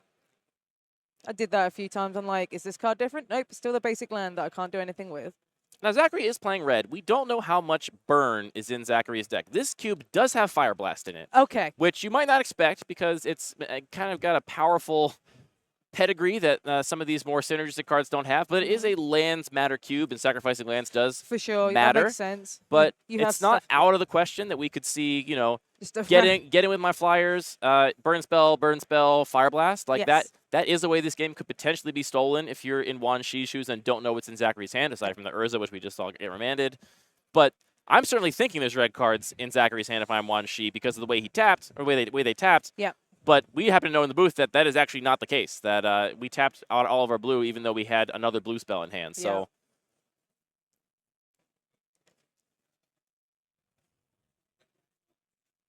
Trying to see what else is in hand. See a dig through time. I see a dress down. Think I see a treetop village maybe? Yep, that's Treetop Village for sure. I do love the deliberate play we're seeing out of Wan Shi. Yes. I mean, I think this kind of play is really rewarded by a deck like this. You got to use your answers at the right moments, and I think Wan Shi's making it look easy, but this kind of piloting a deck like this against the pressure from decks like Melissa's and decks like Zachary's is not easy. That is imprisoned in the moon on the Whirler Rogue. Whirler Rogue also offering one other way this game could potentially be cheesed out, which is somehow make a haste creature that is giant, and then Whirler Rogue threatens to make it unblockable. That is a way this game could potentially be lost, now forcing you to do an awful lot of chump blocking. Do some bad blocks. I mean, dead on board, oh, because we have 2 blockers for 3 5-powered attackers. What are we doing here? Something in hand. Looks like a Delve spell, perhaps. Oh, we're just desperation sacrificing the Wishing Well. I mean, you got to do it, right? Ooh, that's Mountain Island. I believe that's going to be game. Don't think that's going to do it. I mean, I respect it, Zachary. Read all your cards again. I would do exactly the same thing. Chump block, we've all been there. Take 5. Oh, check my dice. Oh, I'm dead. Let's go to game 2. He just realized. Zachary, 1 low. We've all been there. I've done that so many times. Yep. All right, so Wan Shi continuing to put on a clinic here with this Sultai Brew, mostly blue-green. We've seen a little bit of black. It's a tiny bit of black, but I mean, so far, is it really just for that we've seen activating those creature lands? The Restless Cottage, I believe, is the black-green creature land. I believe that's it. Even then, that's fine, right? Because I mean, those kinds of splashes are safe here. We talked about Treetop Village at the start of the broadcast and how important that will be. And sometimes you just need a man land just to chip away the last few points of damage on an empty board state. And Wan Shi does have Tatyova, Steward of Tides, in their deck, and that is also just better with those creature lands like Restless Cottage. So another reason maybe to splash that if you just happen to get those black fixing lands. Yeah, play the Restless Cottage. Why not? So our players are going to sideboards. We got an ad to read now for another great sponsor of CubeCon. Yep, so we have another sponsor in Magic Online. What's that, Emma? You don't. Oh yeah, you don't play Magic actually don't play Online. You Magic don't actually Online. play Magic Online. So Magic Online is probably one of the best ways and the most accessible ways to play Cube right now. Obviously, we have the Vintage Cube, which is up 4 or 5 times a year. One of the best ways to play Magic, and it's just also just a really good way to play Magic, where you can play Cube, you can play Modern, you can play Commander. There's a bunch of competitive events. You can qualify for the Pro Tour through these events as well, which is great. Qualify for the Pro Tour. From the comfort of your own home. The comfort of your own home. So yeah, big thank you to Magic Online, especially Daybreak Games, who have taken over Magic Online over the last year, who have done an amazing effort to update the Vintage Cube. They've made like 120 or so changes in the last 6 months, and as a result, that Vintage Cube is the best iteration of it so far. There you go. I think right now you said Frank Lepore's Horror Cube is Yep, up there so on Magic Online? Frank Lepore's Horror Cube is up right now because we're in the middle of Halloween. Oh, spooky season. It's spooky season, so it makes sense. Spoopy. David Badabi agrees. Oh, we've scared David McDarby off camera. So there's a Spooky Cube going up right now. I believe it's up for a few weeks. So if you're into all the Innistrad sets, they're all in there. So Yeah, so Yep. check out mtgo.com if you somehow don't know about Magic Online and you're watching this stream. In which case, what are you doing? Come on. yeah, sign up. Come on. Play Magic Online. So, sideboard options. What do you want to see out of your sideboard if you are the blue-red aggressive deck trying to deal with Titania, Torrential Gearhulk, a suite of 2-mana counter magic? How do you combat this? I just want quick, aggressive, small creatures, maybe some cheap counter spells. I know there wasn't a Spell Pierce because that was already taken, but things like that would do really well in the early turns, just to counter, these threats that just take over in the late game.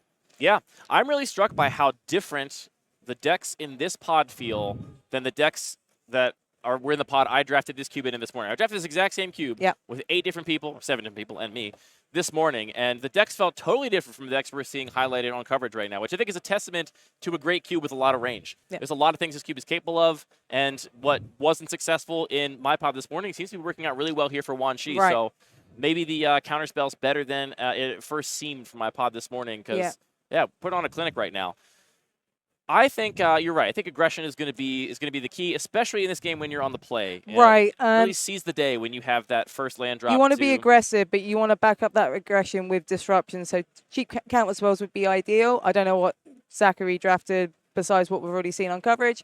But given that, there's these counter spells and removal and interaction, you just need to delay that to the point where you can just, keep hammering away at the life totals and chipping away with these Fopters and trying to push through as much damage as possible before this Titania comes down once again and will take over the game, which it has done in the last 3, let's be honest. Absolutely. I mean, from what we've seen, it doesn't really seem like many decks are going to be able to go bigger than Wan Shi's Right, deck. this is it. So I think almost everybody's plan against Wan Shi is going to have to be somehow getting under, because Titania, Torrential Gearhulk, Dig Through Time, Control Magic. The longer the game goes, the lands player is just going to win. There's also all this selection we see on Wan Shi's side of the table. We have the search for Escanta. We have ways to find the cards we want. So if given time to set up, it's going to be really hard to compete with that late game value engine and those big spells out of Wan Shi's deck. So can we get under them? Can we counter the key ones?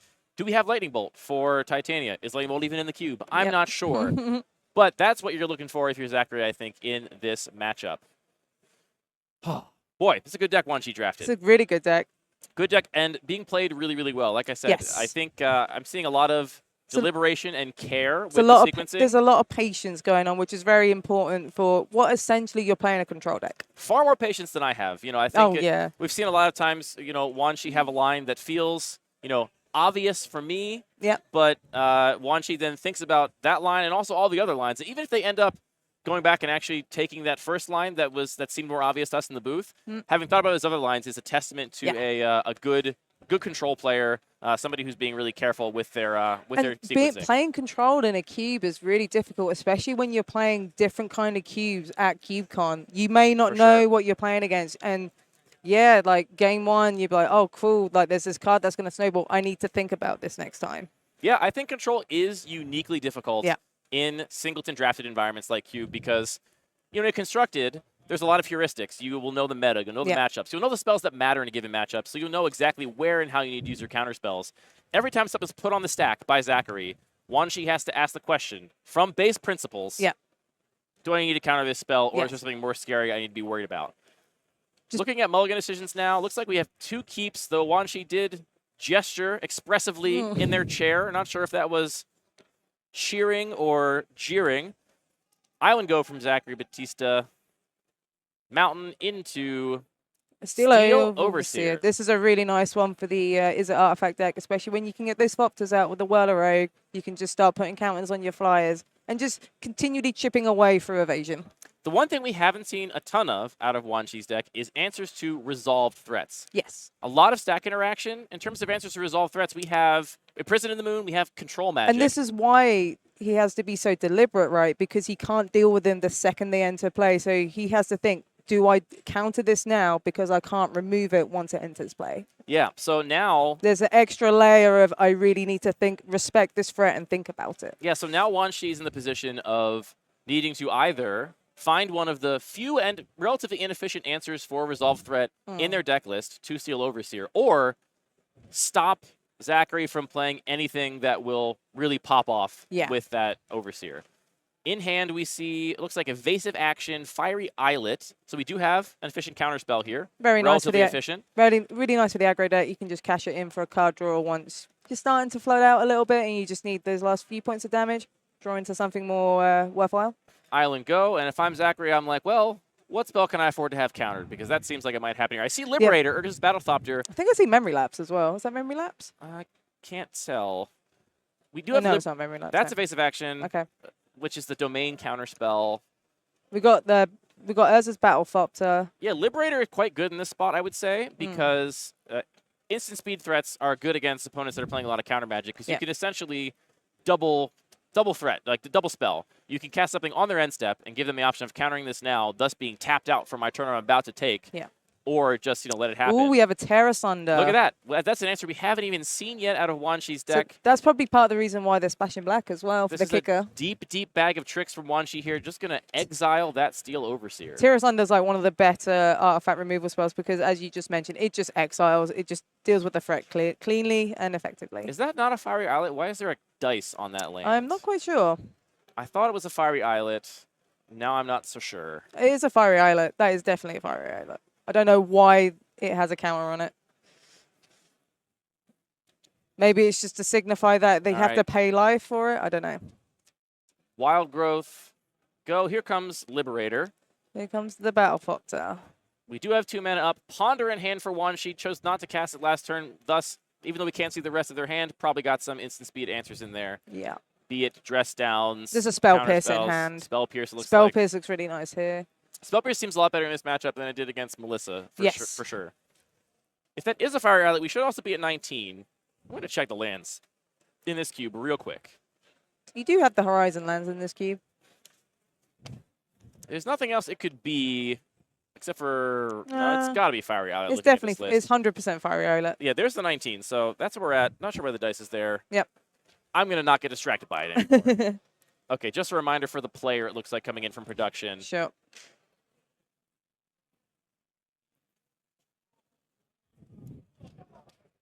Three mana here.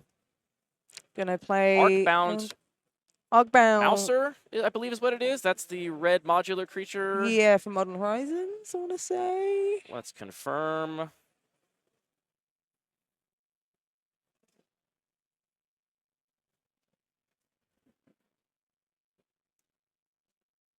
Arcbound Tracker is what that is. You're Yeah, close. so that is the modular card. It is from Modern Horizons. It's just got the wrong name. Card names are hard. That's going to be a 2/2 with Menace. That is also going to grow as Zachary double spells, which they're going to do immediately. And we got this Wishing Well as well. It's a shame that Steel Overseer didn't stick around because... Steel Overseer looking really, really good right now. Yeah. So a really well-placed Terra Sunder. Wanshi had a chance to Spell Pierce the Wishing Well, but saving that answer for something a little bigger and badder. Getting it for 2 with Liberator, Urza's Battle Thopter. The clock is here. We've got an imposing board that now Wanshi's in the back foot and has to answer. Not as comfortable as previous games. Yeah. And this is the key thing. You just want to put them on the back foot as much as possible, early as possible. So we know one of the cards in hand is Evasive Action for Zachary. which is just going to be a counter unless your opponent pays 2, which is okay in this situation. So we have a Remand, I believe a Dig Through Time, and I want to say Forest. a Forest. Yeah, Remand, Forest, Dig Through Time. Pretty good top 3. I'd keep it. Yeah. Personally. Looks like Wan Shi agrees and also keeps them in the exact same order. That is Roadside Reliquary, I believe, the colorless land that does some other stuff. And here comes Blossoming Tortoise. This is all right, but if Zachary can double spell next turn, it's going to grow that Arcbound Tracker out of trading range with the Blossoming Tortoise. And even if it does trade with the Blossoming Tortoise, all those counters can be modulated onto Urza's Battlethopter, right? Which is the evasive creature in play, which that is maybe one of the very few holes in Wan Shi's deck. Not many flyers. For a green deck, there isn't much reach. That's true. I haven't seen any reach, I don't think, in the main deck at least. So maybe growing this Battlethopter, the resolved threat that got through the counter magic, maybe figuring out a way to make this nice. That's an Ogre Head Helm drawn off the top by Zachary. Looking pretty good as the hand gets empty here. If we can actually connect with that Ogre Head Helm after emptying our hand. Taking damage from the Fiery Islet. Yep. This is that enchantment that you can enchant a clue or a permanent. It basically turns the thing into a clue. And it has split second as well, so... Yeah, split second, one of the most frustrating mechanics to play against. Oh, you thought you could do something about it, which in this case, Wan Shi wouldn't, but... It's turning a turtle into a clue. Yes, opting to do that. And the Ogre Head Helm is going to be the second spell here, which is going to grow the Arcbound Tracker. And slowly just growing a board and just adding some power and just getting aggressive. Yeah, not even that slowly. I mean, we're going to take 6 this turn. Yeah. And then down to 1 card in hand. That 1 card is evasive action, which we are tapped out of, so not going to be useful on this next turn cycle. But if we can untap, maybe get him with that Ogre Head Helm, use that evasive action to protect something, it's just going to be draw 3, and that's going to be quite good. Now, it's worth noting, Wan Shi does have Titania in hand. Yep. That's going to be good. It's happened Very again. good. Everybody, it's happened again. But the answers that Wan Shi has in their deck, though relatively few for resolved threats, are really good against Arcbound creatures. Yes. Prison in the Moon. Control Magic. These are not going to be just Doom Blades that mean you can move those counters around. These are going to be ways to get those creatures back. Or we just make 2 5/3s, you know? Yes. And this is where I think the Battlethopter is becoming... I mean, I tell you what, I really think Zachary is going to wish they were not tapped out of their evasive action right now. Although, yeah, actually, the evasive action wouldn't have worked because it would have been just counter unless you pay 2. And with that Wild Growth Island, Wan Shi could have just paid 2 for Titania. So, wouldn't have really helped in this case anyway. Going to get a Elemental whenever they want. Yeah. From that Misty Rainforest that got recurred. Also, you want to save some mana so you can cash in this clue. That was your Blossoming Turtle as well. If you want a little more card draw. Now, we can reconfigure the Ogre Head Helm onto the Battlethopter and pretty safely connect, if that's what we decide to do.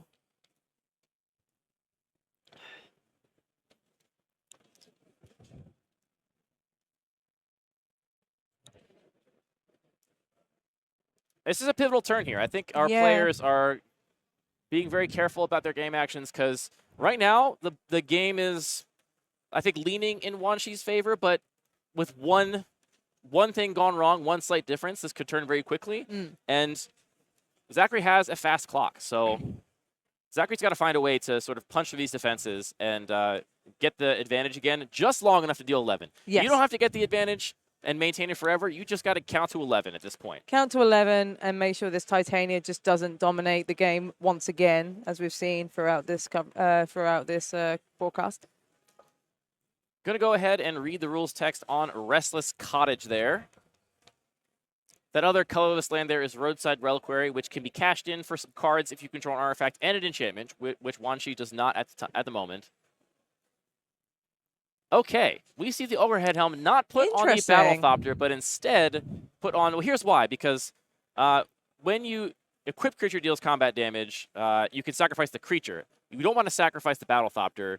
You want to sacrifice the thing tracker, with the counters to put it onto the Battlethopter. the tracker to put it onto the Thopter. So either way, we're getting those counters on the Thopter this turn. We're kind of Earthbound ravaging onto a big threat, sort of, by Yeah. just transferring these counters onto one big thing. And by attacking like this, either it hits and I get all those counters on my Thopter and I draw 3, or you're going to trade with it in combat.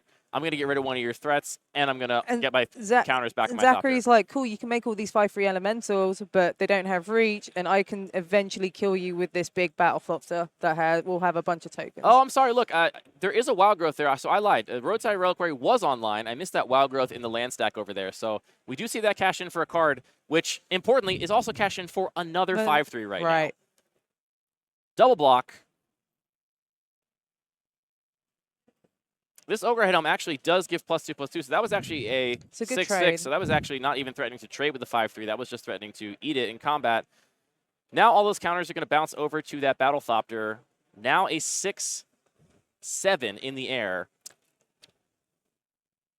Does it like one she drew a Besiege You as well, you endures, which is going to deal with that Battle Thopter at some point. Or deal with this aura that's attached to this Blossoming Taurus. Does Besieger deal with that? I thought it was non-creature. Or is this artifact? Oh, it's non-creature. Land? Yeah, my I bad. think it's non-creature. So I think Yeah, my bad. the helm, if the helm is reconfigured, Yes. then that can be Besiegered. But as long as it's in play as a creature, then it's safe. And the Battle Thopter is safe. Oh, no. Destroy target artifact, enchantment, or non-basic land. So I think you're right. We can actually do that. Magic cards are complicated, folks. Don't do our job. Yeah, artifact, enchantment, or non-basic land. So Sure. it can, in fact, destroy artifact Cool time. creatures.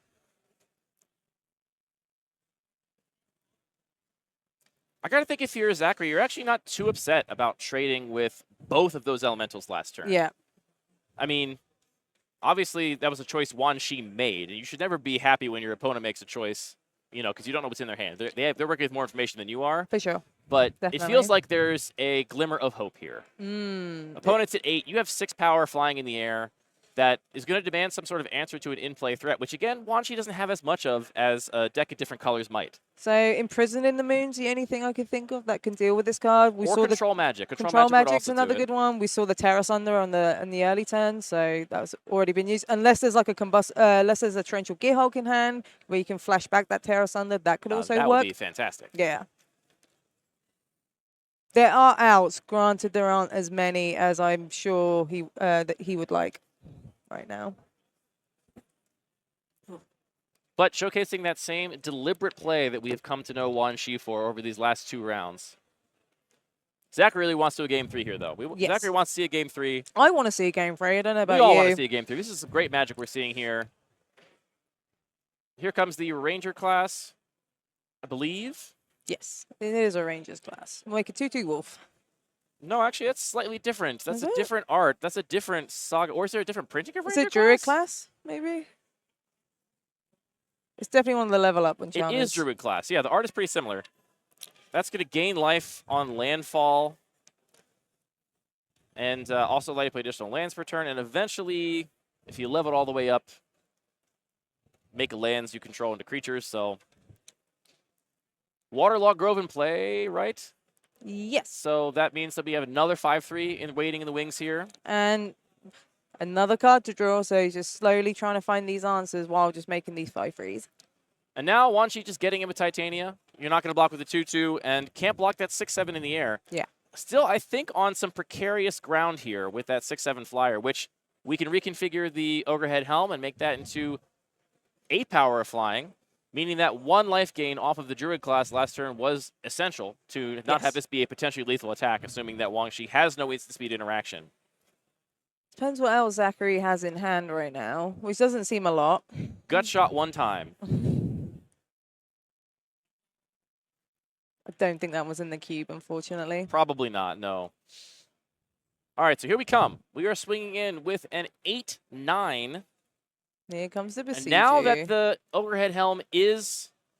Oh, right, no, I forgot. We yeah, like read this, that it card was and fine. reread it. Yeah, it's fine You could just without do it. it the whole time. That's right. Man, this is such a hard job we're doing here.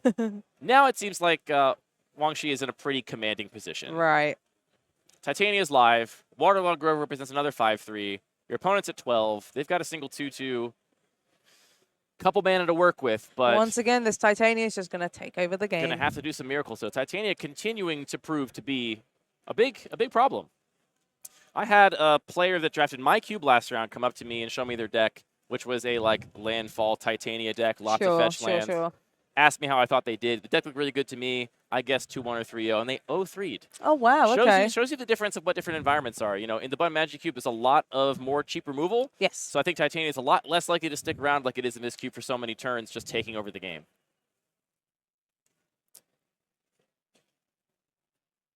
What are the cards we have from Zachary there?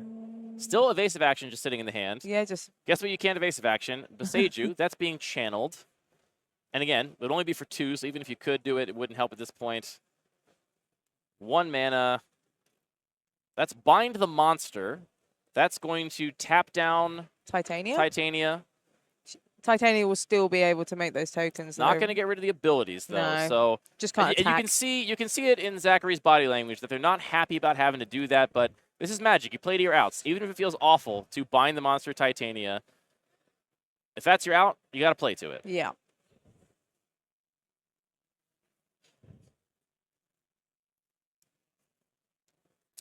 And what's more, you're taking 5 from casting that bind the monster because it does deal damage equal to its power. So you're essentially taking 1 more attack. But now here comes the dig through time. Are there any good cards in the top 7 cards of my library, says Wan Shi. Well, there's a dress down. That could I be suspect maybe yes. There are some good cards hiding around there. It's quite a lot of cards to look through when it's a limited format. Dress down might be good here as well. The one thing that's interesting to me is that we see this It's a lot of lands. dig through time, which, unless there's a mana floating. Oh, no, I'm sorry. There's still a cottage over there. It's still a cottage. So we are also still able to make another elemental this turn with the Waterlogged Grove. It's got to feel pretty bad if you're already behind and your opponent resolves a dig through time. That's how it feels like when I'm against the dig through time. It just you feel behind the second they cast it, just because the amount of value you can get off that card is just way too good. Here comes yet another elemental.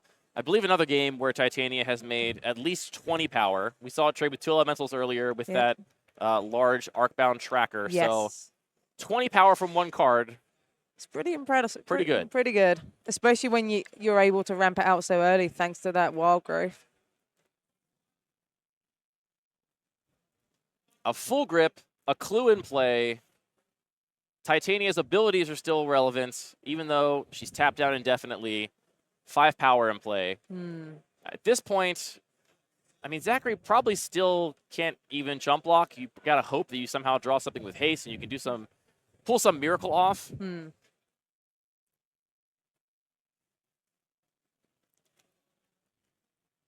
think the writing is slowly on the wall.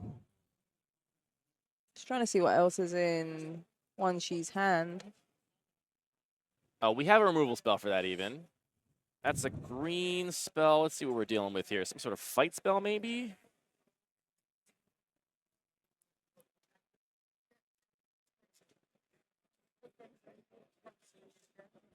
That is Spider Food.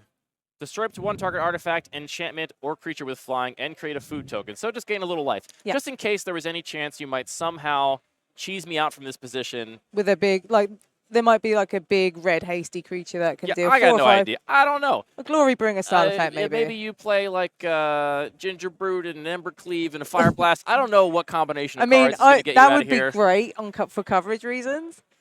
Ginger Brute holding an Ember Cleave sounds great to me. Yeah, that's what Magic's all about. Right. A gingerbread man holding a mythic sword of unspeakable power. Right. Getting in for 5, putting you down to 2. 2. Got to be a pretty good draw off the top here from Zachary. And with now Zachary's on 2, it's turning off this Fiery Islet as well. So he's only got 4 lands to work with. That is true. You get 1 more activation of it if you want, but if you want to play dangerous. probably more likely to just cash it in for a card, if anything. That's Urza off the top. Not a bad Magic card, Doesn't but do a lot in this situation, unfortunately. it buys you a little time, assuming none of those cards in Wan Shi's hand are counterspells, which I think is actually very unlikely. Sure. We just resolved Dig Through Time. We've got blue mana up. You've seen multiple counterspells out of this deck. There's a Shark Typhoon. There's a Shark Typhoon. That might do something. This is the kind of card that if there wasn't a food token floating around here, might be the kind of card that maybe in some miracle world could potentially steal a game. Yeah. But I don't see it happening. And I think we're probably shopping around for which 2-mana counterspell we're going to use. We're going to use the Lose Focus. And there we Zachary's go. going to scoop it up. Well played by Zachary, but Wan Shi, again, showing us the power of this deck. Yeah. Yeah, we saw some more of the deck in this game, certainly. Yes. The Tear Asunder was a removal spell. It feels like Wan Shi just always has the answer they need at Right. every given point. It's like, oh, you have a non-creature It's a- thing. Let me get my Tear Asunder. You have this artifact. I've got my Boseiju. Just always has the answer at the right moment, which is the sign of a great control It's deck. also, they have the right answer at the right moment, but they're also deciding which one to use, which spell to use for the particular threat, right? It's not just snapping off using random spells. They're being meticulous about it and thinking, cool, if I use this on this, it allows me with this other spell to do this other thing. And it's just really well thought out. Like, they're playing really, really well. They're being very meticulous. And you can tell they're a control player.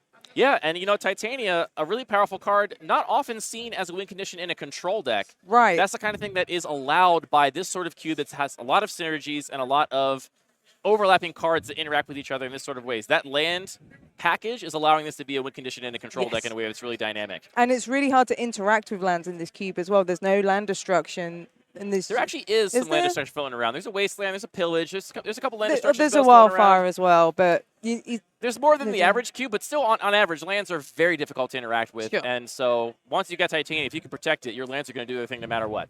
We're going to go to a quick break. We're going to be back with the finals. We're going to see if Wan Shi can go the distance here and show us that this Sultai control deck is the real business. And will we see Titania again? If we don't, I'd be shocked. I think we've seen it pretty much every game. And it's won every game. The power of card selection, folks. Yep. This is why you play Ponder, so you can play Titania every game. Right. We'll see you back in a few minutes here at CubeCon.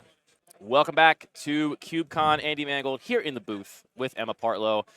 We got our finals of the Cartographia Cube designed by John Terrell. We have been watching Wan Shi just make a mess of people with this Sultai control deck. Yeah. We got a red-white aggro deck in the finals here. Maybe the hardest test for this control deck yet.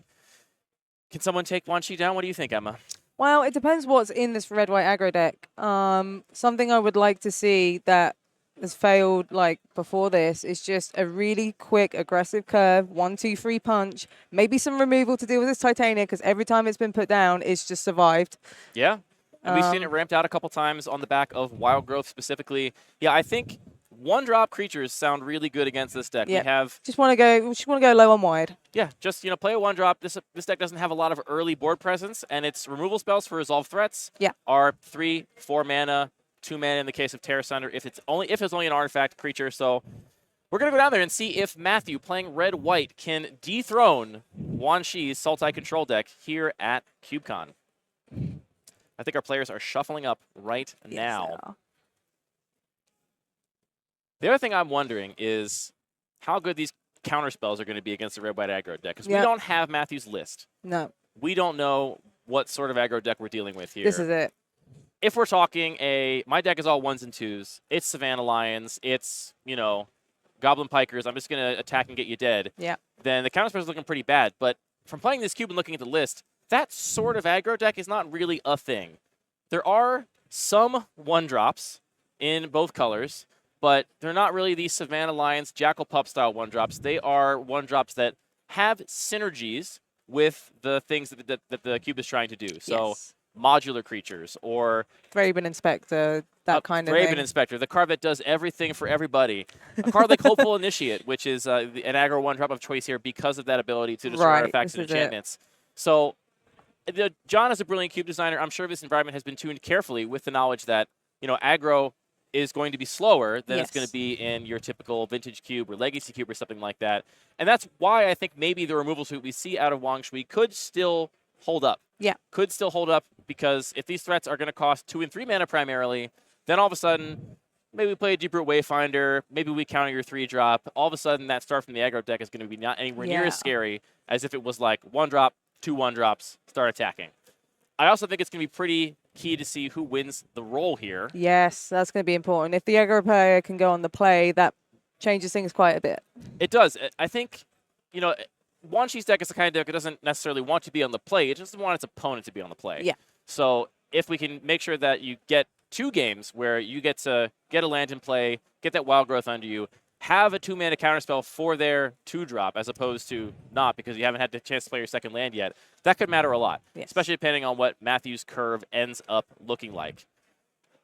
I do wonder if interaction is going to be relevant here. If we're going to see an answer for Titania, an answer for Torrential Gearhulk, those sorts of things actually coming up, or if Matthew's plan is just going to be to get Wan Shi dead before those cards even matter. Or just run enough, or have enough removal that you just pave the way to try and finish the game. Yeah. I mean, I'm trying to figure out if these games would even been winnable without Titania. Like, how many? Yeah, this is has it. Titania won every game? Titania has been the MVP of this cube. Oh, first, by certainly. far. As far as we can tell from this draft, Titania is definitely one of the strongest cards in this cube. And if I'm not mistaken, I believe it has been almost entirely responsible for the damage dealt to the opponent in every single match. So, and also, we really haven't seen it answered meaningfully. Yeah, there's been no removal. We saw it get enchanted at one point, but it bound the monsters. It could still make 5/3s, right? So it didn't get rid of it entirely. We saw an attempt at Heartless acting it that got counterspelled. Right. So, yeah, doing the best we can here. Let's see if Matthew's red-white aggro deck Who's can gonna get the trophy job done and bring home the trophy here at CubeCon. Going to mulligans now. Let's see if we got good opening hands here.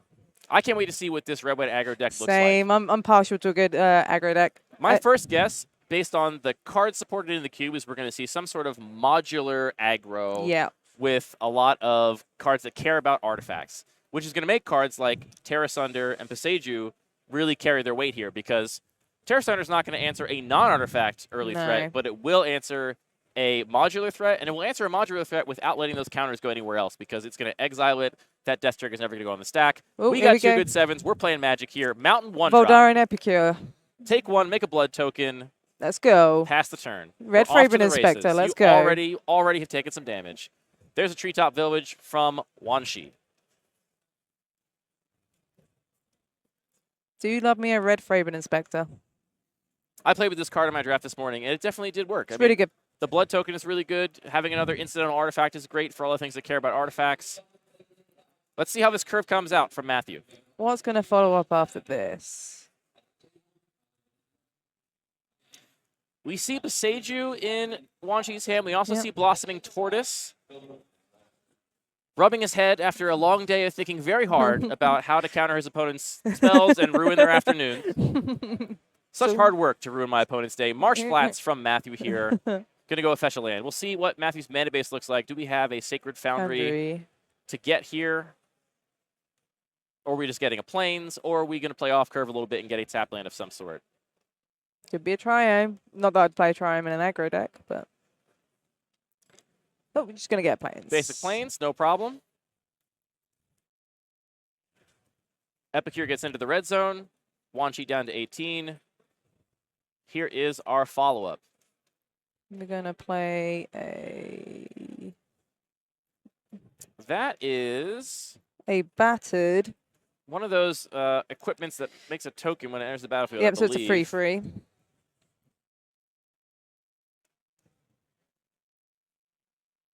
That's the Barbed Batter Fist. Yeah, so that's going to be a 3/1. The equipment itself gives +1/-1, and it makes a 2/2 that attaches to it on ETB. Here we see Ranger class coming down.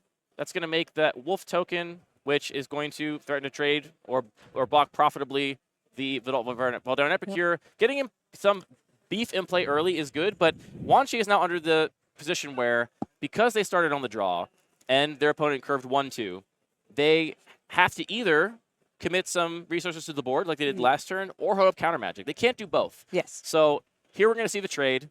Just, preserve my life total. Yep. If we see a really strong 3-drop now. Here comes a City of Brass there. Yeah. That 5th edition City of Brass, the only printing of that art. See what the follow-up is. Ooh, that's a Jadar. The one that makes Decayed Zombies, Jadar I believe. Nefaria Ghoulcaller. Yes, that is a powerful token maker. And out of what we believe to be a red-white aggro deck, we have now seen a black 2-drop, and quite a powerful one at that. Yeah. This is a great example of a card that is really good when you're the beatdown and really doesn't do a whole lot when you're on the defensive. In this matchup, it's going to feel pretty good to have Jadar churning out these Decayed Zombies every turn. Yeah. They're not able to block, but you don't care. You're not blocking You're the anyway. aggro deck. You don't care, but blocking's for losers. Or for... Getting into the red zone here. Yep, just maintain that aggression.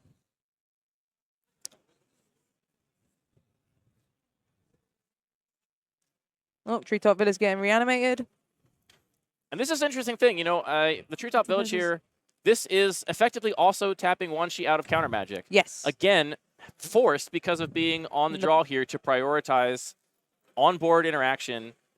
Animating this creature lands early is dangerous because, oh my goodness gracious, a turn 4 Embercleave. Things I love to see. Now, you said there was no land destruction in this cube, Emma, but there's player destruction. Right about now, I think we're going to see this Treetop Village get destroyed. And Embercleave is going to also do some work here. Believe in the cleave. Quite a curve. It's a lot of damage. Jadar is a 1-2 himself, right? So we got a 1-2, now 2-3 with double strike. Yep.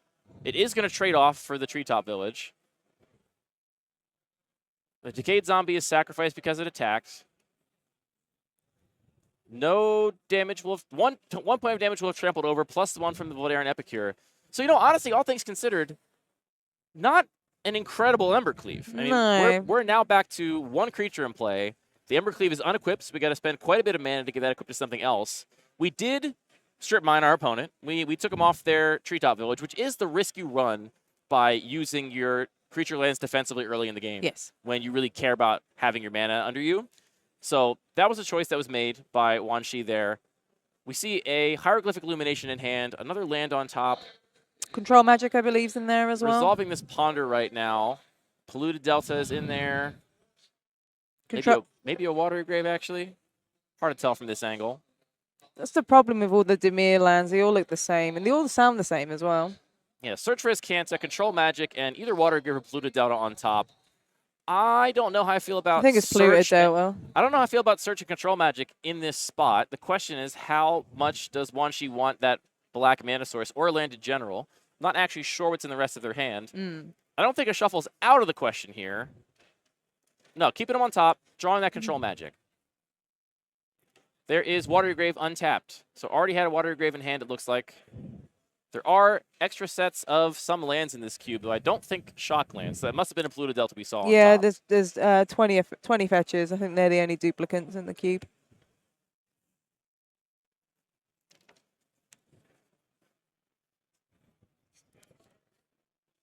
I'm seeing on the cube list original duels, but I haven't seen any in any of the drafts. I think maybe the Underground Sea is actually a second copy of Watery Grave. Sure, that makes sense. In paper, is my guess. This list was also on Magic Online. Some of you may have drafted this exact cube on Magic Online before. I think there may have been a few small changes for paper play here. I think the main one, if I've read the table correctly, is that the dual lands in the list that was on Magic Online have been replaced with additional copies of shock lands. So the Epicure got in for 1 point of damage. So far, Epicure's done 4 Regal damage. Bonnycorn then comes down. Currently a standard role player. Yeah, this currently is going to be a 5/5. It's going to be a 5/5. That will grow the more permanent non-land permanents enter play. Also can hold a Embercleave pretty well. It can really hold an Embercleave. And talk about the beauty of Magic flavor. This little adorable bunny wielding this unspeakably powerful sword. Magic's Excalibur, basically. Slicing and dicing their opponent to pieces. And Wanshi's the kind of control deck that I feel pretty darn okay about tapping out into a big equip for, which I rarely feel okay about in my control decks. The control player agrees.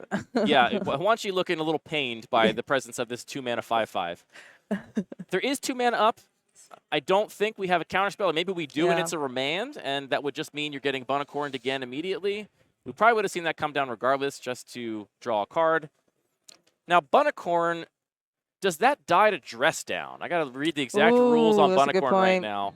We haven't seen Dress Down, I don't think, yet. We did have Remand in hand and chose not to remand that Bunnicorn. It's respecting the bunny.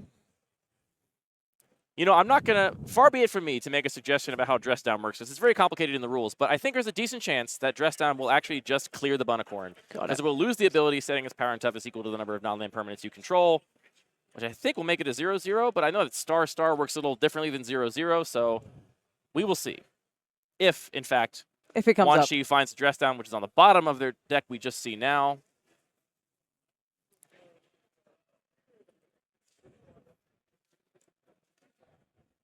There was a Polluted Delta, was left on top of that Ponder, which we're now resolving.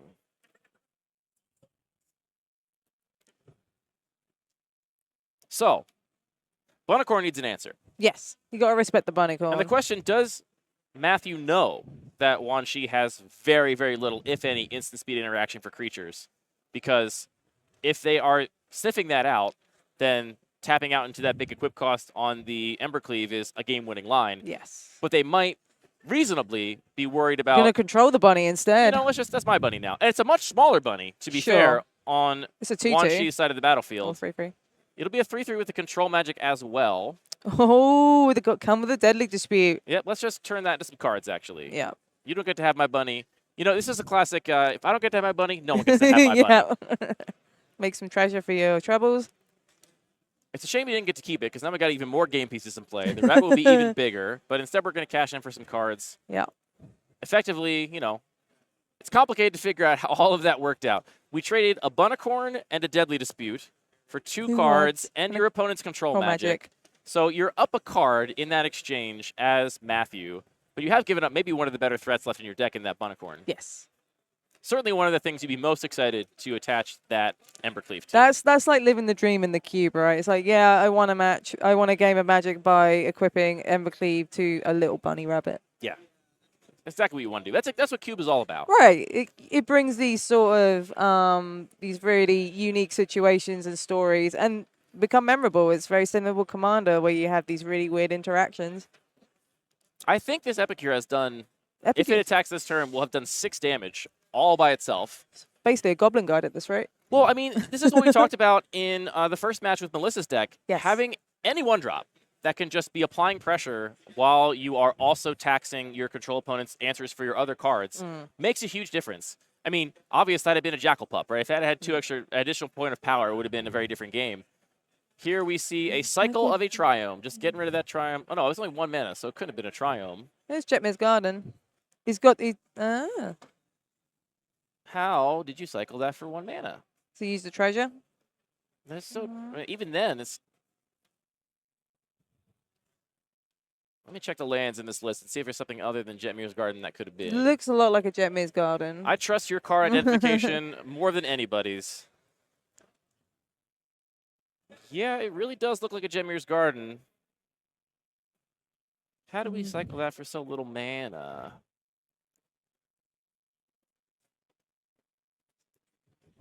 Well, I'm sure our judging staff is on top of it. Yep. We only have the information on the video feed here. Oh, here we go. We're going to make this Valdarin Epicure very big indeed. So we've got, let's see. It's a... Ooh, Took-Off Exemplar's a nice one. Exemplar is good. I'm trying to do the math on that Valdarin Epicure So Epicure's a 1/2. Plus so it gets +1/-1, so to a 2/1, then +1/+1, so 3, so 6 damage total. And a Took-Off Exemplar that has meat in the Metalcraft criteria. Yep, for sure. Which makes it a 3/2, I want to say. Well, it doesn't have Metalcraft anymore with that blood token and that treasure token being gone. Sure. But I suspect we could see another artifact out of Matthew next turn before combat. Very likely. Do some cycling with this Illumination. I think Matthew is showing us what you need to do to beat this control deck, and it is play a put your Valdarin. foot on the gas pedal and do not stop. Every single turn, Yep. He's used basically every mana he's had access to continue to apply pressure to his opponent. Yeah. And this light black splash is also doing a lot of work as All well. Right, Wan Shi scooping it up. Yeah. It's been a while since Wan Shi lost a game, but we are going to go to game 2 here. Yep. With the control deck down 1 game. Now, the aggro deck is going to be on the draw in game 2, almost assuredly. I mean, Wan Shi does have the choice, but to choose to let them go first would be, quite honestly, a little bit ridiculous. Yeah. So the control deck will be on the play. The aggro deck will be on the draw. We did see a fast start there. That Valdarin Epicure essentially going the distance. I mean, dealing 5 damage solo without any sort of help, and then at the very end there, getting suited up with all manner of equipment to get in for lethal. What do they have to do in the draw to have a similar start? Play aggressive creatures, play around the counter magic. That obviously is going to be around like the mana leaks, the lose focus. The spell pierce is probably going to come in as well against the aggro deck. The big difference here, I think, is that where Wan Shi was always like 1/2 turn behind. Yeah. Had to choose, like, I'm either going to take 6 or I have to deploy a threat. I can't do that and also hold up counter magic. That is going to be inverted in this game, where theoretically they might be a little more stable and get to choose more carefully where to commit to the board versus where to spend mana on stack interaction. Yeah. which is going to maybe change how the game plays out and the texture of the game. We're going to get back to that game in 1 second. First, we got to thank one last sponsor for this draft of this event, and that is Card Conduit. Emma, do you have a giant box of stuff at home that you have nothing to do with? And by stuff, I mean magic cards. Always. It takes up my whole bedroom. I can't move. You literally can't move because you'd be leaving behind just EV. Piles of cards. There's my cards. desk is covered. I can't even do like my work at home. My good friend Anthony has lots of his furniture leveled in his house with stacks of magic cards. That's a really good way of using it. If the floor is not level, just get the exact right number of magic cards, level them off. But there's an even better thing you can do with magic cards, and that's send them into Card Conduit, who is going to help you get rid of your box. You don't have to sort it. You can send in a totally unsorted box of magic cards.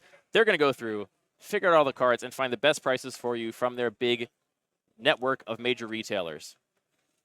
And it's that peace of mind and where you can go into your room or wherever and not see the pile of shame, because we all have it, let's be honest, of magic cards. You're leaving money on the table. That's just right, this is it. That's a new card for your commander deck. That's a new archetype for your cube that's just sitting in a box right now. And then you get another pile of cards that you can leave on your desk. Exactly. And reverse the process. If you really miss a pile of cards, then I bet you can get another pile of cards. Yeah, right. So check out Card Conduit at cardconduit.com to get started. We're sideboarding down there. We are sideboarding. I really want to see this Bonnie-corn with an Embercleave. This is That's what I really want to see. I agree. Now that I know it's possible, I didn't know it was a thing I could want before, but now that I know it could happen. Now I do, especially if that Frio's the draft, that gets the trophy. That would be really That'd something. be really sweet. Do you, if you're Matthew, want to bring in more removal, maybe even taking out some threats if you're on the draw? Do you think you have to be able to actually answer the board rather than just put the pressure on, or are you still leaning into full cheap threats? Let's just get under you. I would go with the latter, but it kind of depends on the removal, right? So if it's stuff like lightning bolts and burn spells, that can go to the face or can go to a creature. It depends on what Matthew drafted, but if there's burn spells already, yeah, you keep them because they can just go at the opponent. You're not cutting burn spells. I agree, no matter what. I wonder what their sideboarding strategy is going to be, and I'm excited to see more of Matthew's deck. We've only seen what we saw from game one. Saw a lot of one-drops. We had Toolcraft Exemplar. We have Voldarian Epicure. They all synergize well together. Yeah, and a lot of artifacts. Looks like we're heading down to game 3 right now. So we see Tatiova. We see a Druid class, I believe. That is Druid class. And then so similar to the art on the other Ranger class. So we have a Treetop Village, which might be relevant in this matchup. Looks like a pretty good hand to me, but Matthew doesn't like his 7, so he's going down to 6. Aggro decks tend to mulligan pretty okay. They're fine. It can be difficult. You don't like it as much when your opponent keeps 7, but especially the control player. But you can have really messed up 6-card hands that will obviate the need for that 7th card. On the draw, maybe not as much though. That's where the actual card count is maybe going to matter a little more. Yeah. And also, you got to play around this Embercleave now as well, because we saw that in the first game. So it does kind of have that changes effect. It changes the nature of how you deal with combat and what you should counter. And all things considered, that was one of the more underwhelming Embercleaves that we could have possibly seen. Could have been on a Bonnie-corn. It would have been really cool. All right, so Matthew likes his 6. We're going to play some Magic, starting with Wanshi's Treetop Village.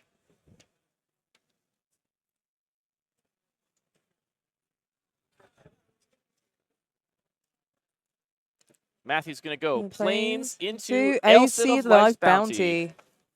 A sort of, not quite a Mother of Runes, but on the Benevolent Bodyguard level, Sort of, what's the dog? Loyal something? Yeah. There's all kinds of cards like this. It could potentially Selfless Savior. Selfless Savior, thank you so much. But it's a 1/1 with no abilities because it's a dog. Why would you sacrifice the dog? That is a good point. You actually can't. If you do, you've lost the emotional game already. Yep. You should just concede. Here comes that Druid class, which in this situation represents a lot of life gain over the course of the game. Yes, which is relevant. This is landfall, gain of life. Yes. And on exactly turn 2 on the play, that is going to be a bit of a headache for the aggro player, to say the least. Yes. Getting in there with the Elcid. That life's going to be gained right back next turn when Wanshi makes a land drop. Verdant Catacombs for Matthew. Are we going to see a Jadar here? Yeah, Jadar would be pretty sweet.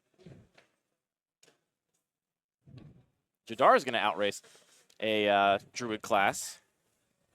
Blood Crypt off the Verdant Catacombs, shocking that in. Ooh, here comes the bunny.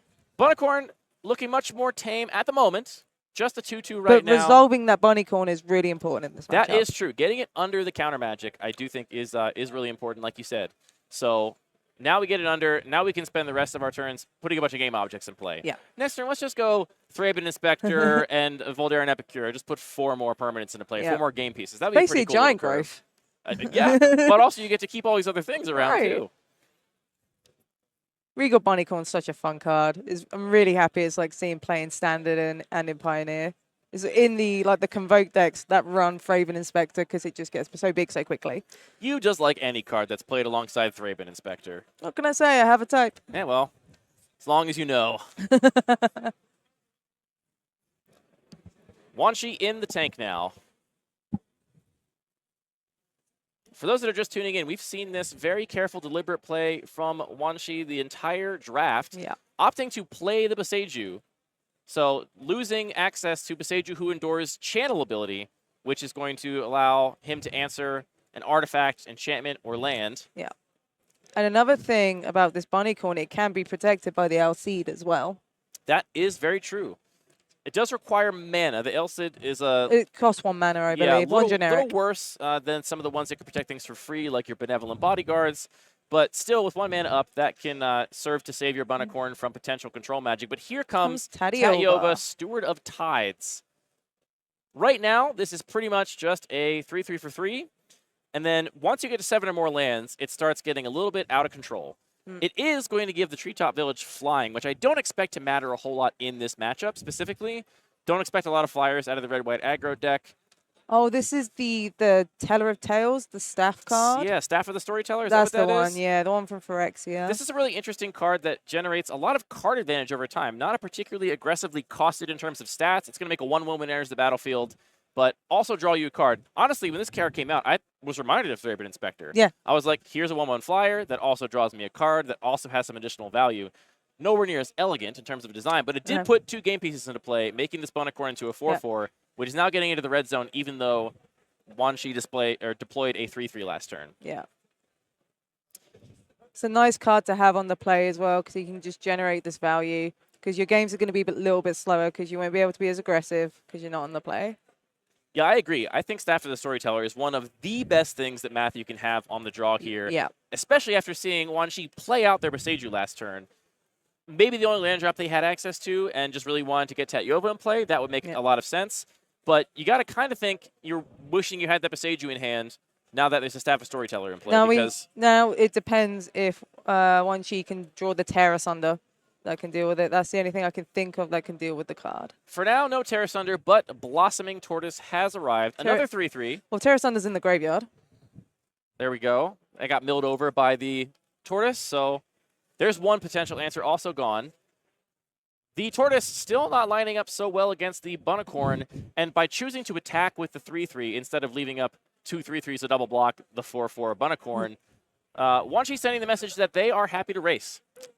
Yep. They say, you think you're the aggro deck, but I got 6 power in play. Let's do this thing. Yes. And is there an Embercleave in hand, I see? If there is, it's going to be something. Think I saw an Embercleave. It might have been a bad Barfist. The Staff of the Storyteller is actually a card that will allow Matthew to maybe fight in a really long game here. Yes. Which is the rare kind of card that this deck can have. If Matthew can continue to generate tokens, then Staff of the Storyteller is a huge amount of very efficient card advantage, which if you're taxing Wanshi's answers 1 for 1, which all of his answers are, okay, it's not the Embercleave, this is just the Batter Fist. +2/+2 for this Bunnycorn, though, which is very relevant. Yep, 2 more permanents. A lot of cards here putting 2 game pieces into play. Bunnycorn now a 6/6, getting in with the Spirit Token and holding up 1 mana for the Elcid of Life Bounty to make sure nothing weird happens with that Bunnycorn. Don't you look at my bunny funny. Don't you look at my bunny funny. You're not allowed to do that. And Wanshi again. I mean, this was indicated, I think, by Wanshi's attack, just saying, yeah, I said I'm willing to race, and I wasn't kidding. I'm willing to race. So just taking the damage, untapping with 6 power. See, I think I see it in Prison in the Moon, which is going to deal with this Bunnycorn. You can protect that with Elcid, correct? Yeah. Because Elcid gives protection, I believe, so that would just counter the Imprison in the Moon. I see a illumination, and I can't see the Also, other I two don't think cards. can the judges staff hear me? Did Matthew draw a card off of the staff already? Because if not, there should be another counter on it from the Rebel token from the Batter Fist. I don't remember if they drew a card off it last turn. No. Yeah, I think maybe that's what the judge is saying right now. Exactly. Yes. Thank you. 2 counters on the staff there. You may think they can hear me, but I promise they cannot. Magic is a hard game, folks. Matthew is putting the pressure on here and threatening to end. Wanchi is deliberating, as we've seen through this cube draft, and it's paid off. He's 2-0 right now, so. And this is potentially Wanshi's match game. If this game goes down, then that is the whole draft in the win column for Matthew. So pivotal turn to say the least. Really, Wanshi needs 2 answers to Bunnicorn right now. You need 1 answer to get rid of the Elcid, and then another answer to actually deal with the Bunnicorn. Maybe like a control magic at some point, maybe. Or you just have to change your strategy and say, this is just a big, dumb idiot with no flying, no trample. I realize you've got an enormous bunny, it's but very similar to my 5/3 tokens I can create with Titania. Yeah, I mean, you might just have to get to the point where you're just throwing fodder under the bunny train to keep it from dealing damage to you. But that would definitely be a departure from what Wanshi indicated his strategy was last turn by that attack with Tatyova. Time to be the aggressor. I believe we're just cycling Hieroglyphic Illumination there. I think I saw a land. I think it's a land of some kind. It's hard to tell, the lighting's a little dark.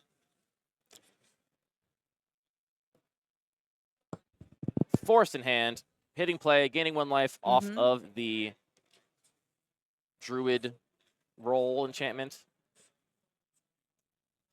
Druid class.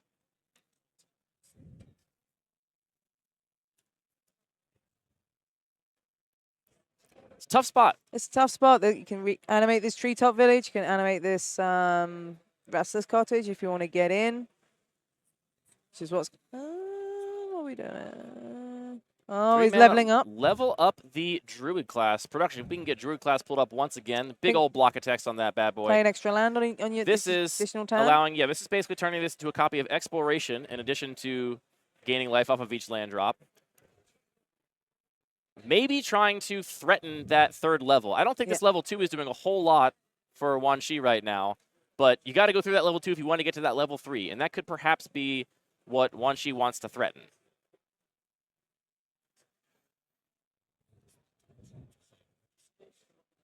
Because that would be... Oh, we're shocking this overgrown team. Go to 10. That would be a very big land that would have haste that would change the race math pretty dramatically.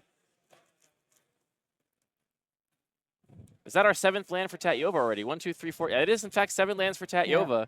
So we have all kinds of landfall triggers here. This is the first time the non-Titania lands portion of this deck has really flexed its muscles. I think this is the first time we've properly seen Tatyova in this cube, like playing in this draft.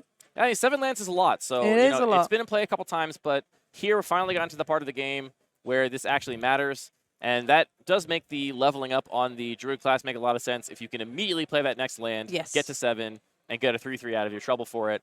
And now threatening next turn to level it up all the way, which is going to turn one of his lands into a 7/7 or bigger with haste next turn, which may disincentivize attacks even from a giant bunny. You know what would end this game, Emma? Embercleave. Embercleave. Embercleave would end this game handily. After a lot of deliberation, when she says, yes, I am still racing. I've thought about it. I did my math. And here I come for a total of 9 against your 1/1 Elcid, or your 1/2 Elcid, rather, that is very important for you to not lose, and your 3/1 Rebel token. That's powering up this bunnycorn. Yep. And we do get the attack trigger on the Blossoming Tortoise, which is going to give us another land drop, which is going to give us another 3/3, which is some potential fodder to chump block the bunny with if we need to. Really impressive to see this control deck just saying, forget my role in this match. Forget me just answering your threats. I'm instead just going to race you. I am life total control. Just going to go for the face instead.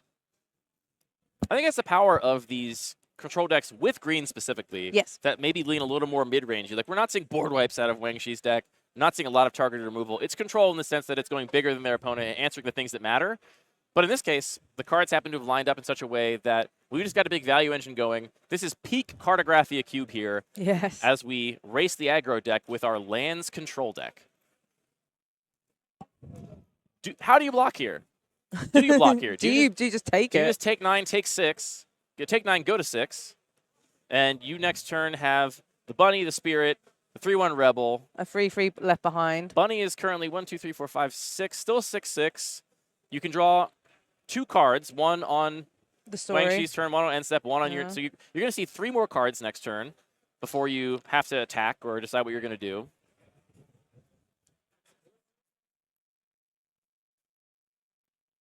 Matthew's certainly in the tank about this. Matthew does not want to see game 3, though we as the viewer might. Matthew would much rather not have to battle this out in a 3rd game. Trying to see what else is in hand here.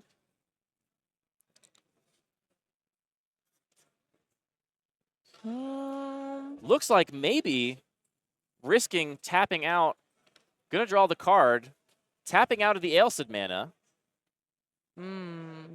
Now, Wanshi does have the Imprison in the Moon in hand, but has committed all but one of their mana to this big board and this big attack. So even though there is currently a window where you can actually get that bunny off the board, not going to be able to take advantage of it because of using the resources pre-combat.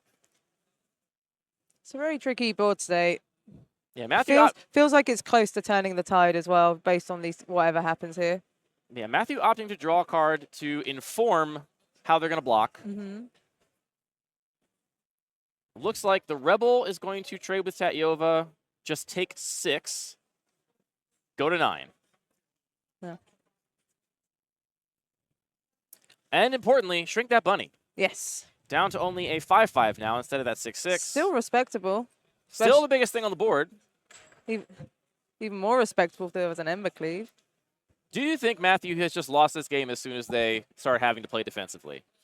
If Matthew thinks they have to let their foot off the gas, do you think the game is lost? I wouldn't say it's lost, but the door is closing. Yeah. I think it becomes the door is closing, and the only thing wedging it open is this little Ember Cleave. Just the tip of an Ember Cleave. And if maybe we can find that, we can turn this around. The Ember Cleave is a door wedge at the moment. Also, Matthew in this tough position, incentivized to main phase spells here. Yep. Because you want to grow the bunny. Although, yeah, you do want to grow the bunny because you're not really threatening lethal yet. So even if you think that the bunny's going to get chump blocked, you've got to give your opponent the reason to chump block the bunny. Also needs to leave 1 mana up if they don't want to risk losing their bunny to some answer. Yep. But may have to decide that, if my opponent has a removal spell, I just have to tap out of it because I don't have the option to hold this mana up. Bunny maths is being counted.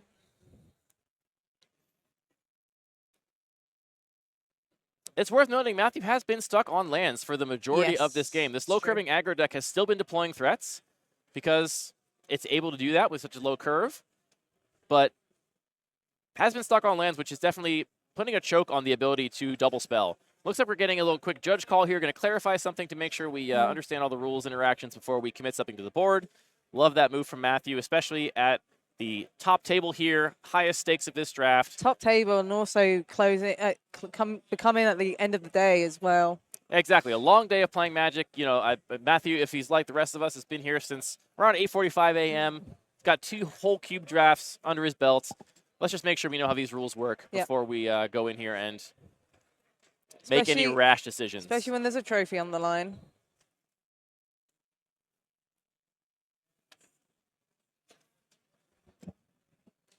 All right, decisive action is being made. Oh, I lied. Maybe not.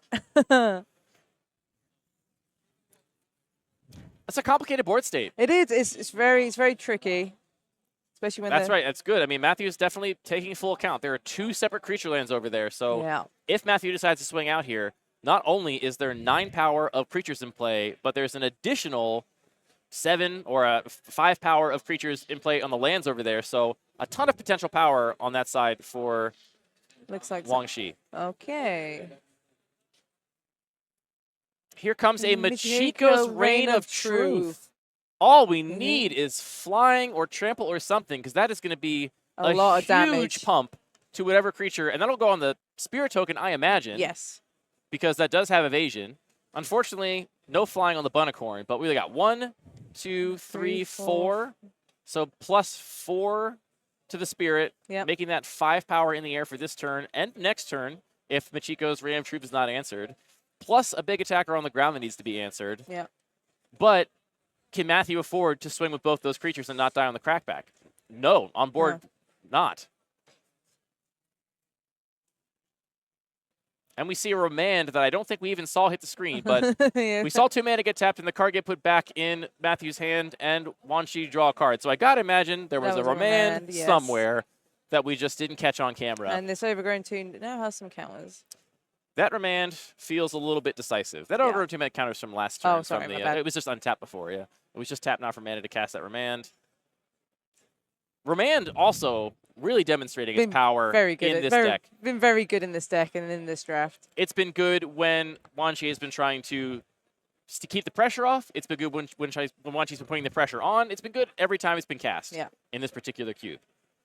I don't think Matthew has attacks here anymore. Because you don't really want to tap for this last mana because you want to keep the L Seed mana up because you need to protect this Bunnycorn. And if you don't have attacks, I mean, the one thing you could do is you could chip in with the... No. If you chip in with the Spirit, you're sacrificing your Elsid next turn as a chump blocker. Yeah. So I think you just got to pass. The L Seed needs to protect the Bunnycorn. And here's the real problem. Don't forget, we have enough mana to just activate the third chapter, the third level of that Druid class, which is going to turn one of these lands into a 1, 2, 3, 4, 5, 6, 7, 7, 8, 8 with haste. So that's something that needs to be chump blocked. And the Bunnycorn can't beat that. No, Bunnycorn is not big enough to beat that. Yeah. The Bunny can do a lot, but it can't do that. Oh, okay. Choosing to get in there. Okay. Take 5. Yeah. Go just to 10. Take some damage. Go to 7. And 7. Now, is Matthew not dead on board? We got 9 power worth of creatures, and we can activate and make a lethal 8/8. You chump block the 8/8 and one of the 3/3s. You take 2. You could animate the Treetop Village and also the Restless Cottage, right? Yes. But then you'd be tapping some of your creature lands that are already Yeah, they're already animated. freeze. So you can only animate one of those. Oh. So not dead on board. And also, you know, in a situation where Wan Shi can't afford to swing out and put Matthew at 2 guaranteed because then he's dead on the crackback. One of these classic like tight races. That's Kodama the West Tree, along with Imprisoned in the Moon and a Misty Rainforest. In Wan Shi's hand. So Imprisoned in the Moon, not going to do anything against Ailsid except for clear the Ailsid. Yes. So right now, if you force the Ailsid to get cleared, then you do have lethal. You got enough to activate Treetop Village, play Imprisoned in the Moon, targeting whatever, either the Ailsid or the Spirit. You just can't target the Bunnycorn because then Matthew could just let the Bunnycorn get turned into a land. Then you animate Treetop Village. You're swinging for 12 against one blocker. I think that's the case. We'll see if Wan Shi agrees or if Wan Shi's worried about some other thing that could be done for 1 red or black mana other than activating the Ailsid. It is a somewhat risky line to blow your Imprisoned in the Moon on one of those dinky little creatures. If there is something doesn't feel great, wild up Matthew's sleeve. Yeah. But if there's nothing in Matthew's hand that he can do with that red or black mana, I'm fairly certain that's just lethal on board. Yeah. And you got to give your opponent the benefit of the doubt and assume that Matthew also saw this, right? This was all face-up information. So if Matthew saw that, shouldn't have made the attack with the Bunnycorn, in which case you got to, you know, assume your opponent is good at Magic and just imagine that they have something for that red or black mana. Yeah. But I think Wan Shi's going to ask the question. Here comes Kodama of the West Tree. Kodama of the West Tree instead. Just going to keep building up a board here and say, I'm going to win this game eventually. The longer this game goes, the control player is more likely to win. So I can see that. Yeah, unless you're just giving more draw steps for Embercleave. That's the only possible out that I think Matthew's going to have at this point. Yep. It does have reach, which is relevant for the Spirit as well. A lot of modified creatures, too. All those lands with +1/+1 counters are modified creatures.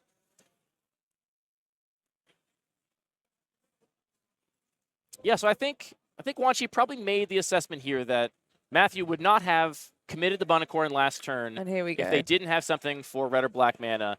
Now forcing at least one block. Yeah. Got to block something. What's in Or hand? have a removal spell. Can't see what's in Matthew's hand. But if you do use that mana, you are going to get your Bunicorn imprisoned in the moon. More fun flavor. The Bunicorn is either wielding an enormous fiery blade, or we are putting it in jail in the moon. With Emrakul. With Emrakul. And pretty soon, I don't know, like Grover. Yeah. Universes Beyond. Yeah. Universes Beyond gives us everything now. So. And then the Doctor will come and save the day and Exactly. free everyone out of the moon. All right, Matthew opting to block with two things here. So basically saying, you know what, this game is too tight. I'm under too much pressure. I cannot afford to actually hold up this Ailset anymore. 8 is it's close to dangerous life total. It's a couple of swings and it becomes a problem. I mean, this game is still, I imagine Matthew, we haven't seen much of Matthew's list. I imagine there are still plenty of outs in that deck. Though I got to say, this block removes Embercleave as one of the outs. Yes. You are no longer going to be able to afford that Embercleave with this few creatures attacking.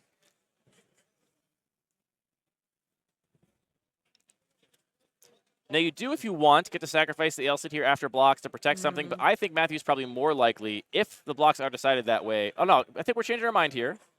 I like this block. I like this block more, personally. But again, I'm in the booth, not in the 2-0 bracket here in the Cartographia Cube. So I really like that. I don't know if Matthew is intentionally trying to play around removal out of Wan Shi, but I really like the fact that he can use the mana on the Staff of the Storyteller in end step and basically hold that mana up all the time, keep cashing it in for a card during end step, and always keeping his creatures safe from sorcery speed removal. Yes.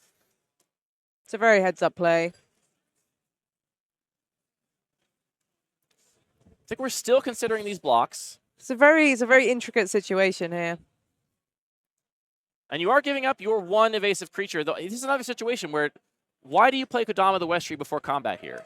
I feel like I'm less likely to give up my spirit token if you don't have any flyers, and I think my out is going to be a chip in for damage here.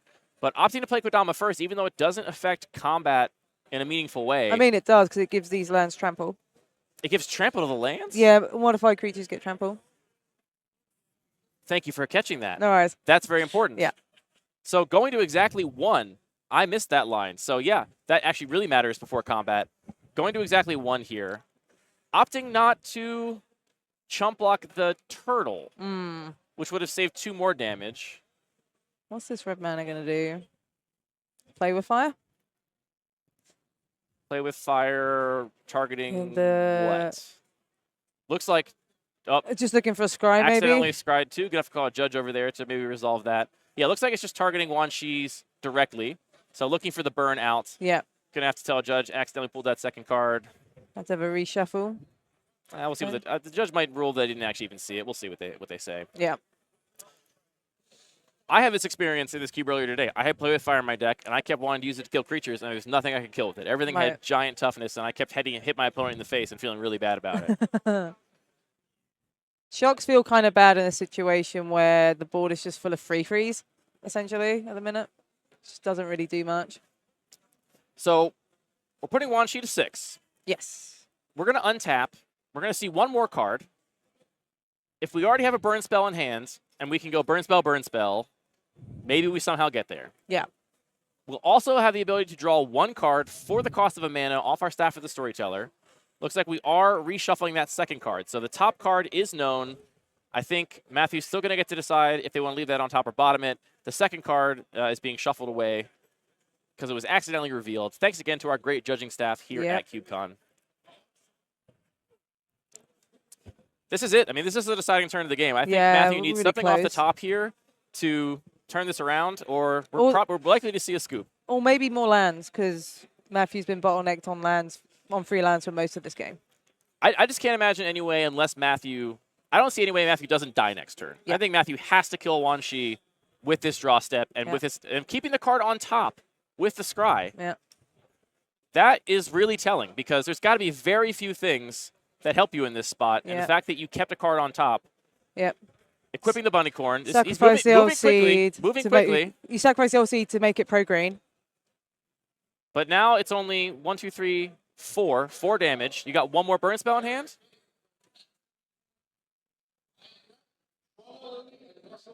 He missed tap, maybe? What's this 1 white spell going to do? Could have Mountain Burn Spell. Sure. Pump spell?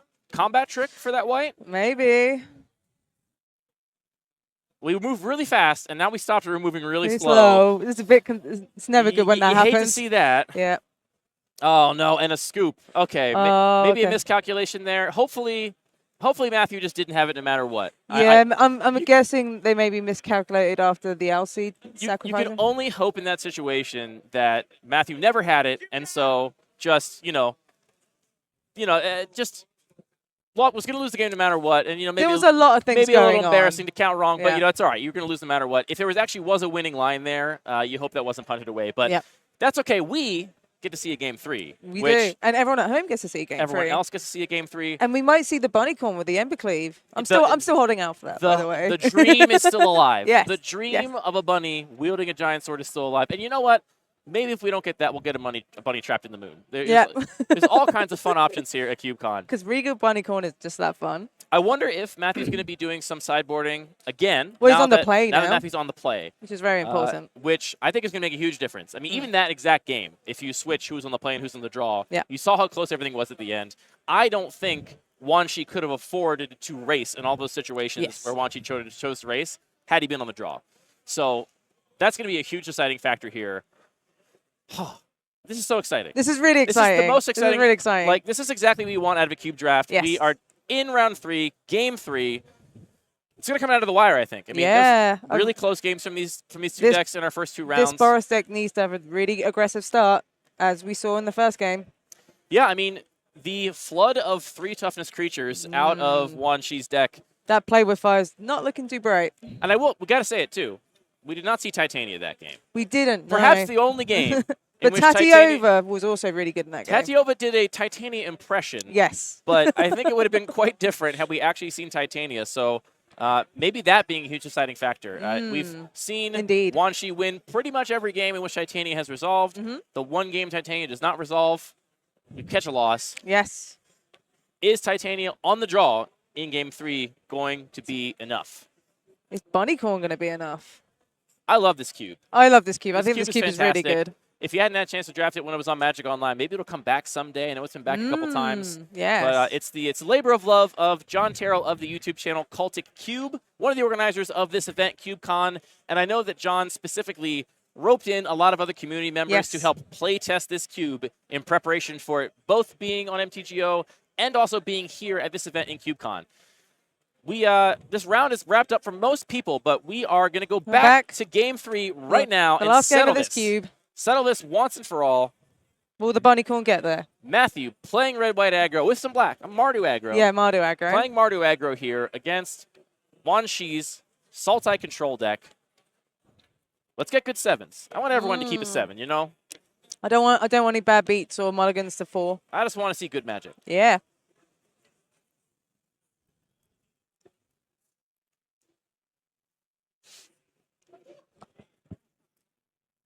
Alrighty. See what people are drawing. We see Druid class, Forest, Island. Dress down, which might be good against the And bunny corn. Also, the other class, both Yes. Druid class yes, yes. and the one that makes a wolf, which I'll remember now, Ranger class. So God damn it, these if D&D cards. Wanshi wants to double class, we can see that. No all right. turn 1 play from Matthew. No 1-drop out of Matthew, which that's got to sting a little bit, but Matthew chose to keep the hand. Hopefully we have a punishing 2-3 sequence Yes. to make up for the lack of a 1-drop. Going and getting Jetmir's Garden here. Is this just in the deck because it's a red-white fixing land that can be cycled late, or is there some green looming around here somewhere? Or is there like a converge spell or a domain spell that just perhaps a Maybe prismatic ending. yes, something like that could be floating around. It's very easy to splash cards like prismatic ending. Even leyline bindings are a really good example as well. Leyline Binding, fantastic. Yeah. It'll be really good in this matchup too. Yeah. Now, we are timing rounds here at CubeCon, and so there are 9 minutes left in the round. That means these players are going to have 9 minutes, and they are going to go 2 turns, as you would in any tournament. Magic, this is a competitive event, so that's how things are run here. So this 9 minutes is critical for our players to make sure that we get this match wrapped up in time. And I would say especially critical for Matthew. Yes. If this game is going to be won quickly, it's probably going to be won quickly by Matthew. The aggro player. And nobody wants to draw, I'll tell you that much. No, drawing, it would be a really sort of subdued result compared to what's happened. Here's a pretty good aggro creature. Porcelain Legionnaire. Porcelain Legionnaire coming down. 3/1 first strike. Paying that Phyrexian mana. One of the best mono red cards in Vintage Cube. This card is also, it just blocks so well, too. Yeah, first strike is does really everything. relevant. And it's a 3/1, so it's going to block those tokens, the Titania and It's gonna Tatiova block tokens all as well, of those really three. well. I mean, that's just a very clean answer Yes. to Titania, which sounds ridiculous to say, but given how free toughness, how important that is in this control right. deck. But now that it's in play, Yeah. answers to it are inefficient. Yes. This control deck of Wan Shi does not have cheap, efficient answers to things. Ooh, Ooh, and a there's Captain's Claw. Claws. Now my Porcelain Legionnaire is also a Goblin Rabble Master. How do you feel about that? I feel Oh. bad about it. That's how I feel about it. And it's so bad, I'm going to cast Lose Focus. But I'm still and gonna counter it. I'm still gonna hit you for it in the face. All right, fine. Take 3, I guess. 17 all.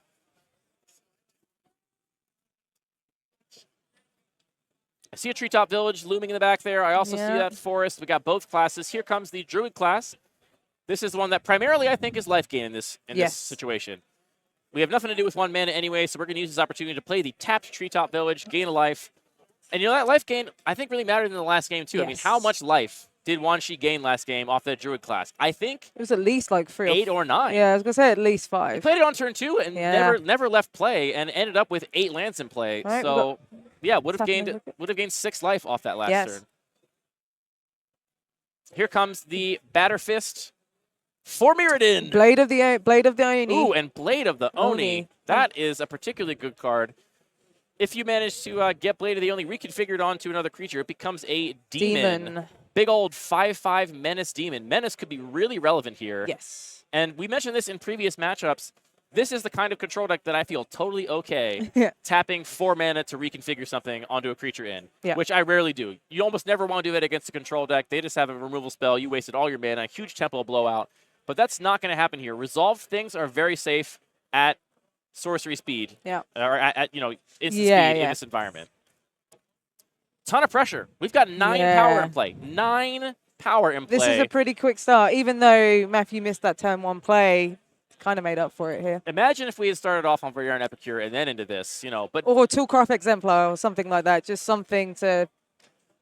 regardless, 9 Aggression. power in play against no board presence Yeah. for Wan Shi. We do have a Treetop Village, so that is effective board presence. That can be turned into a 3/3 Yep. and, Doesn't block Trade this. off with- It doesn't block this Porcelain Legionnaire well, though. doesn't block Legionnaire. You definitely Nope. don't want to trade off with the Rebel token because you Right. still leave most of the value of that behind with that Batter Fist. You'd be happy probably to trade it for the Blade of the Oni, but that has Menace, does it not? I believe Yes, it does. Lady Oni. It turns the demon. It has menace. But I think it also has Menace when it's just a 3/1. It does, yeah. Yeah. So the Blade of the Oni also has Menace just naturally. So really not even good blocks, even if you do have three toughest creatures you can put in play right now. Perhaps Wan Shi's so demoralized, just deciding to walk away. I think one she has a dress down. Ooh. Dress I down. think dress down with reconfigure. Dress down things. does a lot of interesting things Yes. on this board. I'm fairly certain I saw a dress down, and dress down being the confusing card it can be with It's all the layers. Especially confusing with this combination of equipments. Yes. On this board right now, what Dress Down would do is remove Menace from Blade of the Oni, remove First Strike from Porcelain Legionnaire, and not affect the Rebel token. I'm Yes. fairly sure. Again, I'm not a judge, so obviously I think we're getting clarification from our judging staff right now to make sure that Wan Shi is making decisions with full information Yep. available to him. If we see this, if this Blade of the Oni reconfigured onto something else, though, then the Dress Down gets a lot more interesting. Yes. Matthew gets to sit here and think about the next couple lines, next couple sequences. Gets to daydream about Bunny Corn and Embercleave, like I am. Ooh. I mean, Embercleave looking disgusting on this board. Right? We have 3 creatures now. Mana's also good as well. Mana's good. This is exactly the situation where Yeah. Embercleave could steal a game, kind of regardless of whatever your opponent Yeah. can put in play. And Matthew's just like, I want to go. I just want to keep playing. I'm not a judge here. I think we're likely to get an extension Yes. on this match after this rules clarification. This time spent clarifying rules generally is not going to count against the match timer. So we started this game with 9 minutes left. Probably going to get an extension of Yeah. the last 2 minutes we spent dealing with that. Just going to untap. There is a dress down in There is hand. dress down in yeah, hand. thought so. We do have forest. I think I see Torrential Gearhulk looming back there as Yeah, well. you Not got- relevant right now. got Also a Waterlogged Waterlogged Grove.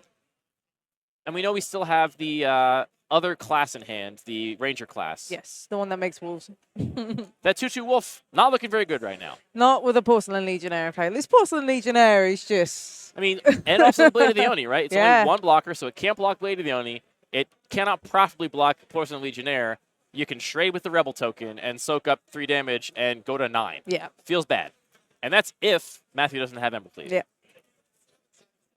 A lot could go on here. And this is where you made a really great point about once you know Embercleave is a possibility. You got to play around it, right? You have to you have to respect the cleave. Well, more importantly, you have to just like decide whether you're going to respect it or not, right? Yes. It may be that Wanshi makes the assessment that, you know what, if you've got it, I'm just going to lose. I can't afford to play around that, so I'm not going to. Instead, we see 3 mana to level up the Druid class. So a lot of lands in hand. Happy to keep playing additional lands a turn. We're also going to deploy our second class, Ranger class, make that Wolf. Yep. But again, that Wolf token, not a good blocker right now. It would probably trade with the Rebel token, I imagine, if it gets the block. Ooh, Experimental Synthesizer, one of my favorite commons. And there's the bunny. Don't you love when your experimental synthesizer finds your bunny? I like it when my space egg finds a bunny. We've got the mana for the bunny. It's going to be a big bunny as well. It's going to be a big bunny. 1, 2, 3, 4, 5, 6. Yeah, it would be a 6/6 bunny right now. Yeah. Reconfiguring that. Reconfiguring the bunny with a Blade of Oni. I actually don't know how that works because it's star. It doesn't get +1/+1. No. Its power and toughness is equal to star. Yeah. I think you might actually be downgrading it. Sure, We do see the block we talked about. We do see Wanshi taking 6, though he has gained some more life off of that Druid class. So just going to 11 now. Here comes the bunny. Yep.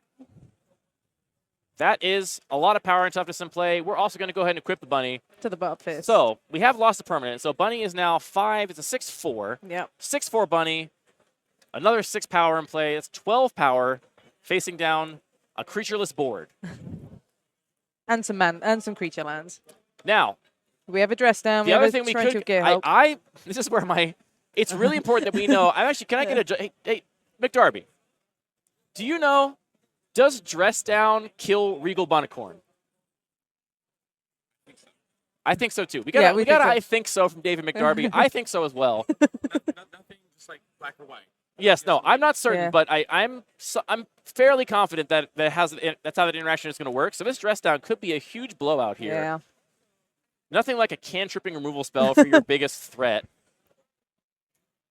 that also makes your other creatures worse. And if we're just passing the turn, I think what I'm expecting to see is dress down, Yep. kill your Bunicorn, Yes. animate my Treetop Village, block something. Or maybe the Restless Cottage. What's the power toughness on I Restless think it's a Cottage? 3/4. It's 3/4. I think it's a 3/4 or 3/3. Let's see here. Restless Cottage becomes a 4/4. Oh, okay. But for 4 Was even mana. wrong. We Okay. don't have mana to do that and dress down. So maybe do that. Maybe just threatening the animation of the. There's a Besieger Restless who Village. endures as well that can deal with a lot of things here as well. What do you Beseiju? I mean, you got a lot of juicy targets for that Beseiju. Yeah. Nothing totally obvious.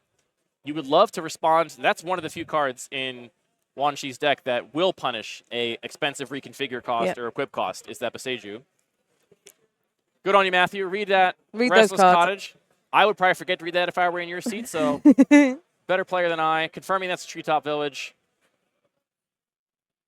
So Wanshi gets to basically say, all right, I can threaten to make a 4/4, which means that you're throwing your Porcelain Legionnaire into the fire if you want to swing in, or I'll trade with the bunny maybe. There's another judge in But I don't think Matthew's going to see this dress down coming. We No. haven't seen it in the first 2 games, It's going to be such a blowout. and it's going to be quite good. It's not fully going to stabilize. It's a powerful play. It's enough for the aggro deck to just lose that aggression that's needed. So here's a Legion's Landing. 1 mana, 2 more permanents. The bunny groweth.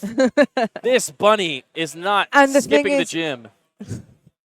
And the thing is here, we can try and flip the Legion's Landing in as well to keep making those vampire tokens.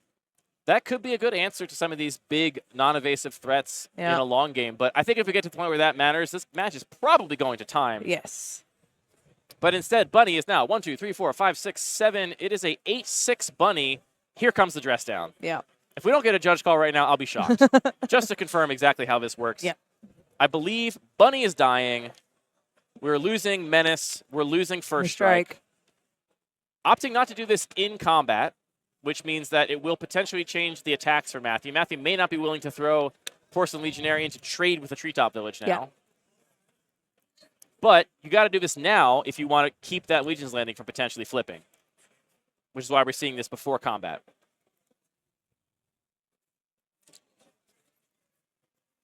Bye-bye, Bunnycorn. All right. Hey, we understand the rules of Magic. Isn't it nice when we understand the rules of understand what Magic? dress down does. We are still getting into the red zone, though. Matthew says, all right, fine. You can take my bunny, but I will take your life. And this is perhaps, I think, the trade. Yes. You're going to... I think at this point with the Legionnaire, now Matthew does have black. I'm sorry, with the Blade of the Oni. Yeah. I think you got to be more afraid of Blade than Legionnaire, unless you're just planning to save the Boseiju for it and you want to bait Matthew into an expensive reconfigure, which is maybe what we're seeing here. Yeah. Because Boseiju is in hand. Oh, we're just going to do it right now. Yeah.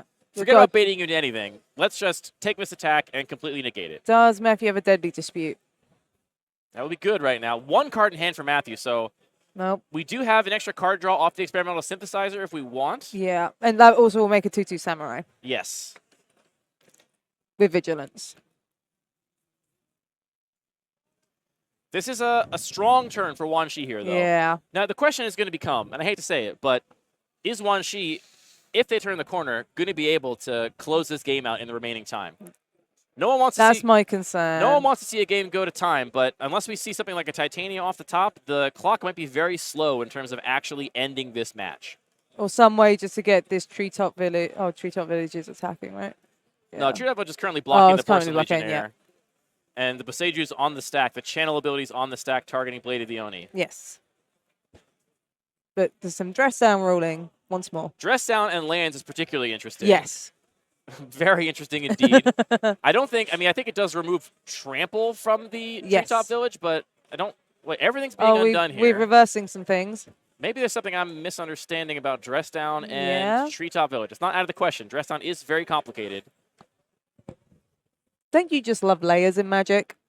I mean, yes. I would say Magic is like an ogre or onions. It's got many complicated layers. The deeper you go, the more you cry. That you need to become a certified judge to understand. Yeah. So it looks like this attack is just maybe happening now. No blocks? Or perhaps they're discussing how to do this rollback, if at all? This will be another time extension, I assume. Definitely a really complicated situation here. Dress Down tends to do this to complicated board states like this. Yes. Interacts with so many cards in so many strange and novel ways. Also, did we not see the Druid class leveled up to 2? Why is that on 1? I don't know. Did a dice get knocked in the shuffle here? Maybe. Pretty sure we saw that Druid class up to 2 the same turn we saw the... All right, so we did animate the Treetop Village. We are not going to Boseiju. Oh, here's what happened. Treetop Village does not have the ability to tap for green mana. Oh, sure. What Wan Shi tried to do was animate the Treetop Village, block, then afterwards channel Boseiju. But because of Dress Down, Treetop Village does not have the ability to tap for green because it's a creature and it loses all abilities. We got there. We solved the puzzle from just the video feed. I wonder if we can get an update from production on what the actual game timer is now with the, I imagine, multiple extensions we've had. We got a whole conference room or a whole convention center room of people waiting for this round to end so the next 50 drafts can fire. Yes. That's not an exaggeration. 50 drafts. But I can see the group of people right in front of me. But this is important. None of us want to see this end in a draw unless it has to, so... It's the way it goes sometimes, unfortunately. So Wan Shi's untapped. Yep. We know about the Boseiju, and now we see Torrential Gearhulk too. No instance in the yard unless I'm mistaken, though. No, it's just a Treetop Village and a Dress Down. Yeah. But you can just play it as a 6/6 and just go to town. You can get a 5/6 reach flash. That's easy. Oh, no reach, just flash. Sorry. Yeah. Yeah, they just realized that is in fact on 2, so that dice did get knocked over in the shuffle there. So here comes 2 land drops. Okay, we're in turns. We're officially in turns. That green dice is going to indicate this is turn 1. I think it would take a small miracle for Wan Shi to end this in what is going to be 3 of his own turns, including this one. Yes. He's going to get 2 more turns of his own after this, in which he has to deal 14 damage This through... this Gear Hulk needs to come down pretty soon. Yeah, 14 damage through 2 blockers, one of which has lifelink, and a onboard blocker in the form of the experimental synthesizer. Yes. The question is, can Matthew win it? It's going to be difficult, especially now Wan Chi is just gaining passive life through just playing lands. It might just be enough for him to stay alive. Yeah, and the 5/6 is going to eat something and be a big roadblock to further damage. Yeah, and this Legion land is not going to flip either, so you don't really have a way to make tokens or gain life. It's just... Well, you could flip the Legion's landing right if you made the Samurai token off the synthesizer and swung out. But that's very committal. That may be one of the only ways you can actually lose if you're Matthew in these 3 turns. And maybe you just don't want to risk it, and you're like, well, look, if I'm not going to win either, this is just going to be a draw, which admittedly none of us want to see, but it's looking likely, Magic unfortunately. do be like that sometimes. Yeah. You can only activate Experimental Synthesizer as a sorcery, so can't see that instant speed, which means that Matthew did pass with a lot of mana up and chose not to, during his own turn, activate that synthesizer, indicating something to do with that mana, right? There's something in his hand that he can do. Yeah. But we just don't know what that card something instant speed, no idea what it is. Otherwise, can't imagine why you wouldn't have made that Samurai last turn off the synthesizer. Yeah. Now everyone's just in the tank, just thinking how they can win this game in the next 4 turns. This is, of course, the curse of going to turns, as they are always the longest turns. Yes. If they're not decided immediately, because everyone wants to make sure they don't miss any small edge when literally every turn matters. And as there's no time restriction on turns, they can take as long as they like. They can still get dinged for slow play if the judges deem their behavior to be intentionally dragging things out. But yes, on paper, these turns can take as long as they need to take. And this is what happens when you dress down the bunny corn. Yeah, I'm so sad about our bunny friend. I know, right? All right. So Titania, I think, would potentially have a chance of closing this game out. I don't see any other card in Tatiova maybe, because there is enough lands. The one thing I could maybe see is if somehow Wan Shi baits Matthew into an all-out attack and activates the 3rd chapter of Druid class, which will make right now a 7/7, and gets in 2 good hits with it. Yeah. It's a lot. It's a lot to go right. Well, the 7/7 have trample. We see the 3 happen right now. We're just doing it on this turn. Yep. 7/7 does not have trample. Does have haste. This just going to eat a chump block from a vampire, one imagines, unless that instant in hand from Matthew can deal with a 7/7. Animated lands, tricky kinds of creatures to remove. Yes. Because, and importantly, this is something that's really interesting about the creature lands from this most recent set, from Wilds of Eldraine. They have their abilities regardless of whether you've activated them to turn them into creatures. Yes, so correct. Even though Wan Shi has not paid the activated ability on the cottage, it still has all of the abilities that the animated creature has, even though it's been animated through different means, which is not true of other creature lands. So we do get to exile that card from the graveyard on attack. Matthew choosing to take the damage. I guess we're looking for a sort of Embercleave out here. So here we go. We did see nothing instant speed that turn, though, with that mana. And make a 2/2 Samurai. Yeah, we didn't see anything instant speed with that mana. I wonder why we didn't see that Samurai last turn. I'm sure there's a good reason.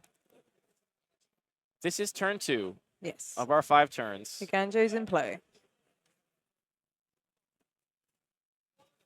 What do you got for 3 mana and 2 cards, Matthew? What trick do you have up your sleeve? Oh, being aggressive. Let's go to 5. Keeping the Samurai back. It's got Summoning Sickness, so no choice here. But I'll go 6, sorry. Yes, Experiment of Synthesizer is such a good card. It's really fun. It's one of these, cool little trinket cards that just lets you take a lot of game actions, move a lot of cardboard around. It's one of my favorite commons printed in the last, few years. All right, so we just take the damage on Wan Shi's side. Then we see the Samurai equipped with the Batter Fist, make it into a 3/1 Vigilance. Yep. 2 mana up, 2 cards in hand for Matthew. And we can threaten this Legion's Landing next turn as well. Oop. Tapping out for something else. Yeah. What do we got here? Nope. What are we doing? This strikes me as a risky line from Matthew. I'm not sure what this next spell is going to be, but Matthew's put himself in a position where unless this spell is going to either deal with that Restless Cottage Yep. or put another blocker in play, Yeah. he's one removal spell away from just losing this game. Yes, for sure.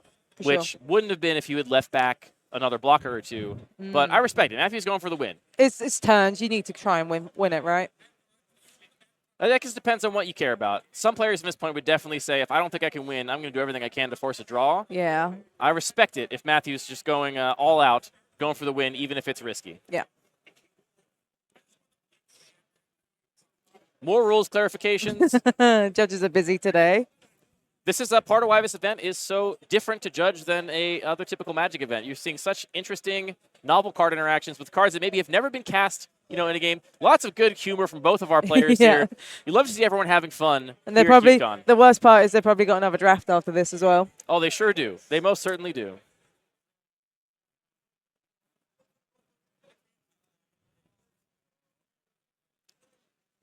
All right.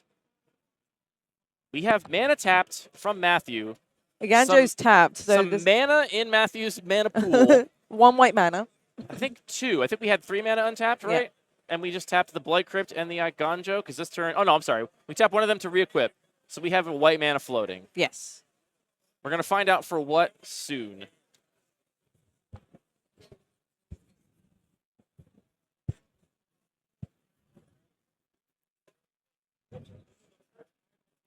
And back to another judge conversation.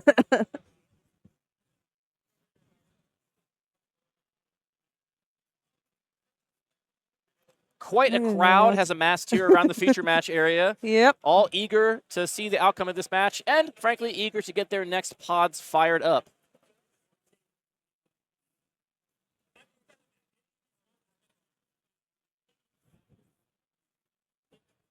This is what happens when you have a control deck in all 3 rounds, winning most of their games in a cube like the Cartographia Cube. And with Dress Down in the deck as well. Absolutely. And don't forget, for those of you that may have played this cube in paper, so the Iganjo's tapped. Ooh, so Imprison in the Moon. The Iganjo's tapped, and nothing was... That mana was not spent on anything, I believe? No. Did Matthew tap that Iganjo and then forget in all of the thinking that he did? I think he just realized. And if that was Imprisoned in the Moon, then perhaps the reality I described might be realized right now. No Bunnycorns in the Moon, though. And, there it is. Yep. Do you have something in response to my removal spell, or are you dead?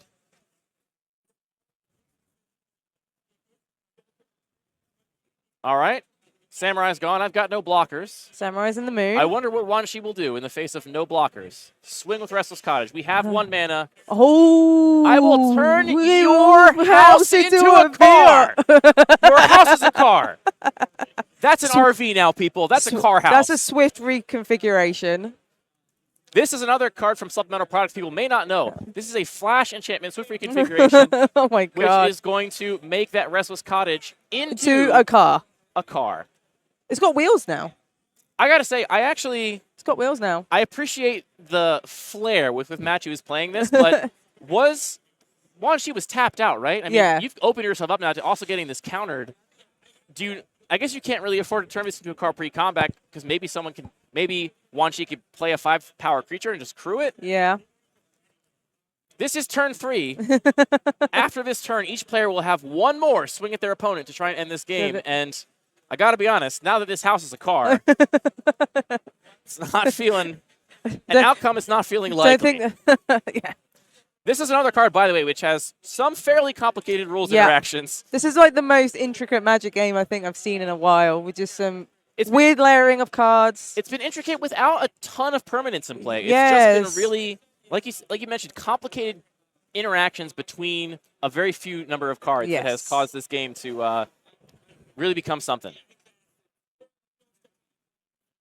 It's a pretty good out, though. Your house is a car now. You get a car. You get a car. You get a car. The Bunnycorn doesn't get a car, though. No. Poor fella. God rest the bunny corn. We all miss the bunny corn days, the salad days of this draft when bunny corn was around. Feels like forever ago. We're getting so punch drunk in the booth here. All right, turn 4. This is Matthew's last chance to somehow clear Wan Shi. And Wan Shi's got no blockers. Yep.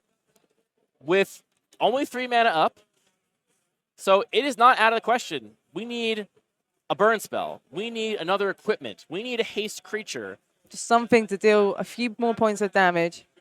We can reconfigure. Wait, we can Reconfigure reconfigure onto the vampire. vampire and then equip the batter fist. And if there's nothing, that's lethal. That makes a 6/4 exactly lethal Menace on turn 4. of turns. What's that white mana? What are we doing? Tapping that white mana again. Matthew, I'm freaking out. Come on. Toolcar. Okay. Okay, why are we doing that, though? What does that do? Are you passing the turn? What's happening? Did he not see the line? Matthew, no, don't do it. Don't pass the turn. Oh, no! no! Okay, we had to beside you anyway. Okay. So that actually wouldn't have worked. But would have been cool to see it happen. Yep. Here comes Tadiova. Is there any way we can possibly end this game with Tatyova? No. It's too late in turns. Can't deal 7 damage through 3 blockers. Ugh. You hate to see Yeah. a game like this and a beautiful draft like this ending on a draw, but that's how Magic goes. Sometimes it does happen like that. Yep. That was a thrill to watch nonetheless. Yes. These players were extremely deliberate, extremely careful, a lot of skill on display here to get to that point in the game, manage all these complex interactions between cards, really put on a great show for us. Yes. And a cottage turned into a car. We got to see a cutter straight into a car, Yes. which is a third level dream Yep. behind a bunny wielding a sword or a bunny being imprisoned in the moon. We're over time here Yep. at CubeCon. So that's going to be it from Emma Partlow and I in the booth. Thank you, Emma. It's been a pleasure Thank doing you. coverage with Yep, you. it's been a blast. We will be right back with different people in the booth covering the Creative Cube. We have McDarby and Parnell up next to talk about the Creative Cube, a very different environment, more Cube. Don't go anywhere.